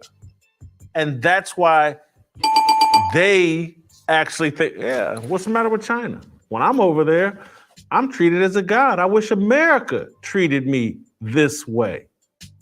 And they're so selfish that they don't think, well, what about the 5'10", 230-pound black dude? How's he treated in China?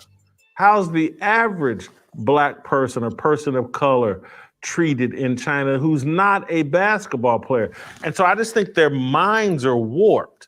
Greg Popovich included. I'm sure he's taken some trips over to China with players or with NBA officials who were, through David Stern and continued on through Adam Silver, had this dream of landing this monster bag from the Chinese government. That's the carrot the kids keep dangled in front of the NBA. One day we're going to give y'all a TV contract that will blow ESPN and ABC out of the water and blah, blah, blah. But I don't think people understand that Popovich and most of the NBA, they actually authentically believe China is superior to America because of the way they're treated as basketball players. They don't care anything about how a black construction worker, a black police officer, a black doctor won't get treated that way. They'd probably tell you not to go to a black doctor in China, or they maybe wouldn't even allow it. But if you want to come over here and dribble a basketball, We're going to throw rose petals at your feet and as many virgin Chinese girls as you want. And that's why they love China. Wow. Absolutely. Yeah, they're taking bags of money. There's no doubt about it. They got a lot of money invested in China. It's a happy marriage. And look, it's a microcosm. That's what I'm saying. It's a microcosm. The NATO alliance has been shrunk to the little corner of Europe that it sits on.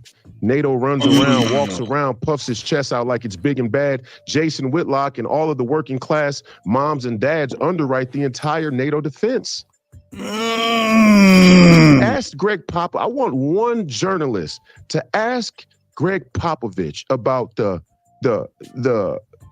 implications of the Shanghai Cooperation Organization. This is the anti-NATO alliance. Understand. The Shanghai Cooperation Organization has about every country from Asia committed to it. If you look on the map, the only countries that are not in the cooperation are who? All the NATO countries. They've built an anti-NATO alliance. And the way they built it was simple. They went to all the nations that the crown had previously colonized and said, would you rather be with the white man or us? And because of the history that did exist, that was never reconciled, they had an irresistible sales pitch. Not only are we not the white slave master you're used to, we'll help you build things. We'll help you be more prosperous in the material way than they ever cared to. And that was true. And America should have fortified Africa. You killed Muammar Gaddafi when he said, let's have the United States of Africa. But Africa was amenable to Islam and Christianity. We had brothers there that believed in God. And they seemed to be a bit conservative, a bit more conservative than the European Finocchios in France. But they didn't want to fortify Africa. They wanted Africa to be poor. And I'm not some Pan-Africanist. Actually, I hate it when I hear people talk this Pan-African woo-woo. But let's talk strategy. We let Africa stay a poor nation because we were okay siphoning off the coins. And now, all of a sudden, we want out of Africa. None? You good? Yo, everybody all Pan-African. He going all the way in. This is a nugget, ain't it? Yeah, bro. Oh my God. This is crazy how he going in. This is crazy. This is crazy. I mean, it's insane, man. Hey, look at the frequency, the universal God. Yeah, bro. Is weaving a web of their own, man. All we had to do is just kind of live righteous. That's right. They tell on themselves all the time. All you have to do is listen. Mm-hmm. This shit is fire. Hot fire. These niggas is hot fire. And you notice something? I'm gonna be quite honest, man. You know, these are heavily religious, Bible thumping ass niggas. You know what I'm talking about? And they haven't said anything about go to this passage, this verse, none of that shit. In the Bible, it say this and that and a third. They keeping it $1,000 and not pie in the sky. You know what I'm talking about, man? And I can really appreciate this. Facts. In that aspect. But let me continue. Here we go. LeBron and everybody else, we're out of Africa. We can't let the white man colonize our African ancestors anymore, but we got NBA Africa. We're going to go mine the talent. We're going to let the CCP take over our colonial spot in Africa. You know what makes it crazy, Jason? The Europeans don't even realize that they're being sold out by their elites, I don't think. The European elites and the American elites are selling out the American and European people to the Chinese based on a race narrative that they engaged in. I love when Muammar Gaddafi was at the UN, and I think I'm rambling now, but I love when Muammar Gaddafi was at the UN, and you know what he said in 2009? He said, you guys killed the Jews. You burned the Jews. We did it. Adolf Hitler wasn't of Africa or Arab. You making it seem like we hate the Jews. You guys hated the Jews. You killed them. We gave them safe haven. That's the type of stuff they don't want people. That's the stuff Greg Popovich won't even get his beak wet on. You talk Muammar, you bring Muammar Gaddafi up to Greg Popovich in Oh my God. Hold down, nigga. I got to bring that shit the fuck back. My mouse died and I couldn't even do nothing. I was sitting with my chin on the goddamn ground. Jeez Louise, sheesh. This nigga going hard. Man, shout out to him, man. 2009. He said, you guys killed Muammar Gaddafi. I'm going to take it back. Nigga. I love him. Shout out to the Chinese base. Muammar Gaddafi. Shout out to Muammar Gaddafi. For real, may he rest in peace. May the universal God and the ancestors have received him well, and may they all continue to guide us well. But yo, shout out to him. Since they did that to him, it's been nonstop slave trade in Libya, and that's a fact, man. That's anyway, man. God, Obama, man. There you go. Here we go. Here we go. Based on a race narrative that they engaged in. Yeah, let me get this back because he deserves some bombs with some shots. And the American elites are selling out the American and European people to the Chinese based on a race narrative that they engaged in. I love when Muammar Gaddafi was at the UN, and I think I'm rambling now, but I love when Muammar Gaddafi was at the UN, and you know what he said in 2009? He said, you guys killed the Jews. You burned the Jews. We did it. Adolf Hitler wasn't of Africa or Arab. You making it seem like we hate the Jews. You guys hated the Jews. You killed them. We gave them safe haven. That's the type of stuff they don't want people. That's the stuff Greg Popovich won't even get his beak wet on. You talk Muammar, you bring Muammar Gaddafi up to Greg Popovich in an NBA press conference, watch him shit himself. He won't even touch that type of talk, but he's woke, but he knows what, but he's a smart guy. He's a smart coach. I'll give him that. But outside of coaching, he should shut the up. That's right. Royce, you've broken the fearless cursing record. I think it's a number that will never be topped. You and Wilt Chamberlain both have unbreakable records, 100 points in a game and 100 curses on Fearless. Thank you, Royce. Oh, this nigga got 100. We've got a bar of soap. We're going to wash Royce's mouth out with soap before his next visit. Royce fired up, and I don't blame him for being fired up. Greg Popovich is that annoying, and this topic hits Royce in a personal way. Not caping up for his cursing. Well, we beat most of it out, but fired up Royce White. We're going to be fired up this weekend at Roll Call. Hey man, forget all that shit. Let me see. Let me make sure he don't go in. I think accept our responsibility as men. And enough for this. Shout out to Jason Whitlock. You know what I'm saying? And that's my brother, man. You know what I'm saying? I know him personally. You know what I'm saying? So shout out to Jason Whitlock once again. Shout out to Royce White. He was licking shots. That's some shit that need to be forever, for real. That's gonna be on the books. I'm gonna chop that thing up right there, boy. I'm gonna chop that thing up. What say y'all, man? What y'all think about that? What y'all think about that? Man, Royce White was going all the way ham. He's on fire with it, with everything he said. It's just so crazy how these stars are caught up in this nonsense, you know. And they have a lot of the control because they have a lot of the money, which gives influence. They influence the youth, and whatever they be doing, the kids be wanting to do it too and follow behind them. So it's like they playing games, unbeknownst games with the politics, because they part of it too. They all part of the same organization. The sports, all that shit is the same thing. I be looking at the sports. You can look at the games on a TV or something, right? It looks almost like fake. They don't even be looking like real people sometimes. Be looking like characters and shit. I be wondering, like, is these games real? Like, is this like a what do you call it, like a virtual game or something? And they make it look real, because they don't even be looking real to me sometimes. Right. I don't know if you ever noticed AI. that. That shit crazy, man. This is a crazy deal, man. Hey, like I said, man, I see my brother Supreme Chief Holiday in the building.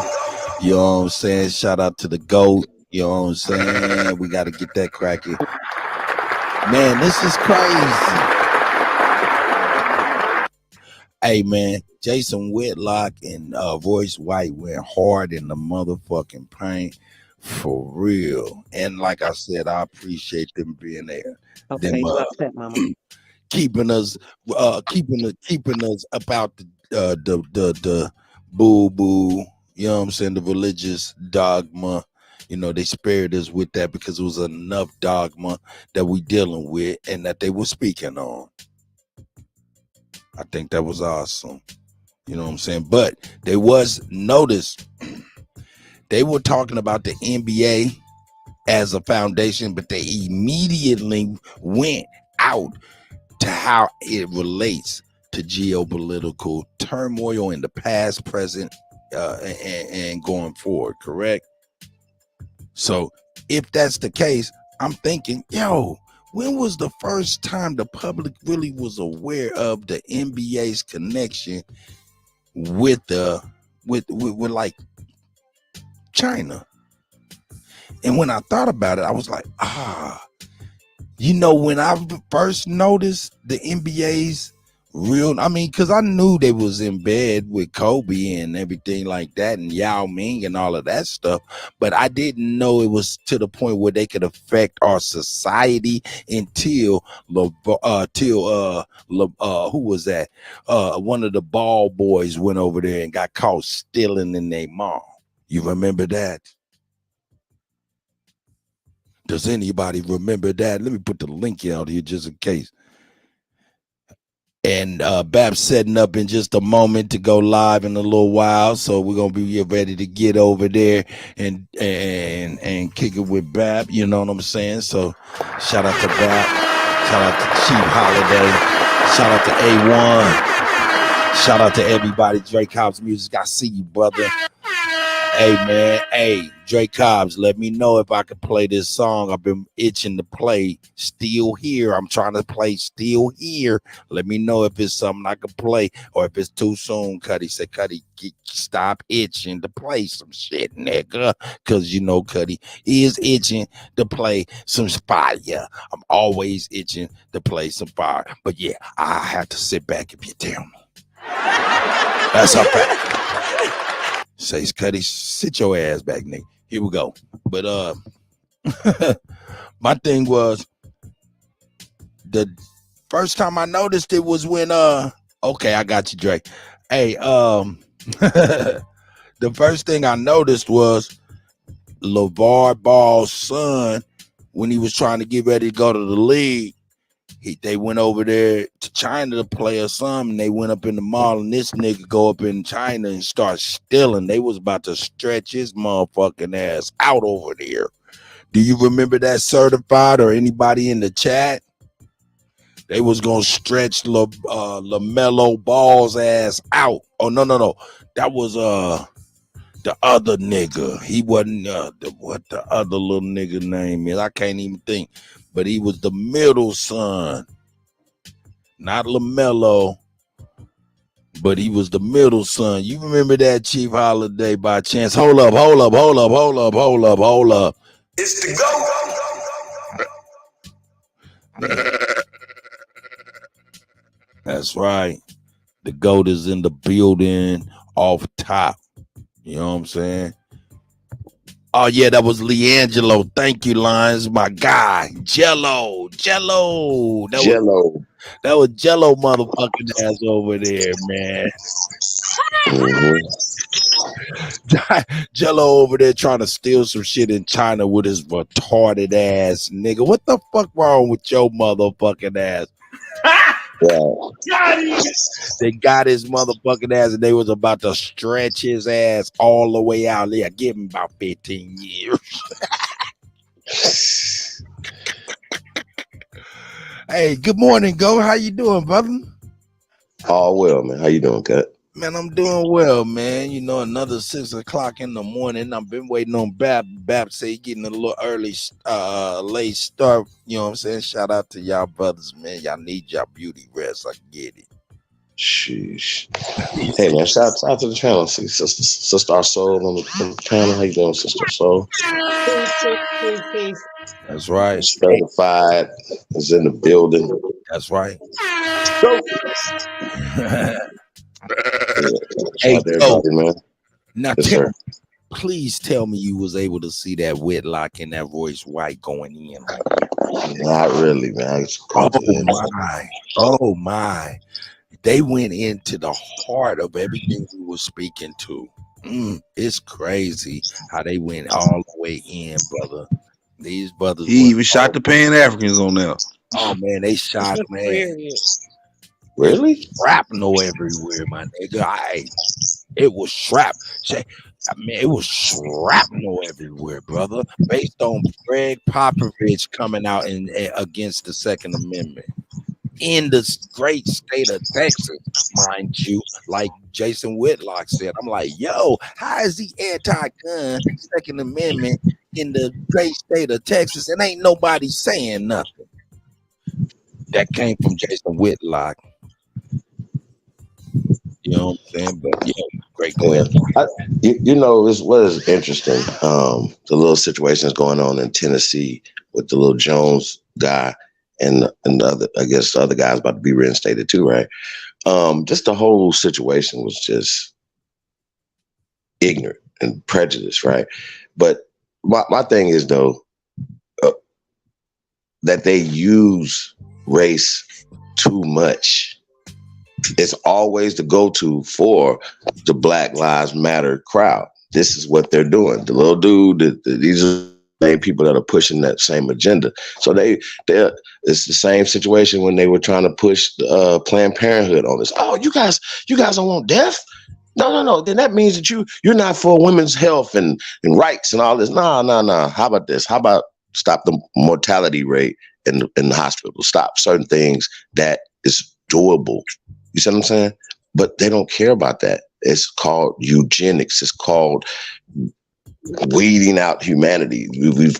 We know what it is. We understand the agenda, right? So when these guys right here are saying stuff, I don't know if it's going on deaf ears, or do you think that people are actually paying attention? Because we say a lot of stuff, and it seems like to me that people like the serious stuff, people are not paying attention to. But look, the serious stuff that you actually have to do. You know what I'm saying? People really not paying attention. Yeah, you got it. They use race too much for it to be unnoticed by the vast majority of people to see the manipulation. You're absolutely correct. Certified. Was you about to say something, brother? Prime example. It wasn't no racial issue when they kicked Marsha Blackburn and all the Republicans out of the January 6th stuff. But then when they do, because they said they fear for their life and all of those crazy stuff, and they kicked Marsha Blackburn and the rest of them folks out the January 6th committee and all that. So when they turn around and do the same thing here in Tennessee about them doing the same thing that happened in January 6th, it's an issue. All right. Hey, I get it. Makes sense to me. Makes sense to me, man. But yeah, man. They want you to focus on the race. But what about the similarity in these two incidents? The same things happen. They putting race in your face to make you not focus on what really happened. Right. The Republicans ain't even going as hard as the Democrats went. The Democrats had folks locked up all in jail and everything about the same thing. I mean, and then they making it about something that's really not. And I think once again, you know, that's just me sitting back watching. And once again, they love putting, you guys, it's just it is. They love propping up certain leaderships and certain people in front of us. This is what they love to do, and this is another example of it. One of them dudes is a tether, and the other ain't never said nothing but LGBT. They ain't they don't represent us or our interests. Well, as soon as they need us, they black today. You hear me? They just wearing our skin. They don't represent us. He's gonna be a Filipino kid after he finished using us up. And after the Black Lives, once again, CIA is. That's right. I'm not about to keep going back around, y'all. We're not about to keep playing. We know who's behind stuff. We understand what's going on. Okay, so then yeah, brother, huh? Chief Holiday. The theme of today was. Y'all don't even know the thing. On the Second Amendment via the Chinese and the CIA government. And what I want to show you I want to bring you up to speed so you can see how the theme of everything we've been speaking on for almost a year, if in fact for real, is still the theme of today, right here and right now. I want to show you something that you haven't seen, and man, it just kind of drives everything home. All right. And I'm about to bring this to the people, but this time I had to download this shit because we need this. Let me download this. Oh shit, they download that shit downloaded crazy. Fuck that. Let me do it this way. I'm sorry. I'm over here on some bullshit, man. This shit ain't working right. Oh no, here I got you. Hey man, do us a favor, man. Like, share, subscribe. That's right. Share this on all your social media platforms, you guys, man. We really appreciate it, man. Tag us in it, man. We really appreciate you guys, man, and all the love and support we get over here. And if you can, man, support the channel, man. Cut been going in for 4 hours right now. I think so. Yeah, 4.5 hours. Waiting on Bab to get it together. Bab to go on next. Hey, but Chief, check this out. I pulled this up and yanked it on down. But this right here is the deadliest mass casualty events since 1966 per president. Okay. Now, starting with Lyndon Johnson is the first recorded. Okay. Lyndon B. Johnson had 1. Ronald Reagan had 3, both of which was about 57 people passed in that one. Okay. Up to GHW. Okay. He had 4. So he by himself dwarfed Ronald Reagan and Lyndon Johnson over a span of at least 30 years. Damn. Because in between Lyndon Johnson was Nixon, fucking Jimmy, and Ronald, correct? Yeah. There was 2 presidents in between Lyndon and Ronald Reagan, right? So we can at least say that's roughly 20 years. He dwarfed them. Right? Okay. Right. So Clinton came in after HW and he had 8. He dwarfed everybody. He dwarfed everybody by 1. He doubled and added an additional 1. Right? Okay, then you GW, right? Who controlled Lyndon B, right? Controlled Ronald Reagan, right? Controlled himself, right? Oh, I'm sorry about that. That's the first Bush. Yeah. Hold on. HW controlled Lyndon B, controlled Ronald Reagan, controlled Bill Clinton, who ended up having double all of them and added 1. That's he controlled that. Then he controlled his son, who kept the ball rolling, right? With 8. Then Barack Obama come, who he controlled all as well. And he come with 24. Then Donald Trump get in the office. Yes, Barack Obama everybody over a span of 40 years. 50 years, Barack Obama dwarfed everybody by double. Right, everybody. Yes. Yes, Trump come in, he get 4. That's administrative recognition of a problem and efforts to solve that problem. If you ask me, could be wrong. Could be reading into this. I mean, but that's a big number right there, though, man.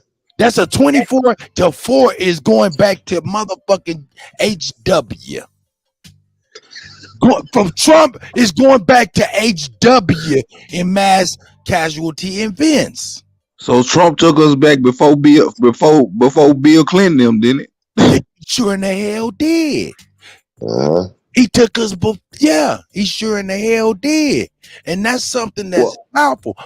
Another thing. Well, I'm just saying though, like, what do you think that is though? Like, so many, like Barack was a lot of people, man. That's a lot of stuff right there. 24.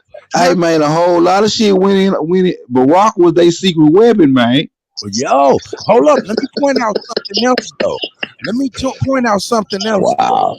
Now, over that span since 1966 up to Donald Trump, they don't have Biden numbers in, but you got to assume Biden's in the area of at least 5 to 8 of them today.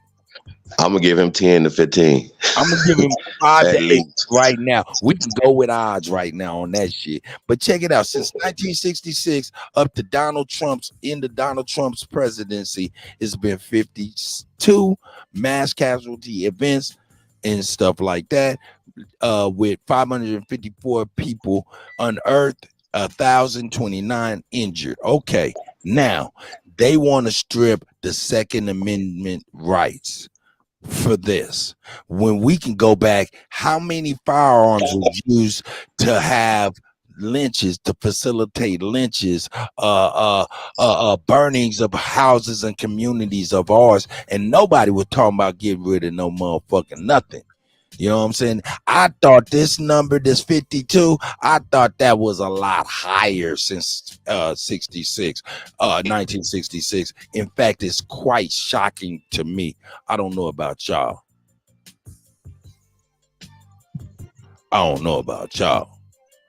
But it's shocking to me. I just know more people was hung from rope, and they weren't talking about getting rid of the rope. That's exactly my point. Thank you very much. There's my people. That's my people. Hey, let's let out some shots. Keep the guns. Keep the guns. Hey, man. Let me ask you a question. I see you, Rap. Huh? All right, let me ask y'all a question. Okay. Do there need to be assault? It was a good one, man. Make us work for it. Okay. Hey, man, now listen. It was a black Republican that had a damn commercial for when he was running for some kind of office. He had the best commercial and given the best reason why you need your assault rifle. Okay, let's talk about it. Okay. Well, I don't know if you need an assault rifle. Put it in the chat. I get it. Go ahead, ask your question, Chief. Yeah. Well, no. I want to hear about this. Well, okay. All right. So my thing is right. Hold on. My thing is right. Do we actually need fullies in the urban in everyday life? Okay. You don't need it for everyday life. Hold up. But you need it in the closet. Hold up. You don't need a fully automatic nothing. No. That's why. Fully? No, not fully. That's what he said. Because I wouldn't shoot it fully anyway. Like if you got a spit fire thing. Hold up. You know what I mean? Hold up. Yeah.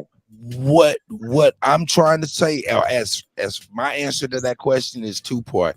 No, we do not need fully automatic firearms in the public's hands. No, but there's people and regulations to keep that out of people's hands. Now there are people that is violating that only because there's bullshit laws that should be strengthened, should be supported, but they're not because of agendas to weaken the overall society so they can go ahead and bring in, you know what I'm saying, whatever they're trying to bring in. This is my mind state. What you say, you Chief?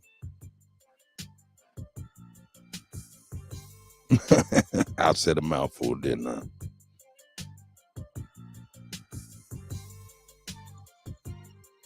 I can't wait for you. Man, did you want me to play? I'll play that motherfucking Whitlock again, boy. They were going in so hard in the paint. It was retarded. Having a assault rifle. 1 second, Chief. Was you talking, Chief? Hold up. Was you talking? Oh, yeah. I was. Is it cutting up? You just popped in just now. Well, I was saying having an assault rifle. And now you popped right out again, man. Not sure what's going on, man. Spotty signal or whatnot. For me, you know what I'm saying? That's for me. But if you're in a situation, it's good to be able to go fully if you need to. You know what I mean? I just don't know if it's a thing that is needed in an urban setting in a You don't need where somebody's just caring for for protection, man. I just don't know. It's just it's too. Answer me this question: what situation is it that you need to go fully?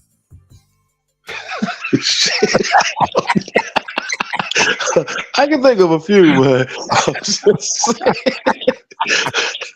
I'm just saying, it's really never like your finger can move pretty fast. You know what I mean? I'm saying there's no need for that. You know what I'm saying? Yeah, tripping. Oh, you saying there's no need? Okay, I got you. There's no need. That's kind of my argument. There's no need Really for don't need it. You don't need that. Semi-automatic is good enough. Your finger can move good enough. Hey man, y'all need some young niggas up here, man. Hey, Cut. Okay, let's hear it. Let's hear it. We got you up here. What up? Somebody we'll say you need that thing to fly. Hold up. Okay. Certified. I think now you echoing. That's right, Chief. That's right. I got you. Is that Wolf? Good. Hey man, what's up, Wolf? I see you, my brother. Man? How you living, God? I'm living good, man. Hey, I need them things to fly, man. I need them things to fly, man. This ain't the 60s, bro. Yeah, I ain't mad at you. Hey, if they got it, I need one too. Hey, but Democrats like to say that no one needs an hold on, let me pause for this. self-defense. Oh yeah, we're gonna watch this shit. Oh yeah, I like it already. Hey, Wolf, look, check this out. I agree with you. Yeah. And I think you agree with me. My thing is this right here. You may need it, and you have the ability, the constitutional rights to go ahead and do what's necessary so you can attain those abilities to get that stuff right now. Now, those that don't and get the training and all of that, but most of all, what we're seeing is young people or just idiots in general, young and old, real, having something they're not used to, and it's casualties because of that. So I mean, I think we saying the same thing. But let me say this. Let me put something on it because you know it's the Wolf, man. I'm gonna give y'all shit. Go ahead. I'll be saying shit that people don't say, but hey, man. On the contrary, though, I got military homies, right? So even the military, they're using the highest grade of weapons that are invented. So you know what I'm saying? They do physical combat. They got the highest grade of weapons. You know what I'm saying? So on that perspective, they're not using a knife. You know what I'm saying? So I look at it almost like bringing a knife to a gunfight. You know what I'm saying? Like at one point, knives were the highest level of technology, and then you get the Gatling gun, and then you get the semi-auto, and then you get the fully auto. You know what I'm saying? So a ninja gonna use all of that shit. So that's kind of where I was coming from. Just feeling like, nah, bro, I need that. Them folks in the arm, them folks in the arm ain't running around too many for you. Plasma weapons now they're creating, right? Yep, Plasma that's weapons. right. And then you know who they're getting the plasma from, right? They got all these centers, these plasma centers in our neighborhoods for people to donate. So yeah, they're getting a lot of that plasma from there. Hey, but he said that military folks don't have fully walk around with fully autos. I know 3 of them. They got 3 fully autos in the crib. But I'm talking about in the military. Yeah, they definitely got fully autos. In the military, they're definitely, hey man, they got some fully auto. But I'm saying at the house, yeah. I would they got some, but majority of them niggas do not get. Majority of the troops ain't running around with no fully auto. You talking about the older troops, man? The younger niggas. I'm talking about the older and the younger. It's inaccurate shooting. People that want to shoot accurate ain't running around with nothing. I feel you. I respect your experience. You know what I'm saying? But mine different. So, what you saying, Cut? Well, hey, I'll tell you what, man.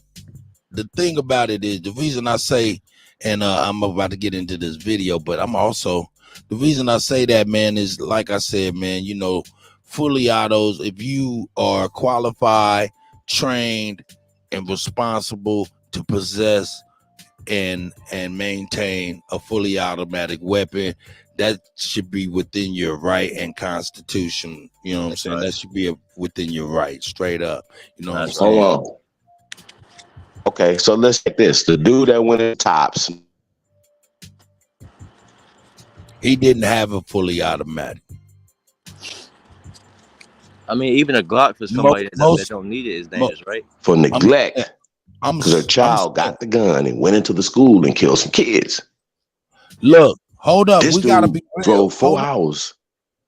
to specifically go kill people of color. Why aren't we talking about that? That's my bad. I'm sorry. Do we need to remind them that this has happened? Where is he at? Is he taking a vacation right now? You got me confused. You got me confused right now. Do you think that brother had? Do you think that brother had a? Do you think that brother had or any of these mass casualty events? Do you think they coming in with fully automatic armament? Yeah. No, that's not the truth. Who? It depends on who created this event, right? So if it was a government planned event, they would easily have one. Right. I mean, especially that the situation at Tops. Come on, y'all. Like that's some. How do we not? How is that not? How is that not talked about more? Nah, you're not understanding, brother. For real. I mean, because this is real shit. You know what I'm saying? Sometimes, hey, when y'all be talking this Indian shit, I stay the fuck out the way. And I tell you that I stay out the way, right? And I do. I'm just a DJ. You know what I'm saying? But when we get to talking about these guns, I'll be paying attention to these incidents and whether or not what they're using and stuff. And what they're using is not no fully automatic guns, no like switches, none of that shit. They're using semi-automatic guns. Hold up. In fact, let me go back. They're using semi-automatic weapons, you know what I'm saying? And those triggers be modified triggers like binary triggers, you know what I'm saying, which are legal. You know, binary trigger is when you pull one, as you one goes out, you release it, one is off. You know, it go on the click back and the click forward. Now, I'm gonna show this political right wing real quick. But I'm still trying to figure out why that's not a conversation, y'all. Hold up. Before I do that, I'm gonna show you why I say you don't need all that damn shit. This is why you don't need. What you need is training, proper education. You need training with that shit, man. You know how to. You gotta be able to train. Hold on, let me get this shit right. Let me rewind. Y'all gotta stop showing these numbers. Hold up. Hey man, hold up, man. Let me get this cracking, brother. Let me get this cracking, man. I understand. Damn, what the fuck did I do?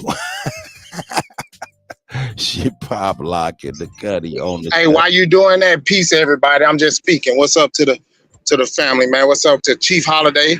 Wolf, I hear you. I can't see the screen, but hey, peace to everybody in the chat. No, and peace to you, my brother, man. Welcome. I appreciate you being here. Here we go. Yeah, let me show the God. Master protector. Yeah, no doubt. Oh, I'm over here, man. The computer, like, man, we done been through it, man. Why don't you give me a goddamn breath? There we go. There we go, my nigga. He little. Break him off. Break him down. There he is. Let me break him down. Let me get him up. There he is. There my nigga is. Check out my guy.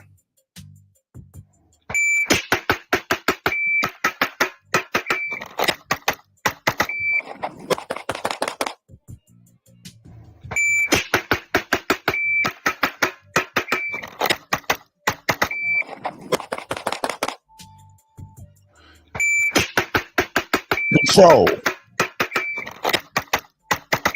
So you telling me you need a switch? No, you need training. You need practice. You need the range. So that's my hey man, and these people are coming in with that was a regular trigger. Now these people may be going in these shootings with binary triggers or special triggers and things of that nature. But I'm just saying the common man is good with a semi-automatic pistol. But and let me tell you this, Cut, that right there ain't the common man, dog. That nigga right there. Well, it's a lot of training, like you're saying. So, well, I mean, training can get you fast enough to handle your business. That's right. And more that's what I'm training saying. Can get you godlike, like my man. That's right. Hey, y'all know the number one sniper right now in the world, right? Is a young American dude. That Yeah, young yellow nigga with the dread. Yeah, you heard about his stories, right? Like, Yeah, I did. I've seen the documentary, man. You know, yeah, real big. man, yeah, They he did got 33 kills in like I think call 3 him months or Grim something like that. Reaper or some shit. Yeah, bro. Black dude got the most snipes in like the history of Confirmed kills. Yep, a confirmed kill. He said he shot a lot of more people too, but he got the They most weren't confirmed. confirmed. They Yep. can't be confirmed if they're nothing but vapor. He said. Yep. Hey, that's what folks got to get on because that's the kind of dudes I be following, like the military shooters and stuff like that. Not the the hood story. I feel like with every generation, everything like that, they give us these examples of niggas doing it the wrong way. But my generation, we've been on those outdoor courses and using Glocks with training and stuff like that. So I'm coming from like having that training plus having a switch. Democrats. Having that training plus having a fully auto, you know what I'm saying? Because the military, they're gonna use all those guns. The guy in that video, Democrats like to say that no. I bet that guy right there in that video got at least a little. He probably got like an AR or something like that. But Everybody got that shit. yeah, he like. I just don't want niggas to shit on fully autos like as if like obviously you don't need it if you got good training, but if you got good training plus the fully auto, it's like LeBron, right? You don't nobody need no goddamn fully auto. And listen, niggas, hold up, nigga. Nah, nigga. Don't nobody need no motherfucking fully automatic. I'm not gonna sit over here and allow. Fully auto gonna make you get training inaccurate. That's crazy. I can't even say what I'm saying. That's crazy. I'm just saying you don't need it, but to have it is like in my generation. I'm saying to have it is a plus. I don't. Of course, you don't need it. I want me to keep it real with you. This is my opinion. Yeah. I mean, that's you are entitled to your opinion, brother. But I'm telling you that you've been tricked by niggas showing you these switches and shit. Cause the real killers ain't running around with none of that. Nah, that ain't true, bro. Y'all just got. Hold up, what did you say, Certified? Say that again, bro. Say that again, Certified. I didn't hear you. I told him he been tricked by people showing him Not a lot me. of Y'all these don't automatic. Hold up, whoop! I can't hear him. What'd you say, Certified? I didn't hear you. I say he been tricked by people showing him a lot of these automatics and fully autos and these switches, but that ain't what most. That's really like what you get for show. That ain't what you run around. The people that run around to do something, they don't really want that. Right, respectfully. Hey, but respectfully, that's you're not talking to me because I come from a military background. So I'm not talking. I don't know what you're talking about being tricked by. I don't watch this online shit. I'm talking about we got guns in my family and my homies got military backgrounds and they in the military. So I'm talking about those shooters. I'm not talking about these hood niggas that you probably trapped around. I don't come from that background. Well, this is what I come from military niggas that got a lot of guns. So it's not even about what he's This is what I say. I'm pretty sure they bought fully automatics, but I guarantee I'm not talking about YouTube niggas like they weren't trained in the military with Hold that up, I shit. can't hear him. What did you say, Certified? What did you I just said say? I'm guaranteed they probably bought that shit when they got out the military on the streets, but I'm guaranteeing you they weren't training in the military with it. Oh, with it fully automatic is what you're saying? Crazy. I'm saying they not training in the military with it because it's not accurate at all. Right. Okay. Bro, I don't know. I wouldn't know. I wasn't a part of the military. But what I do know is these young people, you know what I'm saying? I'm not even young. I'm 30. These young people. Hey, Wolf, why you having a spasm over there, nigga? Because I feel like niggas don't have they're not conceiving it. Y'all just like if I say up, somebody gonna say down. But like when I say my point, it's like a lot of pushback, and I don't get why. Versus like what I said just being what I said. You know what I'm saying? That's why. It's not like I got you, Wolf. It makes sense. It's like I think he being tricked. The fuck you talking about, nigga? You don't even know me. Okay. That's why. All right, Wolf. All right, Wolf. That was an assumption. Oh, hold on, Certified, because this goes into y'all open up Pandora's box of dumb shit, and I'm trying to limit that. Let me do that. Wolf. Nah, nobody's saying I don't want you to. Well, I want you to recognize that you are internalizing, my brother. We're shooting past you, my brother. We're not talking about you, my guy. You know what I'm saying? In general, You know what I'm saying? Go yeah, I got you. Go ahead, brother. I got a different perspective, y'all.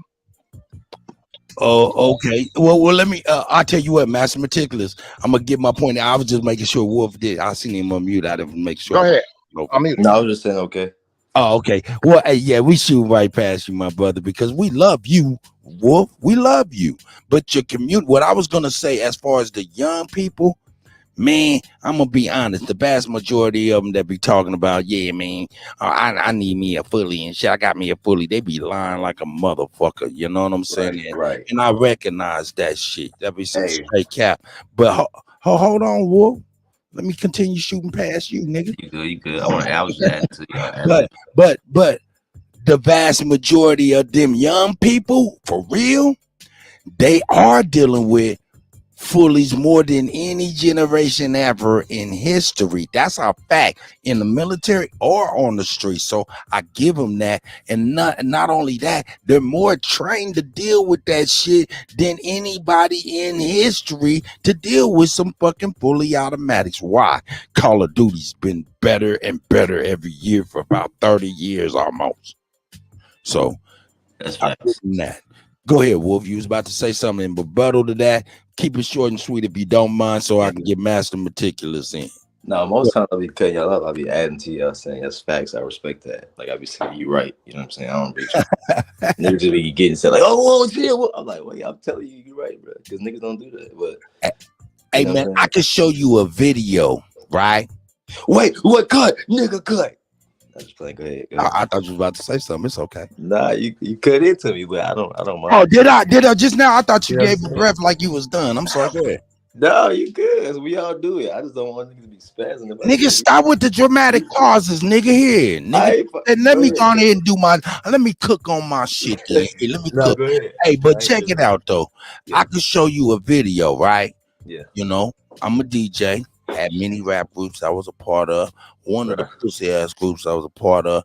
Niggas bust ass niggas. These niggas wasn't no real niggas, you know what I'm saying? Backpack ass niggas. But we shooting a video. You know, I'm reproducing the music. We getting some, I'm getting some niggas to start bumping on our shit. Nigga, fuck all this backpack rap, right? So we shooting a video.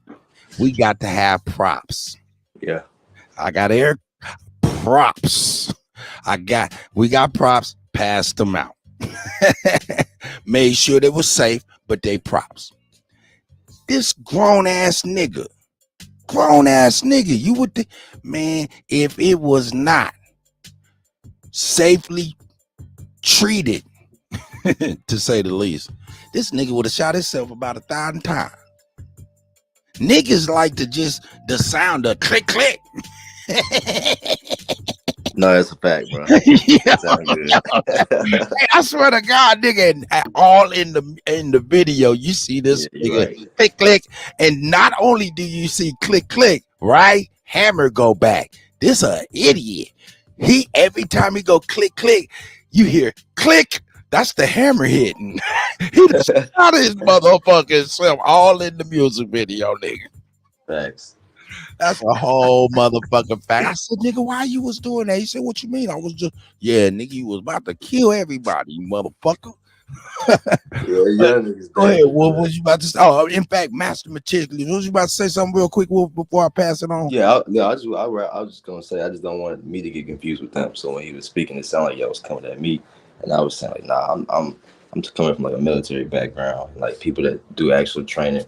And then I also, I you know what I'm saying, I roll with a bunch of young niggas. They got guns and stuff. So I know that side of it too. But I'm not one of them. I wasn't trapped in the hood. I moved out. You know what I'm saying, with the school, and then my pops was in the military and all that shit. So I just didn't want to get confused with that because I ain't coming from that. And Wolf, I'm gonna tell you what it is, brother. Yeah. You provide. You know, we be building. Yeah. We provide a stone, and that stone is the target. I know it. And to bridge it, you know what I'm saying? So when you provide a stone, it becomes a target, and it ain't shooting at you, it's shooting at the target. But go ahead, Master Meticulous. Go ahead, my brother. All right, thank y'all. And like everything is I don't know, is a lot of different ways to look at a lot of stuff, right? Because I'm gonna tell you, I'm gonna talk about me.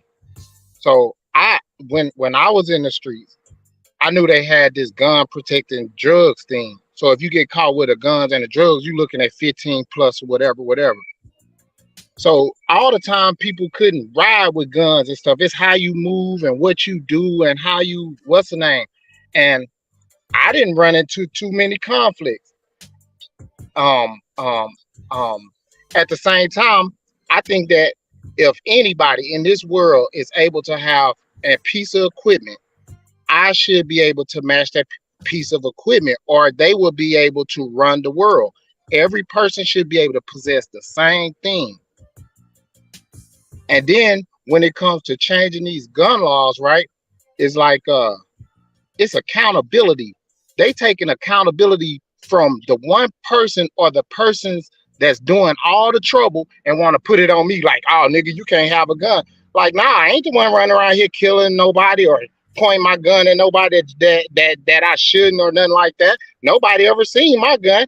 So you need to control the people that shooting. You need to handle them and have harsher penalties and the people that run them. And that's how I'm looking at it. You know what I'm saying?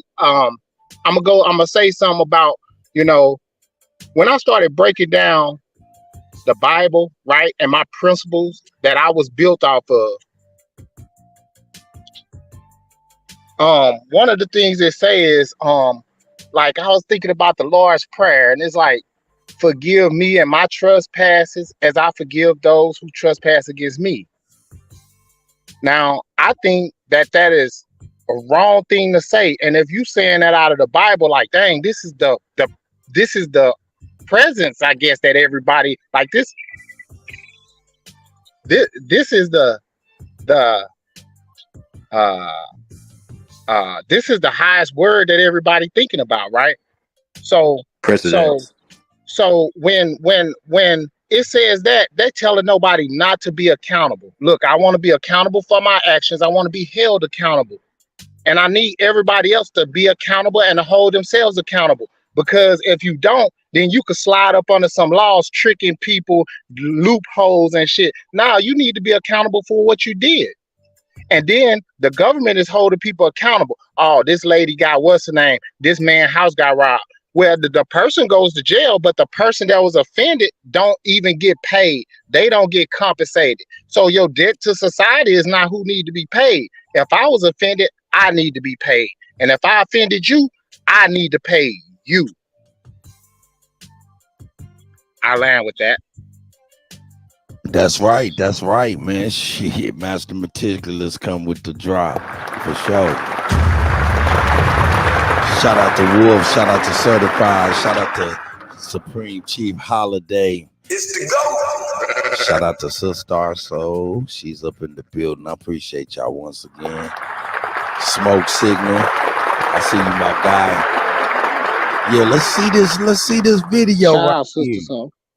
Man, let's see this video, man. What is this? Yeah, this crazy looking. Democrats like to say that no one needs an AR-15 for self-defense.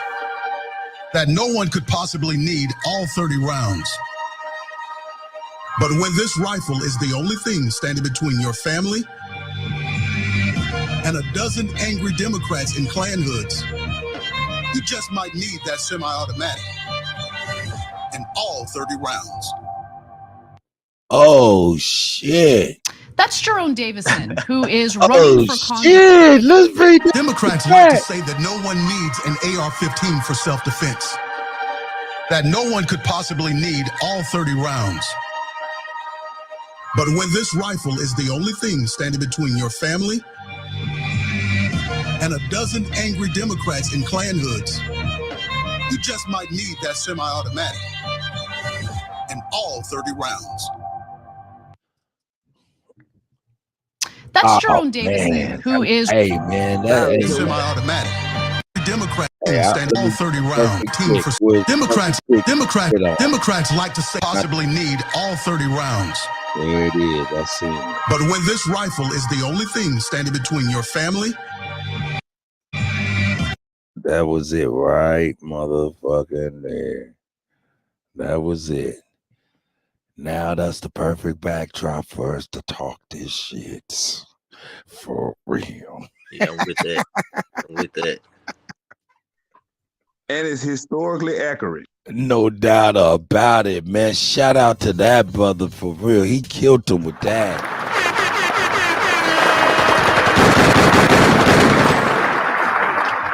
He killed him with that. He a Republican, right, Cut? Man, I don't know what he is, man.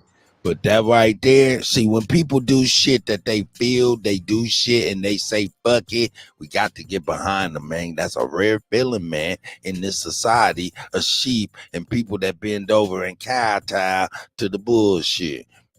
And I said kowtow. Old ass nigga. Man, I want all the guns. If they whatever gun on the street, if they got one, I want one, man. Right, no doubt, man. You want to, and like my whole biggest thing is gun control. For real, I think there is plenty of gun control. I think there need to be more gun enforcement. If you look at it, dog, these were children going into school, young people going into school, mentally ill people going into school. You know what I'm saying? And doing this craziness. Now, we need diagnosed. We need people that's being diagnosed for any kind of crazy behavior before they're able to be qualified for firearms or anything of that nature. We need more gun regulation, and not regulation, but enforcement of the laws that are on the land that are being fudged. And let me tell you what's crazy, Cut. My homie was telling me about this psychological like trick they did on people where they invented laws and things like that to make you feel as if you're safe, but those are all none of those laws are preventative. So in reality, there is no, you know what I'm saying, written law that prevents anything. So, you know, I think they know that, and the point is, like, once it gets too far, it's like we all gonna wake up and realize it's survival of the fittest. At the end of the day, we forgot that. So it's like, if they got AK-47, they keep running up in the schools, you think it's going to slow down? Hell no, it's going to pick up, bro. It's going to pick up. So it's like, so now my overstanding thought is like, why don't I just put, you know, security guards at every school? Like they do at every single club, you know what I'm saying? Every club got security. It's way more clubs than it is schools around here. So I'm like, yo, in real life, if they, you know what I'm saying, you ain't going to police nature. Like, guns are gonna keep getting made. When they started 3D printing guns with metal, that's why that was such a crazy thing. Because when the 3D printing came out, they learned how to use metal at home, and then people are printing unregistered guns. So you think they finna slow down? Like, no. Everybody finna need guns, just like everybody needed. If people think everybody needed bow and arrows, like, we gotta wake up, bro. It's like you're all gonna need semi-autos eventually. It's gonna, like she said, they making plasma weapons. You think you finna be fighting lasers with sticks and stones, nigga? It's like, wake up. Like, we're gonna need to evolve. You know what I mean? That's reality. That's where I'm coming from. You got to evolve with everything. Yeah, and that's right. But with us evolving, everything that's been in place is still applicable, just needs to be enforced, if you ask me. You know what I'm saying? They say, hey man, you know, the Constitution they wasn't talking about ARs. No, they were talking about this shit too. They were talking about it. If it's a gun that come, they were talking about that shit too. So don't motherfucker switch it when the goose. I mean, you know what I'm saying? Because was the goose for a long time. Now we the gander. And now you want to fall for your gander, your propaganda. Well, go ahead, Master. I see you, brother. Hey, you know, when you say I can have them kind of guns too, didn't they used to have like the little car or the Jeep, whatever, in the army? Like, I'm thinking about Hitler times. and he had a hitch hooked up to the back of his car. It had one of them 50 cals and one of them big guns hooked to it. Like a baby tank trailer tank, some shit. Yeah, it's a small tank with a gun hanging off. Like the car is. Yep. Yeah. I've seen a lot of those. Like that's how we used to ride. Like I think that's how we used to protect certain stuff. And when we wanted to mobilize, we'll hook it up like I hook my trailers up, and we'll go pull it over there to the east side, and we own. You see what I'm saying? At all times. You absolutely correct, and that takes me and reminds me to, like I say, I'll be talking about our athletes and stuff, not talking about them, but I would just be talking about, like, you know, if was a fifth, we'd be drunk, you know, that type of deal.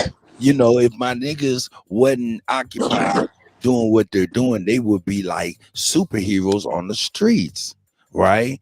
That's and right. we would be using that, what you saying, Master Meticulous, and things just to regulate our people to the point where, hey man, it ain't just Wolf and his two homeboys. It's a whole motherfucker. It's about 50 of them same niggas up in there doing push-ups, pull-ups, and all of that shit. And anybody within at least 200 to 500 yards of them niggas is on the up and up.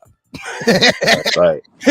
Yeah, And then you spread them niggas out through the community and the states or whatnot, and each of them still holding 500 yards, nigga. That's community protection at work, as well as the army techniques and vehicles and stuff like that. But that's pie in the sky. Go ahead, Wolf. What you think about that? No, I was saying that's right, and we already on that. Like people got to catch up. We, like my generation, we came from kids that dropped out the army, that dropped out of college. You see what I'm saying? So a lot of us that's what we started doing about 5 to 8 years ago. It's like, okay, let me get on my own shit. Fuck this army shit. Fuck this college. You know what I'm saying? So, like you said, we be at the park. We be at the park, ganged up, like all doing positive shit, watching out for the kids and the women that come by. You know what I'm saying? They be at the park. We up there doing calisthenics. We got the dogs out there. Some of us got guns, of course, but we already thinking like that. You know what I'm saying? Like we're not oblivious to that. So we outside just thinking about community and protecting folks. Like, nigga, we all in shape just in case. You know what I mean? We all got guns too, just in case. You said what though, homie? I think that you're correct. I think that I see that the younger ones are doing it, but I would like to give credit as to say that some people were doing it back in the day also, and they were engineered, like they rethinking, like somebody taught them to think different than that. Wolf, like they tricked us, bro. They tricked us, bro. Listen, I said all the time, I said y'all turned in your weapons and your muscles for computers and keyboards. I got OGs at the park. They 60 years old, still banging out 70 pull-ups. But they working out with us. Like, let me stay right with these young niggas, because I used to be a young, adventurous, wild man, and then niggas got they castrated mentally and spiritually or some shit. So I see elders out there that's like still in tune with they self, realizing, okay, I gotta change this world for real. You know what I'm saying? I think that's what happened. We got tricked into like being docile. Can I ask you something, Wolf, on what you're saying? Yeah. What about, we got different factions, Wolf? Like we got a government faction, we got a military faction. I don't know. I ain't saying nothing for real. Okay. I'm just talking like in general. Like we got people that's in military, we got people that service cars, like we got just a regular population, people not even mess with guns. And I think that they took out the people that mess with guns, and then, you know, or the military, whatever, and then like now you're just dealing with a whole lot of civil people that don't, you know what I'm saying, getting stuff together. It's like, oh, there go the farmers, but they starting to take them out because they military people been took out. You see what I'm saying? Yeah. I think they moved us all into cities first off. Even my lineage, we in this town called Wabasika. I found this stuff out the past few years. And then we moved to Pine Bluff, right? So then all my family started getting factory jobs. It's that simple. Think about that. We used to have our own shit. Then all my folks would move into a city. And it was like, oh, we'll take care of y'all. We'll help y'all do this. We got the church over here. And then now y'all all got factory jobs because you don't have to worry about the weather and stuff like that. We'll make, you know what I'm saying? So they moved. I don't really like that narrative because I'm going to tell you how it happened in my town. So my people was off of the river, and then they got ran off of the river. They didn't choose to run off the river. They still claimed the rivers, and so then they moved them into the city, and then they put them in school. Then they pushed them back out, and they changed some more stuff, and they pushed them back in. So I don't think we chose though. The way your narrative was saying like, they gave up their guns, and I'm like, they took it. I apologize if I misinterpreted. Yeah, you did. I ain't say none of that. No, it wasn't a narrative. I was just telling you. As a side note of my family history. Like we lived in a town called Wabasika, and then we sold all our stuff and moved to the city. That's what I was just saying. That's just my family's history. It's not like a narrative or anything. And I don't think everything was choice like that. I'm not saying that at all. I was just saying this is what I think has happened to why why a lot of our men became docile. I feel like we like either forced or were sold this different lifestyle that caters towards convenience and shit like that. So men don't have to work for it.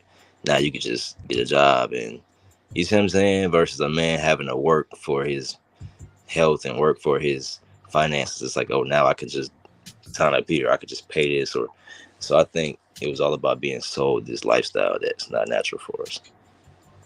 And maybe and then you get all the downhill shit. Like, you know what I mean? Men don't. You know what I mean? I feel like even like you saying different factions, right? You got a farmer, you got an accountant. At the end of the day, those are your occupations. But as a man, it still was a certain nature that I think we carried that helped us survive versus where we at today. I don't think we have survivor nature no more. A lot of men. And that's just nature. I ain't even talking about your job. I'm talking about, can you survive as a man? Do you know what to eat? Can you build something? Can you move something? Can you pull your body weight up? Can you talk to a woman to get her? Like, this is all real shit. Everything else be theoretical and shit, like history and all that kind of shit. I feel like we were taken out of real life in that essence. You know what I mean? And we trying to get back to it by, I don't know, all these different types of money. Land your plane. Hey, Wolf, you always be saying some real shit though, just to say. All right. That was real. And it still was flimsy though. It had a little flimsiness to it though. Hey, you eat the meat and spit out the bones. You know what I'm saying? I get what he was saying. You know what I'm saying?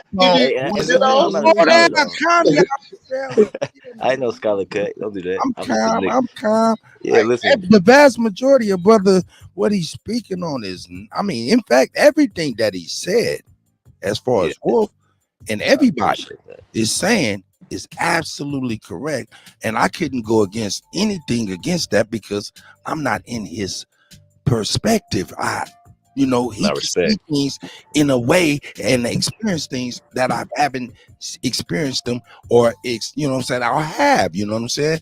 So I can't say he's wrong, even though I haven't experienced certain things. Now, but what I would say is, a lot of men, you know what I'm saying? And I appreciate my nigga saying a lot of men, a lot of our men, he included himself, like we all family. He didn't alienate nobody. And I love that, you know what I'm saying? Or docile. Man. I love my brothers too, man. I'm telling you, bro. I'm a warrior. The reason that I don't even want to sound like I'm making an excuse for any of that type of stuff. I just want to kind of add context to the defeat. Docileness comes from humbleness. Humbleness comes from defeat. That's right, Cut. So I just, I don't want to say he's wrong, because his perspective is right. His words is right from his perspective. But hey, it's just, hey man, the collective, hey man, like I say every time, man, motherfuckers get talking about, hey man, he ain't doing this. Baby mamas be over there talking about niggas. Man, he ain't doing it. I'm like, hey man, what do you think? You know what I'm saying? What you think? I tell them, nigga, we all defeated people in our own fucking land. What the fuck you expect us to do? Think about it from there. Go ahead, certified, my brother. That's right. What is the image of a successful black man? The image of a successful black man. You know what? I'm gonna be honest. We all on this panel don't have no idea. I disagree. We all on this panel. I'm not saying what we think. I'm saying what is the promoted image of a successful African American. Oh, a rapper or something. I don't know. Basketball player. I would say a suit. Because they down a rapper. So the dude with the suit on and married. So now you say down south? A brother with the suit out. But look, check this out though. That's why the universal God and the ancestors weave a frequency via weave a web via frequency that we're riding that's provided by us subconsciously by this motherfucking picture, which is the epitome of the irony of what we're talking about. Black man pissed off with a strap, Malcolm X style, but in a suit and tie. Just wanted to point that out. You know, like what he touching on is something I have said before on Chief Channel a long time ago, and I really live by it. Like where we separated was when we started calling each other like ugly. Yep. Like damn, she ugly. Damn, he ugly. We looking at indigenous people in this motherfucker, man. Yep. And so they talk about all they ugly. So I seen children not want their mother to come to school because they thought their mother or their grandmother was ugly. Right? They were more light-skinned. They had to do this or do that. And they wanted to fit in with these other people instead of their family. And so they separate every single thing just like that. Just like that. Oh, you wear red. Oh, you wear blue. We the same people, bro. You supposed to be taking care over there. I'm supposed to be taking care over here. We take care of each other, right? So they just split everything up. Just think about how your sisters get along, how your brothers get along. I could say, I don't know. That's how I look at it. Like they pin us against each other on some small ass shit, and then you uphold it. Oh, he look dusty. Oh, he ain't got on no shoes. You know what I'm saying? These certain kind of shoes or something like that. And do this man have a mentality, or he can run circles around you, and he just don't know how to dress, or he don't have the money to dress?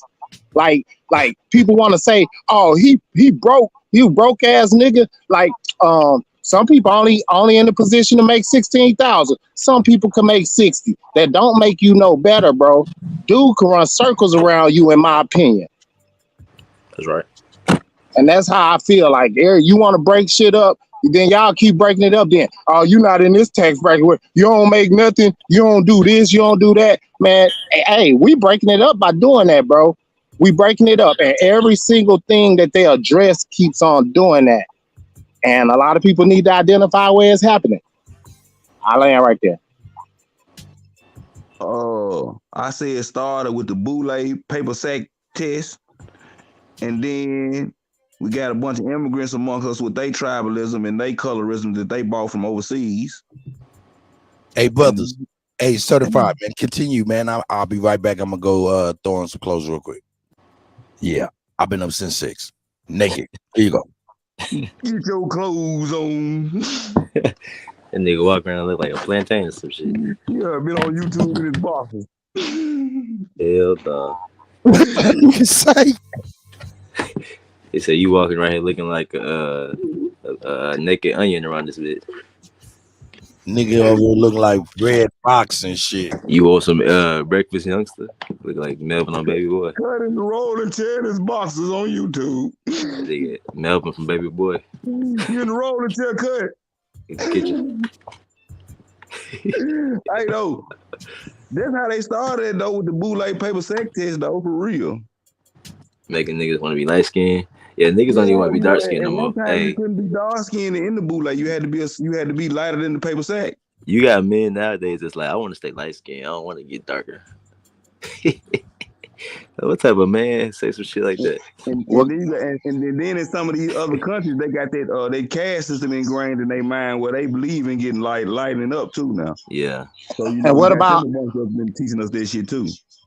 And what about the ones that say, I need me a light-skinned girl so I can have a light-skinned baby. I don't want one dark as me. Yeah, that's psychological as fuck. That's psychological. Yeah. I don't know nothing about that. That shit's crazy. That's the white man shit.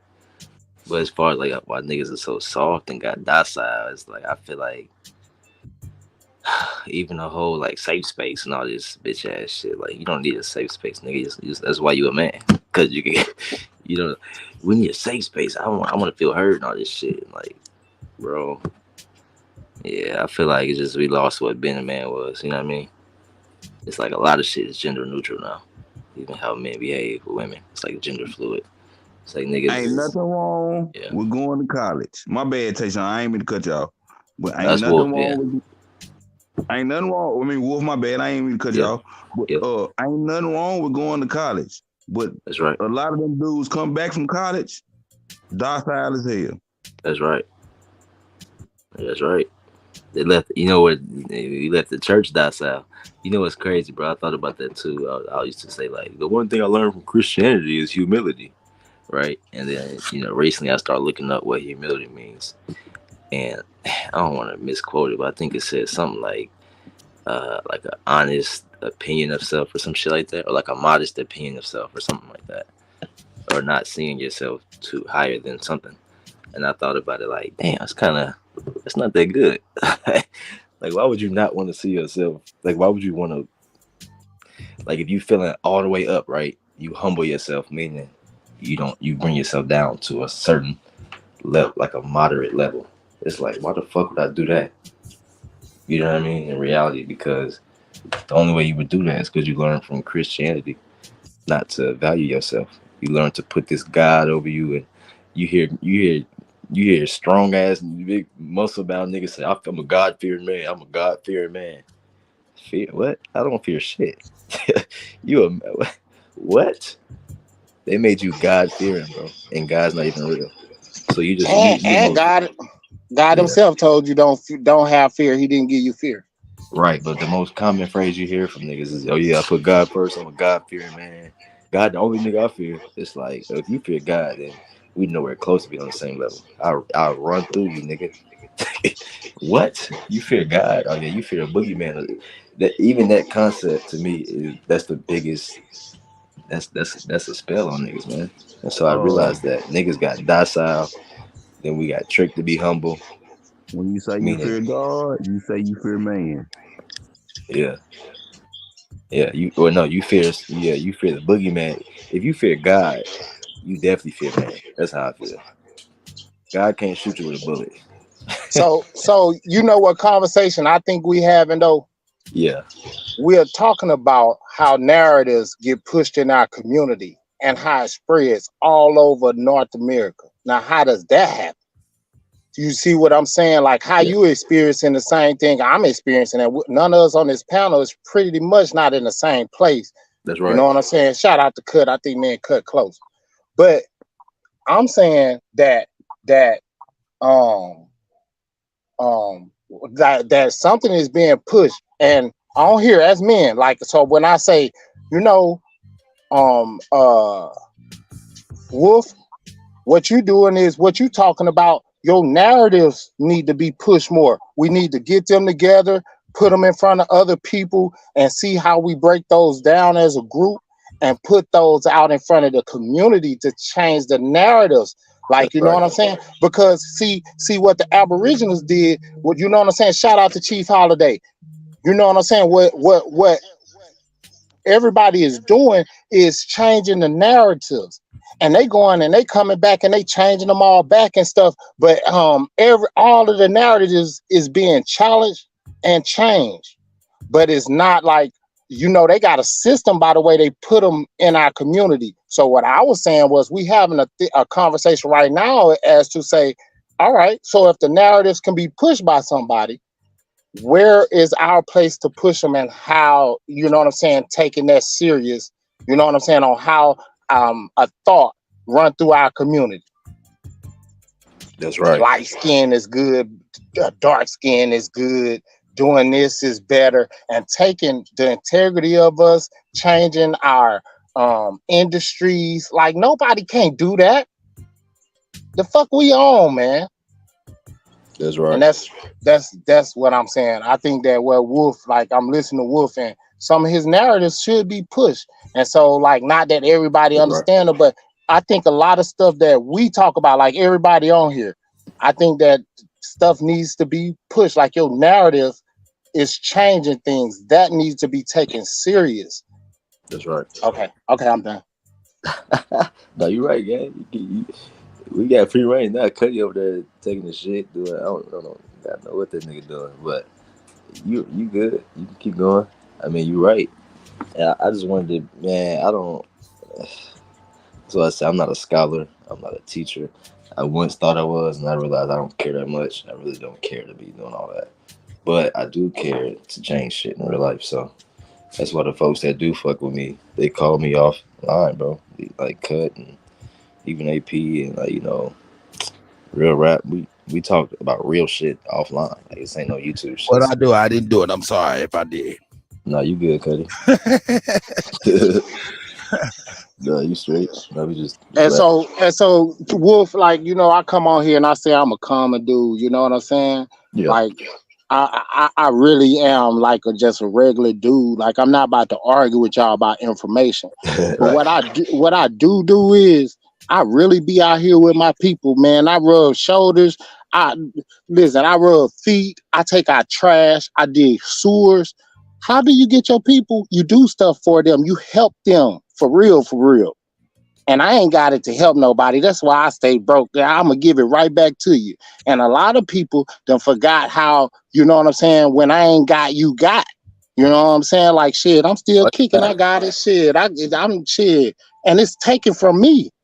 That's right. And if everybody would help or do their own part, take care of just yourself, then it wouldn't take from other people. But we fucked up out here, you know what I'm saying? And I'm out here, you know what I'm saying? I'm really out here. Like that's what it is. Like I'm not no hard dude. I'm not done none of that.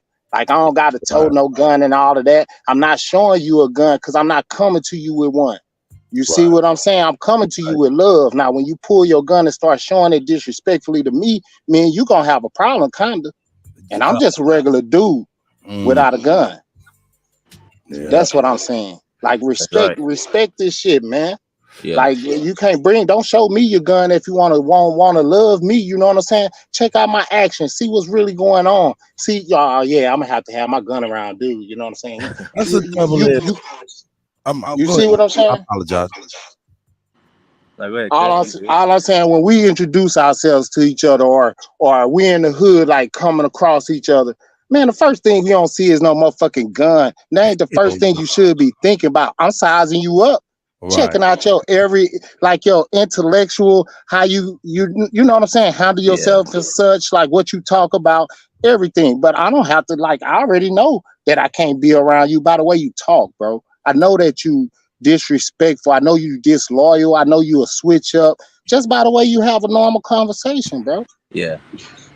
Most of the time, you don't even have to have a conversation.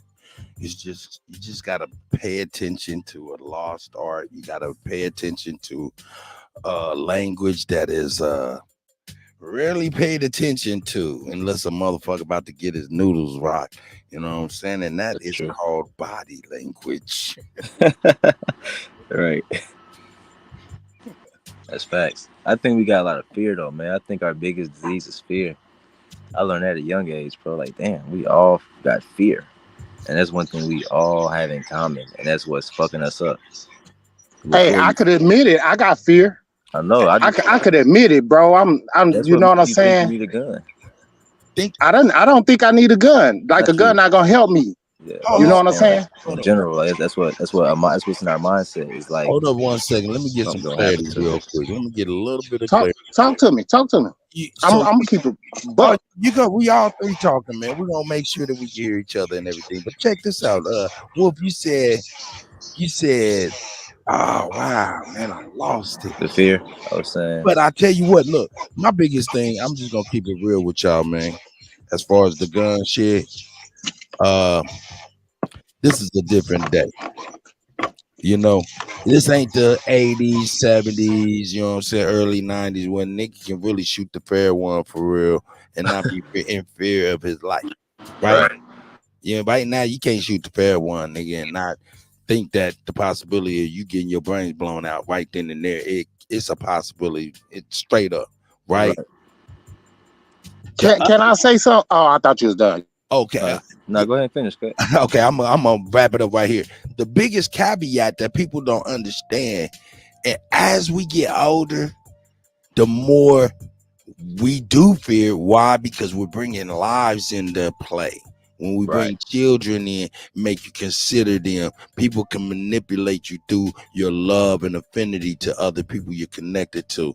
One. Number two, you know, we wish that it was the old days so we could shoot the fair one, but shit, nigga, we ain't the old days. We old niggas, and most niggas with high blood pressure and shit like that fuck around and get knocked out and will not wake up. And now nigga motherfucking murdered, and the nigga got a motherfucking charge all over our face. Stop watching the news, Cut. So it's like some stupid shit. What did you say, brother? I said stop watching the news, Cut. Stop watching the news. No, Wolf, I need for you to jump on the horse of your immaturity and say, whoa, Nelly. Nah, because what I'm saying to you is a whole fact. This is a whole fact. Most of these old niggas will blow your brains out because they is not about to fight because of medical situation. That's a fact. It ain't got nothing to do with making up nothing or being on nothing. That's a whole fact. Niggas be sick and can't even get it in like that and be scared for their life. Hey, you know what, Cut? Like, I was just making a joke. No, I'm just playing with you. Go ahead, Master. What I was about to say about y'all point was, you know what I'm saying? A lot of people that I see with guns don't know how to move with them, bro. So I'm not really scared of them with their guns. Like, you know what I'm saying? Like, you know how to say what when you in the mix, how you gonna move? You know what I'm saying? A lot of people don't know how to move, and so I see that. You know what I'm saying? And my intelligence understand that. Like, I could circle around you and make you use them all up, bro. I'm coming back and get you for doing what you just did to me. That's how I feel. So in other words, just nowadays, hey, tell me if I'm right or wrong. You can finish up. Hey man, you saying nowadays you can run in a straight line? No, I didn't. I'm saying that I don't have to, like, I'm not preparing to do what you trying to do. Like, I'm not coming with that energy. So like most of the time it's not happening. And you know what I'm saying? Like, what I'm saying, I done came through all of this time. Like, I'm 46 and that's it. No, what I'm saying is I ain't never ran into that problem. Like, and I talk to everybody, bro. I'd have been out there, bro. I run with these people all the time. And I'm just saying, go ahead. Go ahead. The point that I was elaborating on is you said most of these motherfuckers don't even know what they're doing, don't have the proper training, is what I was speaking to. And I was absolutely. And I was saying, hey, in other words, you can run in a straight line away from them. Damn near, because they don't got no address on their shit. Most of the time, the person that get touched ain't the person they after. So when I look at those numbers and odds too, but I'm not really doing that because that's, you know what I'm saying? What I'm saying is that's not where my fear come from. Is like, people got guns. I'm telling you, I move with them all the time. They don't impress me. Right. You know what I'm saying? I'm saying that it's a fear because, you know, like, I think that the illegal things that the people in authority are doing, and they moving the laws to do things to the common people. You see what I'm saying? And that affects. And it's like, okay, you could come up and be a millionaire, but if the hood knew you had $1 million, they coming to get it. Certain people. And it's like even your family, like, everybody's around, like, not into, like, the right way of thinking about stuff. It's like, shoot, we got it right here. It's already easy. Nigga, and so, like, go ahead. Talk to me. Brass tacks. Are you pro guns or not? Or you just who me? I think everybody should have one. If you can have one, I can have one. So but I'm not move your movement, and it don't move no man, and it shouldn't move no man's emotions. Correct? That's what you're saying. Hey, absolutely. Like you, because I gotta be ready for you regardless. And sometimes I'm ill prepared. Like, a lot of people can't get to that. Like, the person that's trying to get you got to jump on you. That's already, because you don't even know he right there. Hey, So I'm saying how you move, like till you even acknowledge that motion towards you. Now that's what I'm talking about. Got you. So I'm there. I'm there with it. I don't got no gun. I'm there with it. Right. I think Wolf was gonna get in, but I was gonna say something to my brother Lou Air Grassroots. Yeah, you know what I'm saying. It also the gun culture has the. I mean, we're speaking of it, and we're speaking on it from our perspective, and our perspectives are usually regionally based, right? And you know, I mean, not to say that you guys are not in pro-gun states or anything like that, but yo, the sentiments you usually follow the regions. Wolf, was you about to say something, my brother? oh yeah, I was just gonna say a little analogy. I was thinking while he was talking. I was just thinking like it's like cars, almost like even a slow little a Kia can kill somebody. You know what I'm saying? Like a little Glock, like even a lady with a Glock might be too much. So I think it's all relative. Like, you know what I mean? Even if like a car, if you know what I mean, a car can kill you, but you're not gonna not drive. You know what I mean? Like at one point we was walking, right, and then it was like, I'm not gonna drive a car because that shit can kill me. Or I don't need that. I can get there in 2 hours. I don't need a car. And then eventually it's like, oh, I can get there in 10 minutes. I'm gonna take the car. And then it was like same thing with phones, right? It's like, we don't need a cell phone. I got a house phone. And then these niggas like, oh wait, maybe I do. So then it's like, you got a Glock. It's like, oh, I don't need a Glock. I got a knife. And it's like, wait, let me get a Glock. So then you got a Glock. Now it's like, I don't need a bigger gun. Let me keep this gun. And then eventually, I feel like that's like the pattern that I understand. You know what I mean? I get it too, and I had that in that same conversation that I was talking about, and those are the things that are put in, like you acknowledging the same things that we was talking about earlier, like some of the initiatives that's putting in and changing every step of the way. You know what I'm saying? Yep. Hey, look, there's no end to what's going on, brother. Before you know it, it'll be the goddamn butcher knife. Right. It's like she said, it's gonna be lasers. It's gonna be lasers. You know what I'm saying? I agree with Cut. They gonna be cutting your food up. They already taking over the food market. It's like, you don't need a knife. We cut up your chicken for you. Yeah, we deliver sliced turkey to your door. That's my whole point. Everybody. Yeah. And they said guns don't kill people. People kill people. You know what I'm saying? Hey man, knives don't cut people. People cut people. Hey man, this is becoming some old stupid ass shit that is ridiculous. I'm gonna tell you what I find solace in today. Why? Because today, more than any time in my life, I represent the universal God's energy that he provides to everybody, and the ancestors who he allows to talk to me through my subconscious, chills, shit like that, in confirmation that I'm doing the right things in certain particular times. I revel in those experiences, and I appreciate that, as well as I appreciate y'all being on this panel and everybody being here. You know what I'm saying? I really appreciate, actually, let me put that in context. What do I really appreciate about the panel in the chat and everybody that's been here earlier, and everybody just overall in the community that embraced the Kutty? What I appreciate the most is the pain. I appreciate the pain it took all of us to be here today.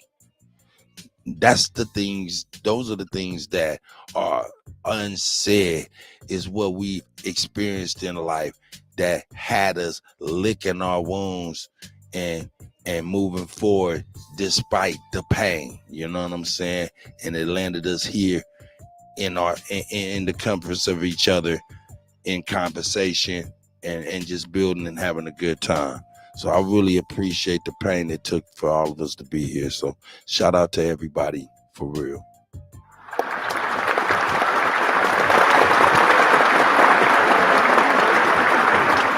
Hey, that was hard, Cut. You know what ties all together? Like when you ask what all these people, you know what I'm saying, got in common, and it's what you just said, man. That was hard though, for real. Is the truth. Hey man, is the truth. Nigga, I agree. You got to I teach agree. failure, man, and the failure is there's pain in failure. We teach from failure. I don't have no goddamn skeletons in my closet, man. I imagine them motherfuckers. I throw my arms up if y'all can see me. I'm in the breakdancing mode, like I'm about to get ready to pop lie. And as I'm doing my pop lie, my motherfucking skeletons that will be in my closet, they pop locking too, because I might need to grab a rib bone of failure to teach the young person. They pop lock, man. They can't be in no closet. How am I teach? That's right. I'm accountable for that wrong action, and I accept it because I done it. Now I got to accept it and use it in a better way. So that's a part of that accountability thing. Absolutely. And even accountability, That's right. we gotta keep ourselves accountable, man. Like I remember I learned all this stuff. I started teaching and doing all that. I'm like, man, all that teaching, you still got growing to do. You know what I'm saying? Even like for elders that are fixated on like teaching. I know Alabama loves to kind of nail it in on young people, but it's like, bro, you still got a lot of living to do, bro. I don't know if y'all know that as people that got in a certain older age. Like even you was having an argument yesterday with somebody about calling themselves your elder, and you was like, nigga, act like one. You know what I'm saying? So we all got elders and youngsters, but we need to fuck all that, nigga. We each got work to do. I got work to do. You know what I'm saying? You got work to do. We all got work to do. So that's, to me, that's more important than teaching. It's way more important than teaching. Hey, Wolf. Self-work. You know what I'm saying? I'm glad you said that, Wolf, because real talk, man, that was me that was talking to Master Meticulous, man. And shout out to Master Meticulous, man. And you know, that right there really to me, man, I look, steel sharpens steel, man, and it ain't pretty sometimes, man. You know what I'm saying? And in order for us to really, I mean, we got two choices. We can be punk ass niggas, let motherfuckers do whatever the fuck they do and get the fuck out of our lives, or we can go ahead and love them enough to give them the tools and the knowledge to be better people within our lives, and hope they do the same thing for us and not rob us of the chance of being the best person we could be in each other's lives. Now there's a standard in which I measure an elder, and me, I fall up under that. You know, it don't matter about no age. I fall up under that. But when the standard of that, I had to let it be known that this is below my standard. You know what I'm saying? And hope that's right. You know what I'm saying? Go ahead, Master Meticulous, man. And I appreciate you, man. And I'm sorry if I disrespected you in any way, form, or fashion, brother. Throughout I didn't remember hearing you say that anything. Never had an elder conversation with anyone. Yeah, I think that was somebody else, Kutty. Okay, my bad. I never. It's all good. I was listening to you. You know what I'm saying? I'll let you get it off on me if you need to. You know what I'm saying? Like, I'm a good sport. You feel? I'll take one for the team. But no, sir, I didn't have that conversation. Nah, that wasn't for you. I'm so sorry, man. It's all good. It's all good. You're still having a teaching moment till somebody heard that. They might have needed to hear it, and it's all good. You know what I'm saying? Yeah, and I know what you're talking about. Hey, to that brother. Hey, man, God bless you. You know, hey, I appreciate you, man. And I wasn't trying to disrespect you in no form or fashion. I just was trying to be able to fall up under your eldership. That's all. Okay. So even so, to me, what I would say is, see, I wouldn't even get into the elder conversation probably if we wasn't face to face and had an understanding. But what I would say is, we shouldn't look at younger, older, anything. Let's pick up the information and put it on wax, like hold it down as it was the truth, whether it came from a 2-year-old or a 50-year-old. It was all about the truth of what they said. Not that I gotta listen to nobody. That's right. You know what I'm saying? It's about the building aspect of what was being said or done at the time. And they shouldn't stand on you, and you shouldn't let them. Go ahead. Now look, you're right. And I'm right at the same time. Does that make me wrong? Does that make you wrong? No, we're right at the same time. There's no wrong. But what I am saying that connects us right here is the difference. See, there's elders that don't even know how to be. They didn't even knew how to be an adult. They never been able to be a parent. They never had the tools to be able to be these things, right? So me, when I'm meeting people and their elders and stuff, I had to start all over from ground floor so they can understand what their roles is as elders today. Let me give you an example. When niggas get out of the penitentiary, right, from doing bids, right, my brothers and shit, they get back, they don't know how to acclimate with their families, their children. I stay in contact with my peoples. You know what I'm saying? Make sure they have a smooth transition wherever they got to go into their family's lives. I find myself a couple of times having to tell my brothers, hey, man, you got to stop with the chest out talking to the boy. You gotta stop with your chest out talking to baby mama, even because that day had passed. You know what I'm talking about? You're in a state of rebuilding and you don't know what to be. Let me explain what your role is. Your role is that of mine. I'm trying to give you a transition so you don't fuck yourself out of your people's lives. You know? And then this is a skeleton out of my motherfucking. He pop locking. I took the collarbone for my nigga. I tell my nigga, hey, stop with the bullshit. You can't run nothing. Humble yourself. Tuck your chest back into your cavity and drop your motherfucking ass on your knees and hope that the young man would find it safe enough to jump on your shoulders to where you can stand up, poke your chest out, and he can bust the glass ceiling. Neither one of us could motherfucking break without each other.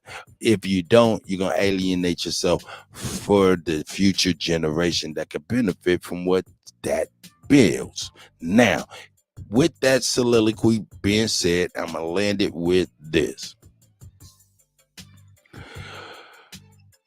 You're right. I'm right. We're all right. You know what I'm saying? It just take for some humility. What I also tell my niggas, yo, stop trying to be a king. That day is over with, nigga. You are teaching with wisdom, nigga. That means you're no longer a king. You're a wizard. You have to act like a wizard. When the babies is out here need a little game and shit, you come in on your white horse, sprinkle some game, get back on your white horse and go back to your every day. Because the baby's problems ain't your problems.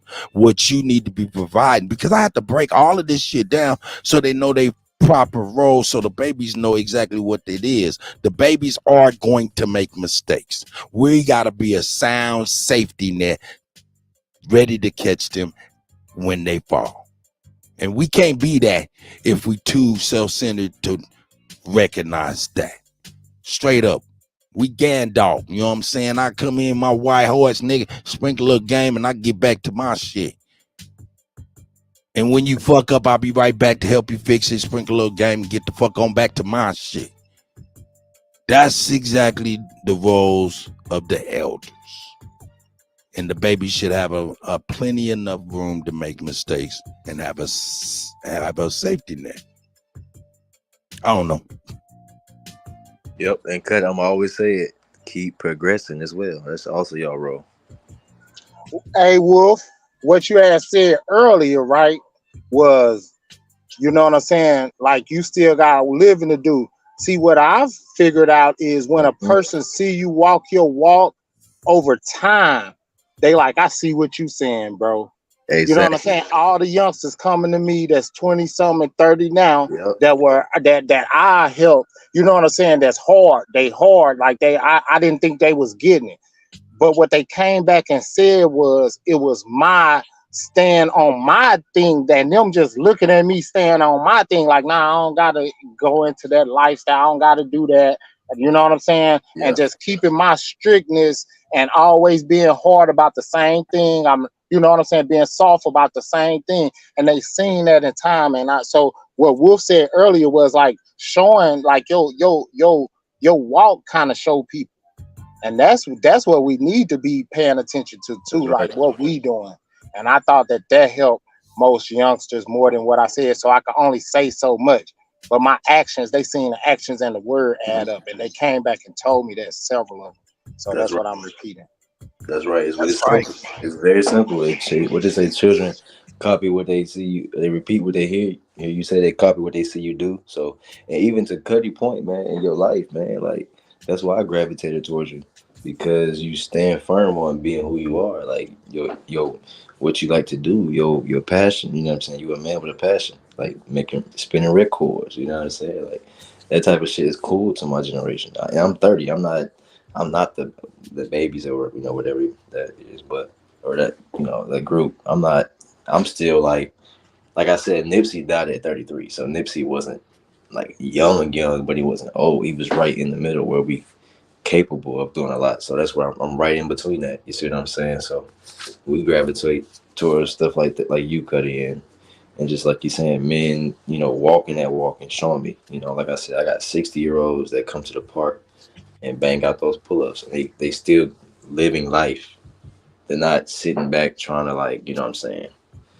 They're not done, you know what I mean? Versus I feel like a lot of our men kind of got tricked into sitting back and just teaching and preaching versus still actively living and getting better. That's my, just as long as we get better. Whoa. You want me to, let me give you a little bit of context too. It's not the whole context, and I'm not pointing fingers. Don't want to point fingers because we all basically you're gonna be some push-ups, Kutty. But go ahead. I do. How many do I was just thinking earlier, nigga, I need to be in my robe and my motherfucking boxer shorts with my taco meat on my chest. Come on. I need to be doing some push-ups. That's all I want. Yeah, I mean. Hey, I'm about to do something today, though. Definitely, I'm about to get my push-ups on every day. But you know what I'm saying? Go ahead. What I was thinking though, man, for real, I think I almost lost my train of thought for real. But damn, I did lose my train of thought. What was you just saying, Will?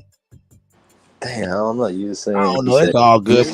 You owe him some push-ups. That's what he said. No, I was listening for let me on site or something. He turned his camera on to let me count them. I was listening for something like that. That's what he said. Hold up. Man, come on, dog. Chief Holiday, man. Come on, Chief Holiday. Man, thank you very much about this, man. This right here helps me out. What happened? What I do? Chief Holiday, man, we're having a debate about push-ups that I owe, right? And it just kind of was a bell in my head. Hey, nigga, you owe me 50. Okay. Yeah, I need to start getting these on calls on cam, nigga. Oh. You just start getting these on calls. Wait. So why you don't trust that I'm doing them? Like, what is happening right now? Nah, nigga, what's happening? We're behind the scenes all the time too. So what's happening? To the bit, I told you before the bed, it's to the benefit of the baby. I keep 50 in the clip. What you mean? Talk to us. Nah, nigga, I won't. At one time, At one time, meticulous. I already know what it is. I need 100 clips right here. I ain't there yet. Straight up. Nigga, because we might be chilling, nigga, at the motherfucking barbecue. You know what I'm saying? Do our thing, and I might need 5 while they kicking. That's right. But let me get one. Let me get 3. Hey, I think that's good. I'm petty. Hey, that's good camaraderie right there, y'all. Say what? That's good. That's good camaraderie right there. We start doing stuff like that. That's you know what I'm saying? Like, yeah, you hold down, man. You lose this argument, like stuff like that going down straight up. Like, you're not gonna keep talking like that. Yeah. I like that. Hey, yeah, now the Quincy will be swollen a bitch. Him and right.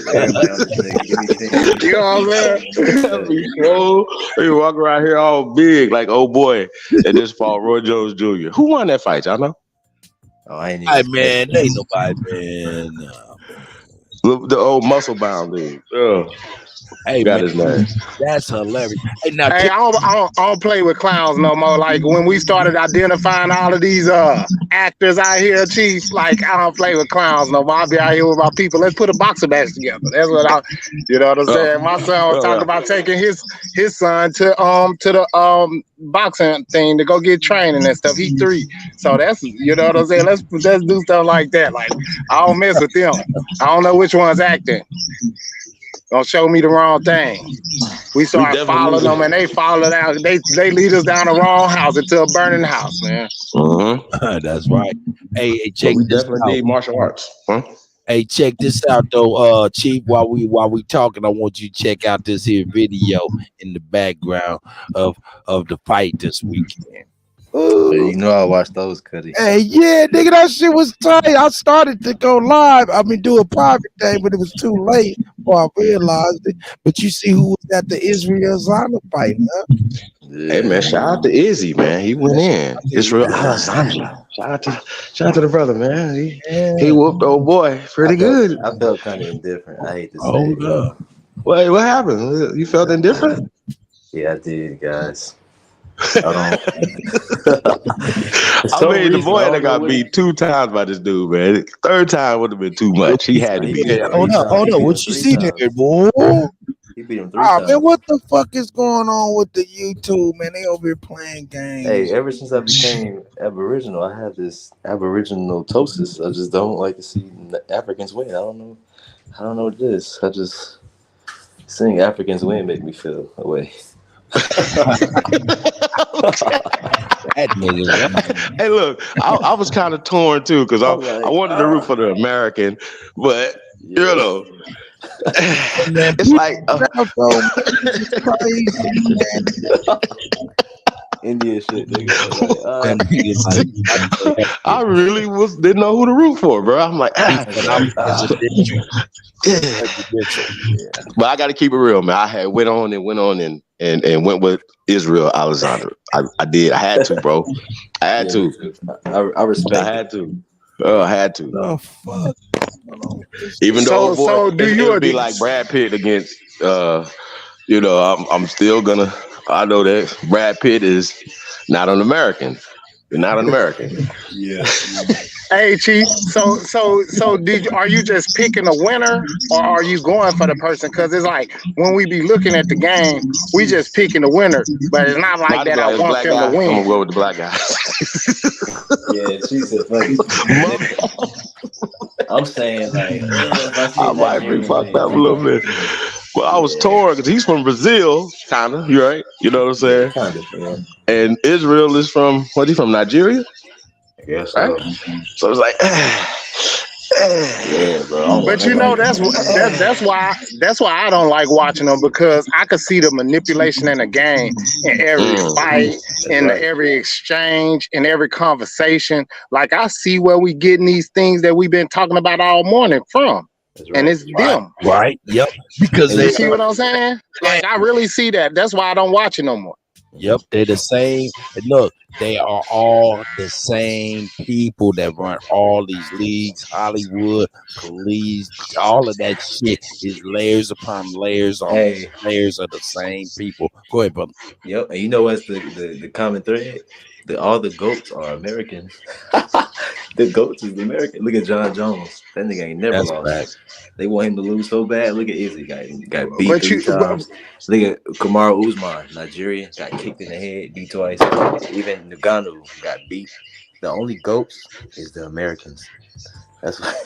The rest and you know, every time one of the Americans lose, like Americans like feel that shot, man. We've been watching them for a long time. Look at our we boxing. feel it. Our boxing, like we all feel it. You know what I'm saying? Like my grandmother used to feel a certain way when Arshel was the head coach of the Raiders, and she was a New Orleans Saint. But just because of her American shit, she's like, Arshel, that's my dude. Like, period. It's the only one out there. Like, that's how she was. So that's how we do. Hey, hold on one second. Hey, Chief Holiday, man, hey, you got to be able to peep this, man. I got to have you watch this. This is something we got to be witnessed by yourself, my guy. I need to make sure you're in full attention because this right here was the motherfucking shit. Trump that nigga, bro. Man, Trump that nigga. He at the fight, bro. That's that nigga, man. Chief, let me know if you can hear me and you watching this shit at least. So yes, I'm watching. Hey, last thing I'm gonna say too. At the end, this nigga Izzy gonna say, "Fuck that cap! What fuck they talking about? Fuck that cap talking about or some shit." I'm like, what? I didn't know what he was talking about when he said this shit. Yeah, he just seen a rapper. He just seen a rap nigga say that from America, you know. Oh, hey, y'all! I'm about to log off. I got some work to do, but I'ma still be watching. I just want to say that I love y'all. Appreciate the conversation and let me on the panel. And I'll check y'all another time. Man, shout out to Meticulous, man. Peace, brother.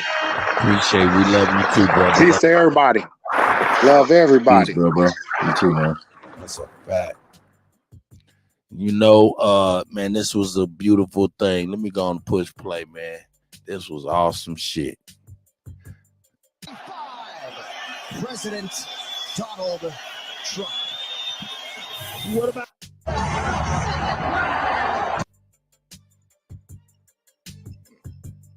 Yeah, they want to fuck with me today, but they don't want me to show the button. I'm going to show the button now. Y'all going to let me show the button. Okay, as you guys saw that he See how it's doing? It's playing games. They won't let me show the button no more. Look at that. But they let me show some more crazy shit. Right. President Donald It's Trump. crazy. What about? Yeah, it's not at the same place. These people crazy with the dumb shit. Let's go over here and see it. There we go. Oh my God! There we go. Nah, man. Outside with us tonight, 45. President Donald Trump. What about? Oh my God! Man, look at the way he treated the brother.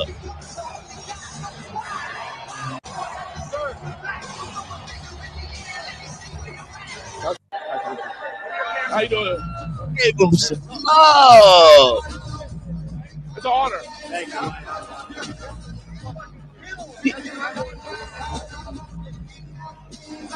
My mom's gonna go crazy. Thank you. Thank you. Mr. Trump, by any chance you think I get a small loan of $1 million? Hey, just like a nigga. Hey! Hey, let me get a small loan. You've done us proud, sir. You've done exactly what every nigga would do. Good shit. Shout out to that nigga. Just like a nigga. He said you think I can get a small loan of $1 million. Hey, that's classic, man. But look how he went down the crowd. He shook everybody's hand. He greeted everybody the same. For real. He treated everybody the same. Let me go to this other clip, man. This is crazy. I love it, man. This is just awesome shit. For real, for real. Let me find this other clip real quick. No, cancel that. Yeah, there we go. New tab.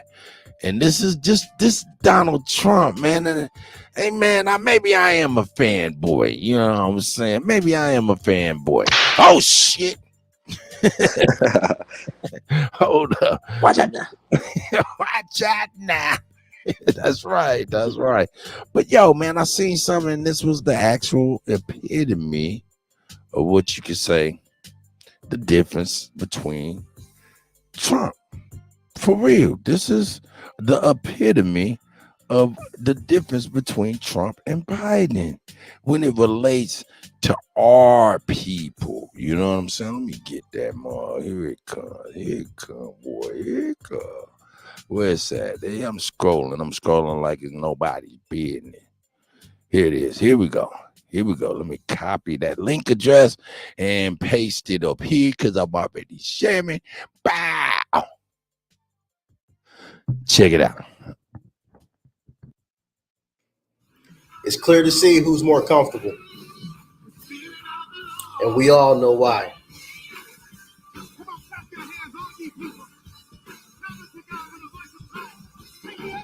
Joe looked mighty uncomfortable. Look at him. Fish out of water style. Look like he ain't never been there before. He said he was raised in the black church. Y'all remember he said that? I can't tell. Ketanji drowned Jackson, our Supreme Court Justice. Look at the difference. I'm just saying.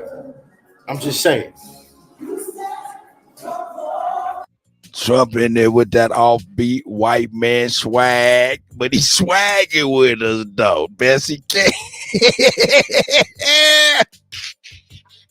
No, he definitely got that cocaine swag for sure. He's like, yeah, this is that presidential rock. That man zooted off the good presidential. He on that presidential rock. All I can do is give you this, player. That nigga was born. That nigga was bred to be a president. Hey man, come on. That's funny as hell, bro. Look, that nigga was bred to be a president from birth. Trump swag. Ghetto Clinton said he got that Trump swag. You know, that's that swang. Yo. Hey, you seen his dance move he be doing though? The little Trump dance? That shit. Nah, I think I don't know, man. They got a whole lot compilation of this nigga doing his Trump dance, bro. That nigga be getting down. Look at the difference. Look at the swag. I'm just saying. Hey, I'm just saying. That's that swing. Then they get that swing on him, boy. Hey, that's that swing. That's what. Yeah. You know what I'm saying? We understand that the African American community has suffered from discrimination, and that there are many wrongs. Clear difference. That must still be made right. I wish I wouldn't have said anything, but I'm gonna say it tonight. No, you ain't. I really believe that I wish I wouldn't have said it. I wish you wouldn't even try. Nah,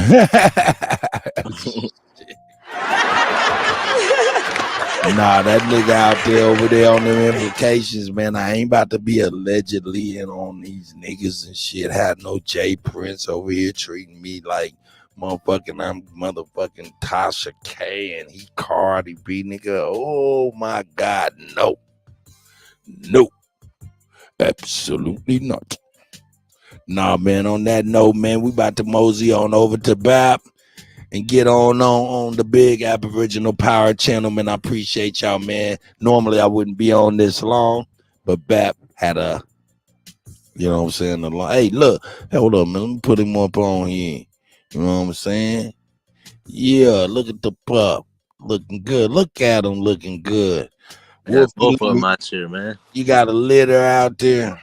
Nah, not yet. Nah, I'm about to breed them probably real soon. Oh, why is her titties hanging? Oh, that's because she just had puppies. That's what I'm saying. You got a litter out there? Oh, no, they are. I mean, she dropped 4 litters so far. That was a few months ago. Oh, okay. Yeah, They got now. Yeah, my grass full. I gotta go grass right. Man, shit, nigga. Most niggas ain't even seen no grass, nigga. Lucky to be seeing some grass. He said most niggas ain't seen no grass, huh? Shit, nigga don't even know what that shit feel like. Hey, Court. This nigga big, man. Yeah. He like a lion out there, don't it? No doubt. Yeah. But yeah, all right, I'm out cut. Appreciate you, big bro. Man, I appreciate you, man. Love. Hey, man, hold up. Young man still good, right? He on the road of recovery, right? Oh, yeah, he good, brother. He should get the cast off in like 2 weeks, so. No doubt, man. You got to bring him on the show so I can be like, yo, man, we was pulling for you. Yeah, I'm gonna let him know for sure, bro. Hey, man. No doubt, man. Hey, always a pleasure. Man, I appreciate it, Wolf, man. Let me know what I need to do. I'm here. Yeah, hey, let's get that fitness going soon, man. Me and A1 trying to do a fitness and health and food little breakdown. So let's try to plan that out. You know what I'm saying? I'll hit you. Okay. Bet. And not only that, man, I want to get with your mans that be making the music that I be sleeping on his music. I need to get with you so I can make sure I got that in rotation for the 24-hour joints. Hey, say less. Let's get it. All right, bet. All right, my brother. Talk to you later. Yep. All right, big bro. Peace. Go. Are you there, brother?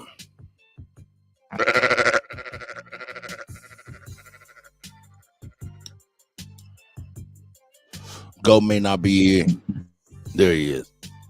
Yeah, I'm trying to get in, man. Well, am I there? Yeah, you here right now. Hey, big dog. You here? Did you see that Trump? I missed it. Man, god damn it, man. I've been trying to show you some dope shit. You know, Trump was at the motherfucking fight, man. And man, the way he treated the brothers, man, was extraordinary, man. I wanted you to be able to see that. You know what I'm saying? You want me to be? It's a couple minutes. It's a couple seconds, man. Yeah, let's see it. I'll watch it. Ain't gonna take that. I'm cleaning up and stuff. Yeah, my bad. Let me get this thing out of here, snitching and shit. But yeah, let me get this nigga out of his. Let me get this back real quick. Not this one. All right, we'll get. Hey man, peace to all American Aborigines, man. Appreciate you guys. Like, share, subscribe, man. If you haven't subscribed yet, I want to thank you guys in advance for all the support that we get over here, man. Real talk. No doubt, man. I appreciate it, man. Shout out to A.V. supporting the channel. Man, all right, let's see what Trump talking about. Check him out, dog. Look how he treats me. President Donald Trump. What about? This nigga got cartoon eyes. Oh my God! Cartoon eyes. Look how he treats me. How you doing? Cartoon. It's an honor. Thank you. I'm Junior taking the picture for you. My mom's gonna go crazy. Thank you. Mr. Trump, by any chance you think I get a small loan of $1 million? Oh, that's his boy right there. Hey, did you hear that? Nope, I couldn't hear it. Look, that was Don Jr. taking a picture for the young man. Mm-hmm. And he said, yo, hey, Mr. President, my mom's going to go crazy. My mama would definitely go crazy. And he also you taking a picture with him for? Check it out. Then he also said, sir, do you mind if I get a small loan of $1 million? He actually said that? Yes. Wow.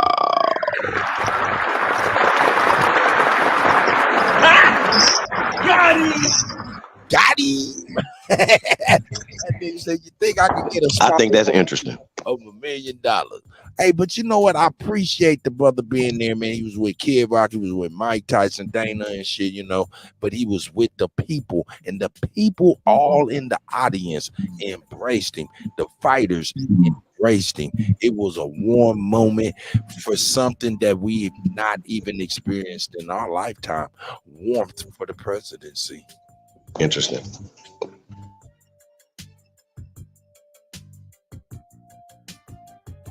Man, all we experienced was cold shoulder. That's just my perspective.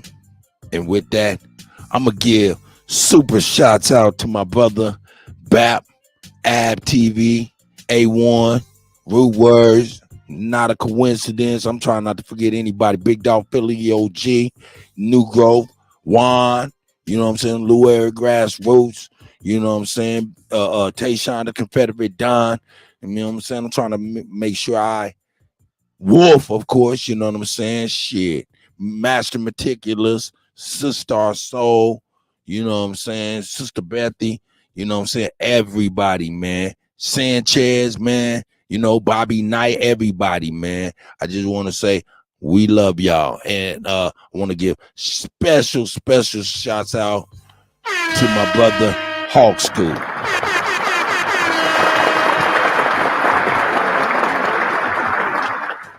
Yeah, know what I'm saying? To wit,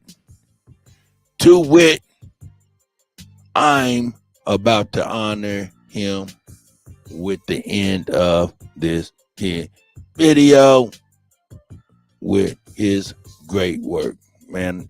Hey, if you're not subscribed to the all-seeing, all high-flying Hawk School, please subscribe. But with that, I'm gonna leave us with this from Hawk School.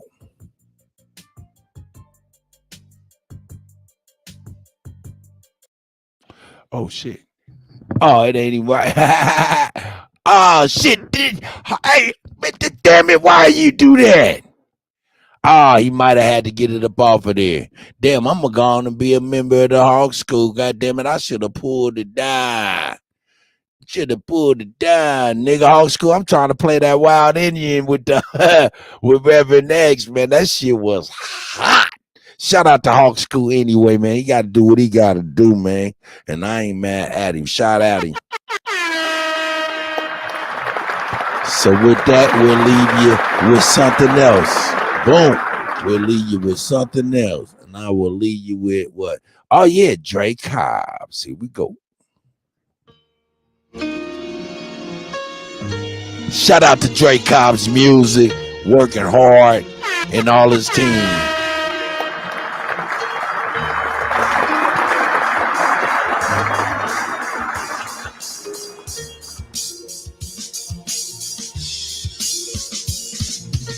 Who they think they better than? Ain't no comparison to the so-called black or African American. You can drop the African, keep the American. When we say Aborigine, it make they world in. I'm going in the same dirt my ancestors buried in. I come from a god and a goddess, so what that make me? Not even Basquiat can trace me.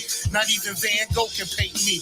The MC in me is the God you see. Equals the God in me. I'm focused in, let my mind be free. You too blind to see. The Jews I give is real. It's been real. These ain't shots, they missiles. All you gonna hear is the whistle. Lyrically, this an execution. My verses start revolutions for my people seeking restitution. Since the beginning, fuck evolution. Or maybe my reality is all a dream. I put it together like I was sowing seams. So it seems this is that audio dopamine. Go against the regime. We put you where nobody can hear you scream. And sing you to meet your Elohim. My nigga, this is savage mode. It's something that you can't decode. It started with a spark and I'ma let it explode. I was given the cheat codes that'll let me and go through them waves like a fucking torpedo. You dealt the cards of life.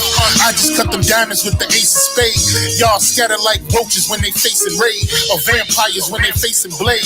I'm trying to get next to Shireen like I'm getting played. You still stuck as a mental slave. You still stuck in that mental cage. While I'm making easy money, pipping holes in style. This my coming to age. Crowd roar when I'm coming on stage. And when I'm done hearing my name, Drake Cobbs. And nah, I ain't quit my day job. I spit bars. I really rap on my day off. That's real shit. Just give you some tools you can build with. Aim high even if you still miss. Just keep going. It's a climb to the top. And I'ma keep flowing. Down Lake Shore, I'm Chicagoan. Yeah. Shout out to Drake Cobbs. We playing chess, and nigga, this is checkmate. Drake be the big dog, and you just a little bait. You out of Africa, and we ain't got the same traits. I'm a God being, and we ain't got the same fate. My granny died February 18th, and I was born on the same date. The chosen one, the ancestors' chosen son. They gave me the golden gun. One shot, that's a hole in one. From the pyramid of the sun to Poverty Point. I don't think you niggas is getting the point. We still here. Who said they made the Aboriginals disappear? Your information's lagging in the rear. All you do is teach fear. We copper colored with woolly hair. Am I speaking clear? So fuck the nonsense. When I rap, I touch your consciousness. From within is when you get your self-confidence. Let's bring it back to dominance. Ain't no confining us. Gonna bring that wild Indian out of us. Yeah. That's right. Yeah. That's right. We still here. That's right. Shout out to Drake Cobbs Music, man. Hey, that shit fire, man. That shit fire. You know what I'm saying? That's hot fire. You know what I'm talking about? Shout out to Drake Cobbs once again. I don't know, man. I'm thinking about playing a little bit of an exclusive I ain't played before. Let me think here. Shoot, let me see. There's some things I can play. Ooh, there's some crazy stuff to play. You know what? We're gonna go old school, man. We're gonna go somewhere else, man. Is BAP live yet? I didn't get a notification. I rarely do though. Nah, he ain't getting I ain't getting no notification yet, but I seen this setup, so I'm about to go on in a couple of minutes. So I'm about to get ready to play one more song and we out. We gotta watch these niggas play. Oh, that's right. Shout out DJ Kutty, best to do it. Let's go. We're in the building, man. Let's check y'all out later. Cut, you killing them. Ain't no stopping what I'm destined to be. They'd rather see me dead than catch me resting in peace. I can't even sleep without the tech in the sheets. That's the truth. Everywhere I go, I got a weapon in reach. My baby mama keep on calling, she be stressing the G. She wants some money for my baby that I never can see. And every new nigga she say better than me. But I just keep it G, that shit embedded in me. There ain't a crack in my leather, maybe under the seat. She don't wanna fight, but say she wanted to be free. She just wanna fuck, cause ain't no love in the streets. I did it for the love. How dumb could I be?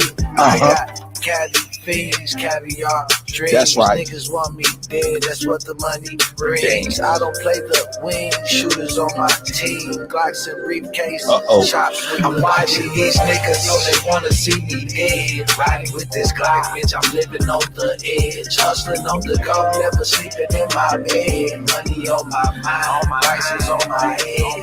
Money on my mind, all my prices on my head. Riding with this chop, bitch, it's longer than my leg. My house is $4,000, no, I gotta make it stretch. You got it on your mind, get it off your chest. You got it on your mind, nigga, get it off your chest. Scratch it off your list, quit living off your bitch.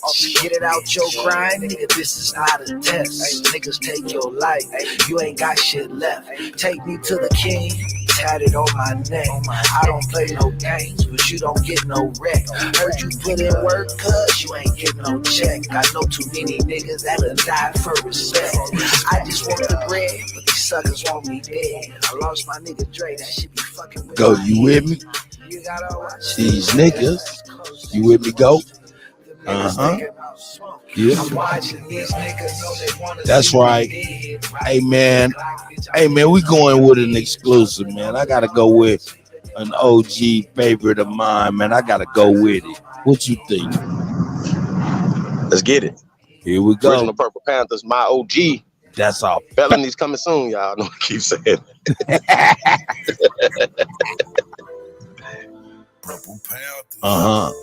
This should have been on motherfucking felonies, but this is gonna be on the beautiful album.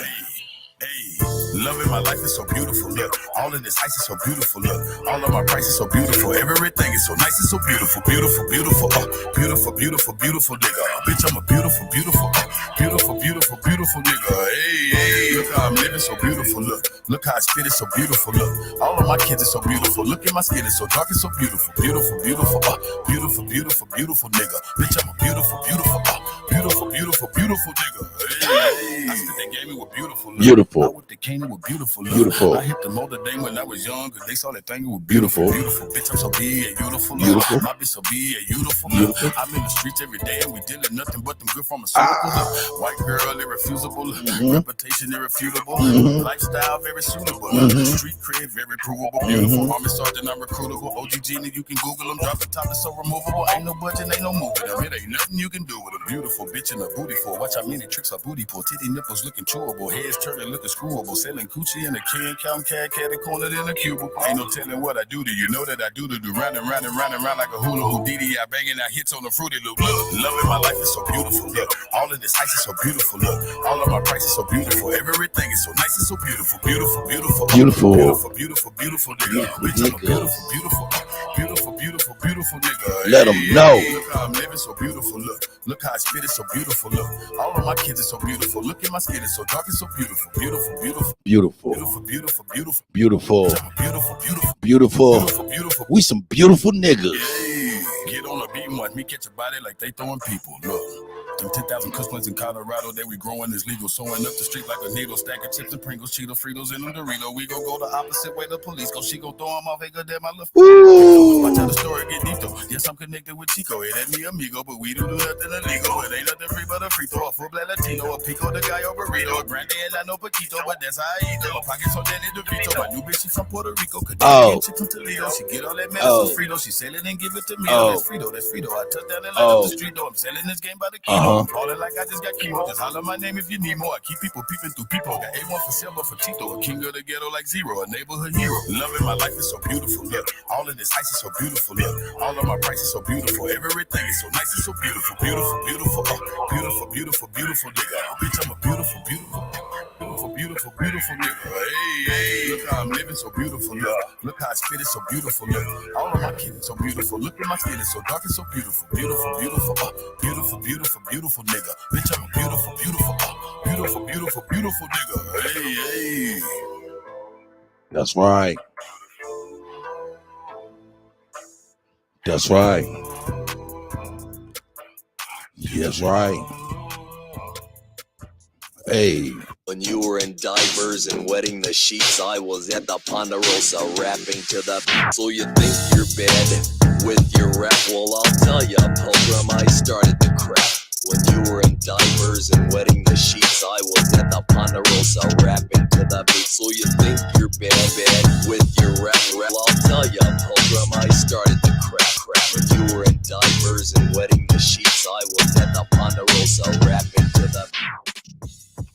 Yeah, that motherfucker boogeyman coming soon. You know what I'm saying? I'm gonna get on up out of here, man. I've been up here too long, man. Been up here too long. I want to give shouts out to everybody first, though. Let me give everybody shouts out. Who we got here? Who we got? So I can see everybody. The Chosen said it's almost nap time. Shout out to the Chosen. Shout out to Ghetto Child. Shout out to Negro. Shout out to Michelle. Shout out to Epic. Shout out to everybody. Rain, I see you. Shout out to Real Rap. Shout out to everybody. Wolf came through. Star Soul. You know what I'm saying? I seen I do. You